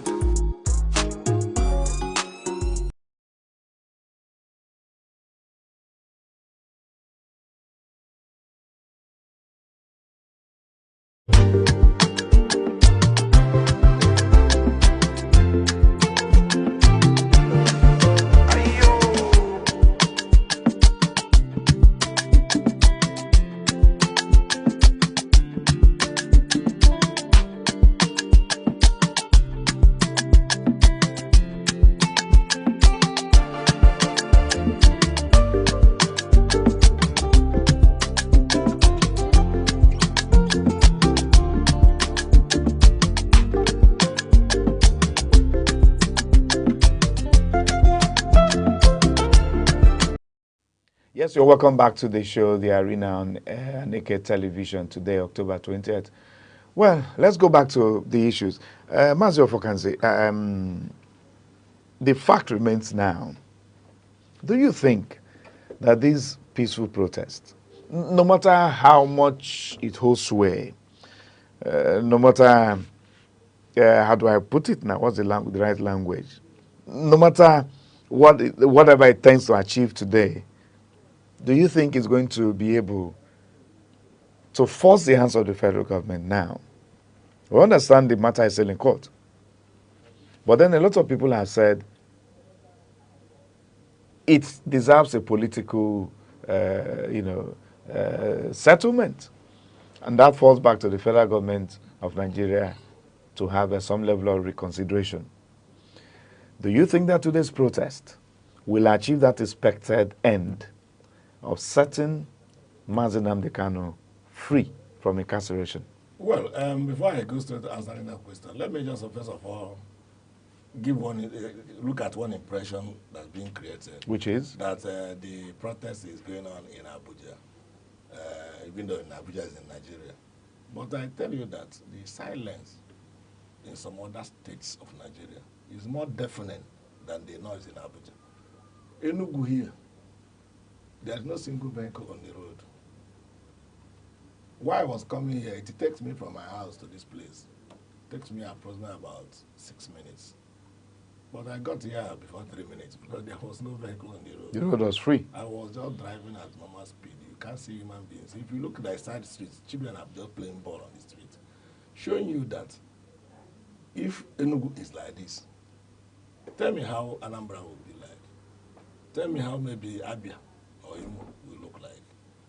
Abuja is on a standstill, all right? And the standstill in Abuja, people even try to move, because if you look at what's been happening, they took one lane from what we've been watching on live podcast. They took one lane, and every vehicle now went to the other lane. And now there was no movement. The whole thing got blocked up. So, but in Enugu, there's no single vehicle on the road. Virtually no single vehicle. Look, when I was coming, I had to record the Avenue to show the world that it is also happening here in Enugu. Even though we may not be in the street, but the silence in Enugu and the quietness in Enugu is more deafening than the noise in Abuja. So do you call that silence the noise of silence? That is deafening silence. That's what can make you, the noise of the silence will make you deaf. So, if you look at, I think your analysis, your question was on... will the protest actually achieve the expected aim, you know? The protest, even if the protest did not go on, it has already achieved a lot. Even if assuming the federal government succeeded in suppressing that protest and it didn't go on, even with their court order and the operative suppression, assuming it didn't go on at all in Abuja today, the organizers have achieved their aim because the world has had them. Because by virtue of the policemen coming on the road and every being taken over by police, paramilitary and military, that shows you that the guilty, according to James Charles Shade, they are afraid because they know what they were doing. It's not, and it has also, this Nnamdi Kanu issue has attracted a lot of international attention. If you have listened to the video of Ibrahim Traore of Burkina Faso discuss with Vladimir Putin, Because, you know, most of these Western countries don't hardly understand Africa. Because you might go to the United States and tell somebody you are from Africa. Say, oh, fine. I have a friend in Lesotho, South Africa. You must know him. And you're telling me you're from Enugu State in Nigeria. You're asking about somebody in South Africa. In South Africa. As if to say Africa is a little It's village. one state. Well, a village, little village. Even in your village, do you know everybody? So that's the white man's perception of Africa. They say Africa is a little village. So, including their leaders. Apart from those who come to mine minerals here, they know the demarcation like France. So, Vladimir Putin, they have virtually or no much interest in Africa besides knowing that it is Africa. And whatever they want to buy, they buy it at whatever cost Africa gives them. So the man has to tell him the story. And then the world extensively on Americans for over 30 minutes. The man now understood. I said he's going to tell, so take it up. Now, 3 days ago, the Reverend Father, he was in the White House, granting press conference in front of the White House. It's not like Nigeria here where they don't come close to Asoro. In front of the White House with some non-governmental organizations in America. But the priest is a Nigerian, I know, and he was talking about the ethnic cleansing, the genocide against Christians. Against Christians. And the insecurity in Nigeria generally, and the government complicit in those things. So as to whether it's going to have the impact, it already has the impact, even without the protest. For the fact they said the protest is going to go on, and people became jittery, government in power became jittery, setting security apparatus everywhere, blocking the horrors in Abuja. That also shows you the international community is aware, because they know what is decent. There is even a protest going on now in the United States. But still about the Nnamdi Kanu not about okay. That one is on their own. Okay, it's a different, Yes. internal matter. Internal matter there. But nobody is stopping them. The whole streets of New York is completely flooded with human beings marching. Once protest is peaceful, you don't need the input of the only thing the security agents can do is to give them cover to ensure that they don't descend into violence. Like I watched the noonday on in Abuja. I saw a police helicopter following them on top. Well, I thank God that the police commander didn't try to do anything on Tory. Besides following them, we move up and they go down. But it's also risky because something can malfunction. And if the helicopter downs on the protesters, you know how many casualties we'll have. So such things are not even necessary. Insofar as they are peaceful, allow them to do their march. Now, as to whether it will make the federal government listen, the federal government is already listening. But I do believe now, the protest has exposed a lot of Igbo leaders. Okay. Yeah, this protest has actually exposed our leaders. How do you mean, sir? Because we now know that our leaders are the problem of Nnamdi Kanu. But we've seen situations where a lot of them have come out, within the media space, within the public domain, to call for the freedom. If you are listening to this interview of Ojo Zokalo, you will know where our problem is coming from. If you are listening to the interview of Soludo, you know where our problem is coming from. If you are listening to the interview of some of them in that Asoro and the National Assembly, apart from Abaribe and one other person again, you will not know where our problem is coming from. Go and ask David Omai what he thinks about the protest and listen to what he will tell you. So the problem of Nnamdi Kanu is the Igbo leaders. And until we get up and tell our leaders no to their face, because the people in Asoro have their ear are those purported Igbo leaders. Who Igbo political leaders now. Exactly, let me thank you for that correction. Igbo political leaders. Who work with them in that Asoro, who are in that National Assembly with them. These are the people who have the ear of the president. Me and you will not have the ear of the president. It's only one we are doing on television and online. So the president will listen to them, thinking that he's listening to Igbo leaders, not knowing that he's listening to people who don't have the interests of the Igbo leader, Igbo nation at heart, beside their own interests. So that is the problem. So now this call for protest. Remember, if an Igbo man has spearheaded this call, you know what it will be time. I pop agitation. They don't come again. Before I know, they will flood the whole southeast with army and paramilitary personnel. But the person now spearheading it is a Yoruba man.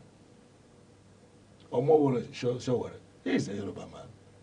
And he was going to sensitize the Igbos to close their shops in Abuja and come out for the protest. And the people were saying, leave IPOB agitation apart. Let's now talk about freedom for Nnamdi Kanu, free speech. Go and join the march. That you join the march doesn't mean you are an IPOP sympathizer. Remember. What you are saying is that the man being held there is being held unlawfully. When people who have been killing people front, left, and center in Nigeria, this one is somebody incited. Chris, I don't know whether you get my point. Your question was that they say he incited. Incited people into now, taking arms against state institutions. Telling you, I am coming to wipe out this village tomorrow. And tomorrow he will come with his gun, wipe out an entire village, kill as many people as he likes, and goes free. You now negotiate with them. Now somebody will claim incited others. Okay. I don't know. We understand that Nnamdi Kanu was not actually placed under arrest by this current government in Nigeria, led by Bola Ahmed Tinubu. We understand that government is in continuum anyway. Government comes into office, inherits both benefits and liabilities. Yes. But then he was arrested and taken to court by the previous administration under late Muhammadu Buhari. Yes. Why do you think that just maybe the current government of Bola Ahmed Tinubu is not interested in letting him go, even after analysts have called for political settlement? That if the federal government just declares him free, that he goes free? Well, I don't think that might stand, because the Mietiala fellow who was being tried for terrorism was also arrested by Buhari's government, and he was undergoing trial when Tinubu took over. Sunday Igboho was also arrested by Buhari government and was undergoing trial when Tinubu took over. He has Igboho have been set free. Okay, where I'm going. He has set free these two. What is so special about Nnamdi Kanu's own? So that's why I say it is an agenda to classify the Igbo man as a second-class citizen who has no say, or who ordinarily should not have any say, in his own country. Remember the 1967-1970 war has or ended on a no victor, no vanquish, according to go on. But that no victor, no vanquish, it is a rhetoric on paper. It is not in reality. Because if it's not a rhetoric on paper, I see no reason why Tinubu should set free about 170-something felons that have been convicted. I'm not talking about people undergoing trial. I'm not talking about people being suspected. Murderers. Thank you. Because once court say you are drug pushers, that means you are that, because court has already made a pronouncement. So these people that were convicted of drug-related offenses, being murderers, armed robbery, this and that, named them. He now lined all of them up and gave them presidential parole, including people who have died, including people who have served out their sentence, like Lawan, who has served out his sentence, but they don't give him pardon so they can go back to politics. My dear, you now ask yourself, what is so special about Nnamdi Kanu's own? Why Tinubu, why he was releasing the Mietiala guy and Sunday Igboho, ignored him? Now that he's giving parole, which is another opportunity for him, he also still ignored it. If not because the people they see them as an affiliate, a rebellious affiliate to Nigeria, not full Nigerians. Aside that now, could we look at politics at play here? Bola Ahmed Tinubu, we understand to be a core politician who is a master strategist politically. Do you think just maybe he's considering political, how do I put it? Maybe he wants to use Nnamdi Kanu as a pawn, possibly for over the forthcoming 2027 elections. I don't know if you've seen it from this angle as well. Well, the 2027 election, the general elections is forthcoming.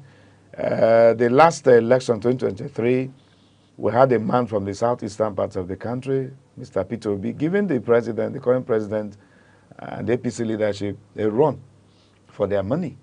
And this time around, he's expected also to stand another election in 2027. Do you think just maybe Mr. President is considering, using Nnamdi Kanu as a pawn for the Igbos to say, okay, which do you want? Like was done between Barnabas and Jesus Christ in the hands of Pilate. Okay. Who do you want? Do you want Barnabas or do you want Jesus? And they chose Barnabas. If you want to use Nnamdi Kanu as a pawn, a political pawn, to seek for the vote of Southeast, who is he going to use as a pawn to seek for the vote of people in Lagos? Because he lost in Lagos. Remember, he lost in Lagos. And he lost in one or two other western states, even though they manipulated those words. Who is he going to use as a pawn in Edo State? Because he lost in Edo State. Who is he going to use as a pawn in Nasarawa and Plateau and Benue? Because he lost in those areas. If you check where Tinubu lost the election, and they're going to use Nnamdi Kanu as a pawn, that will be only Southeast. But even at Southeast, the Southeasterners, even if everybody in Southeast, like we had Oti has also joined them, runs into APC. Remember, these people who are joining political party are the politicians, not the voters. The voters are having their PVC intact, and they are waiting for the right candidates. If they see the right candidate, they'll go and vote for him. You might be surprised that with all the things they are doing, for the fact they have joined the APC, because the Iboma have a special loathing for APC as a political party. From Buhari, because he was a mercantile in nature, we are business-oriented, egalitarian businessmen. And a businessman knows good market when he see one. If this up and down I'm wearing now is such a good design, and a good business, they will ask me, where did you sew this thing? I will tell him. He might go to the person and say, sew enough number for me, I'm carrying it to the north. It will move market. But he might see one cloth and say, which one is this? That was why the Igbo man refused to vote for Buhari in his first tenure. Buhari starved us of everything, and even publicly said that it's not what he give people who give you 95% vote. That he'll give to 5%. Give you 5%. We ignored him. In his second term, nobody voted for him again. That shows you, it's not that Igbos hate Buhari, but the Igbos know that Buhari is a bad market, and they have seen what he has done. They also know that Tinubu is a bad market. Tinubu lost in the entire Southeast in his first term. He's also going to lose. Take it from me, mark today's date, 20th of October. Any election conducted, unless they write the election. If it is normal vote, Tinubu will still lose, because the Igbo man knows. Even with the governors of the Southeast all joining the APC. They forget the governors are looking for their stomach. They are looking for their own personal interest, not the interest of their people. After all, what does it take? Would they deprive Peter Mba of his monthly allocation as a PDP governor if he doesn't join APC? They have never done that. This was he doing in Enugu. Is it because he is not in APC? He has been doing a lot in Enugu, let us assume. At least one or two things are done in Enugu. Nobody has ever stopped. The one what is doing in Abia, is it because he's in Labour Party?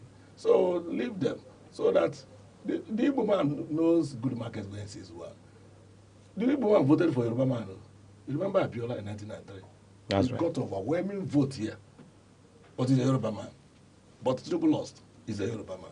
The Igbo man voted for Abiola, what is it called? Obasanjo. Yaradua. Okay. We also voted for Obasanjo. Because Obasanjo, we know, he's also a good market. We voted for Yaradua. He's an Hausa man. So don't say because we didn't vote for Buhari, the Igbo doesn't like it, Hausa people. No. We voted for Yaradua. Massively.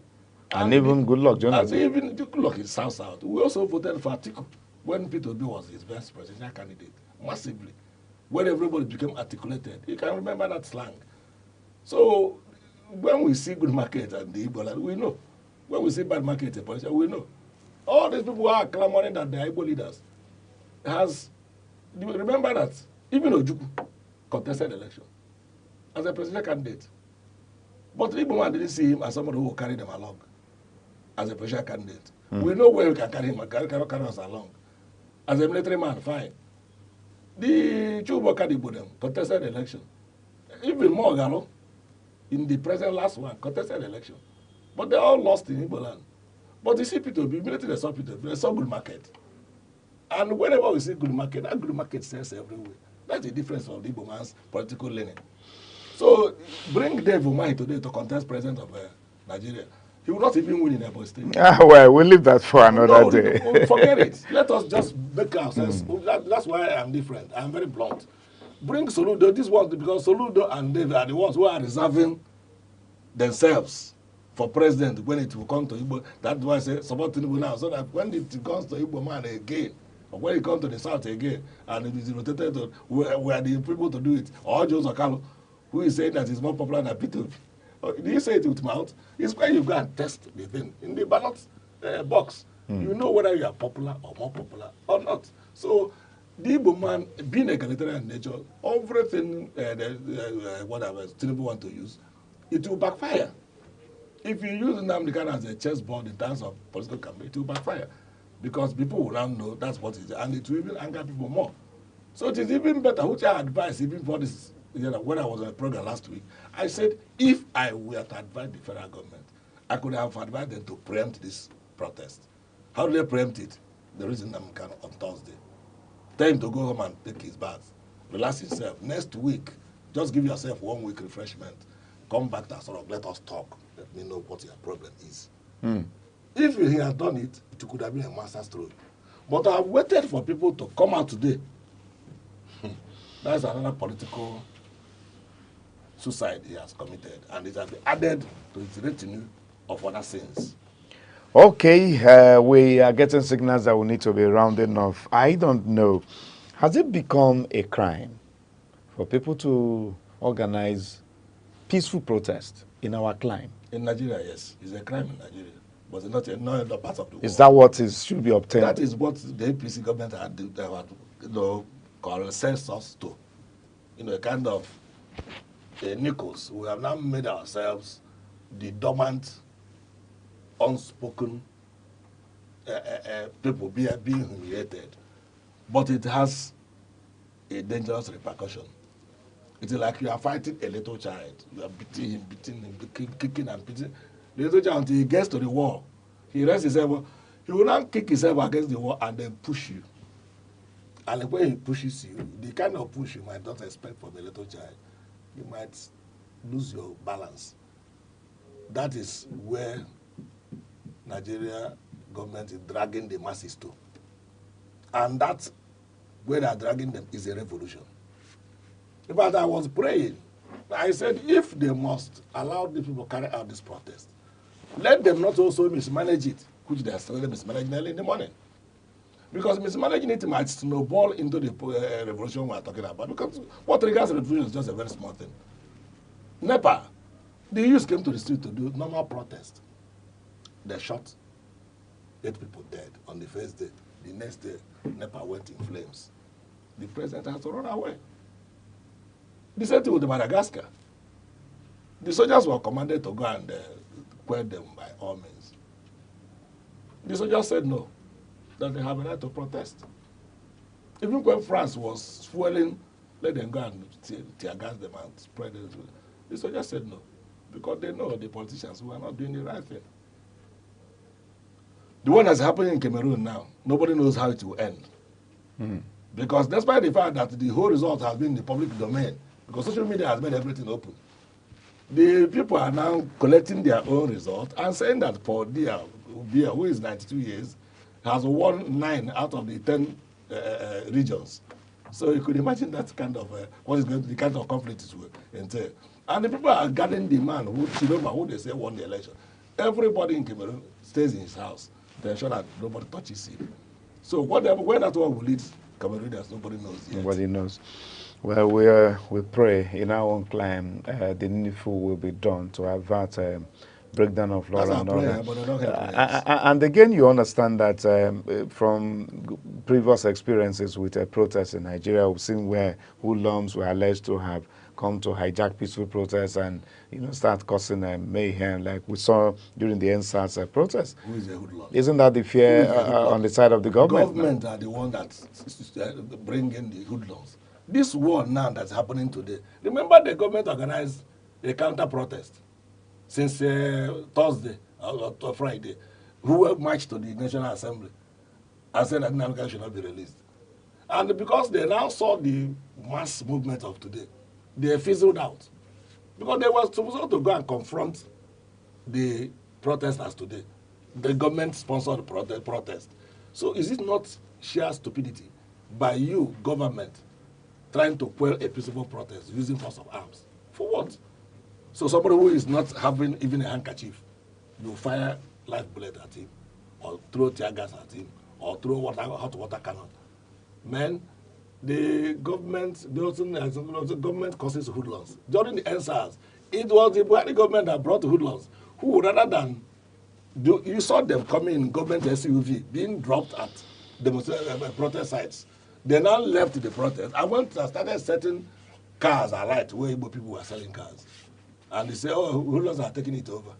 So that is rubbish. No hoodlum takes over any protest. It is the government, when they mismanage a protest and it snowballs into crisis, they say hoodlums took it over. Allow people to march. You come out and address them. That is how it is done all over the world. You come, yes, can we have your demands in writing? They will give you their demands. You will tell them, well, the government will look into these demands. Please let your leaders come back here in the next 48 hours. We must have studied it and we'll tell you our position. The protester will turn back and go. That's what protest ordinance should be when it is peaceful. But the thing is that you start using tear gas, even people are assembling. The one I'm giving you an example this morning, they were not up to 20 in that place yet. They were barely about a handful of 10, 15 people. The videos out there. Fine. So just assembling, making calls, they have started assembling. And now they will see siren and see tear gas, see shooting. For what? So they are the ones, the government are the hoodlums, no hoodlums. No. Yeah. The government are the hoodlums, and they keep on saying, remember, these things they are doing, government in power, they are not more than people's power. The people's power is greater than people in power. If you know this, those people in power, they are not up to 20,000 in Nigeria. You take the members of National Assembly, ministers, governors, commissioners, they are the local government chairman. At best, let them even be 1 million. Can you compare them to about 200 and million people in Nigeria? People should be careful so that you don't spike something. With hunger everywhere now, the little thing you do, somebody will say, I'm already on the ground. I need not fall again. If you're not dead, let me die. So they move on. There are people who even join this protest who don't even know why they are protesting. Why they are protesting. So that's the thing. Because they say, what am I doing? Am I the way I'm not a businessman. I have not. But if I beg somebody to give me food, he gives me, I eat. If this one is an exercise, let me do it as a morning exercise. And they join the protest. So that is a nation that has created these people. So finally, before we go, do you think the international community has a role to play in this matter? Yes, they are monitoring Nigeria very closely. What could they do now? Now, remember, America has designated Nigeria as a country of a special concern. You are aware of that, American Senate. And they have been battling themselves since that time to wriggle out of. Remember, Nigeria was there before, when Buhari said baboons and this will be polluted with blood. Later, they removed Nigeria during second term of Buhari, when they felt maybe the information they are getting was. Now, when they now find out that the genocide going on in the north is even getting, and people, international journalists came on board, they took Nigeria back to country of special concern. So, and you recall that after the, what do you call it, the 2023 general election, a lot of our Supreme Court justices were placed on ban into coming to some parts of Europe and the United States because they know what they did. So they are concerned. They are very much concerned because if you say they are not concerned, they know. And that's why they went and they brought that, this other hoodlum, who called himself Ronald Mockery, who went and brought somebody, gave him a different appellation, that is a mayor, and this and that is a person who has come for fact-finding about whether Nigeria is actually committing genocide, so that he can go to America and tell them to remove Nigeria from a country of special concern. The man told me, you're a liar, I'm not even a mayor. What you are saying is, all things you have told, you told me I'm going to meet Tinubu, meet Nuhuru Badu, meet Sultan of Sokoto. I have not met any of the people who told me I'm going. And you came here and roast me as a mayor. I'm not a mayor. You know, the white man doesn't like to lie. That's laughable. So the window was like a ground will open up and swallow him. But that man is almost very shameless. He is still coming back to Arise News yesterday to come and say one trash or the other. That he's an extraordinary human being, and that was why he had an extraordinary session. So you can find out Nigeria is concerned because they want to clean up a national image. But the more they try to clean it up, the more they soil themselves. They are selling themselves more. Well, we hope there's going to be an end to the matter, especially with the federal government of Nigeria listening to the loud voice of the people calling for the freedom of Mazi Nnamdi Kanu from incarceration. Because we believe there could be a political side to the matter where the president could use his office to grant him freedom. There's always a So we hope that these things could be resolved amicably without necessarily throwing the entire society into a menace. Well, God help us anyway.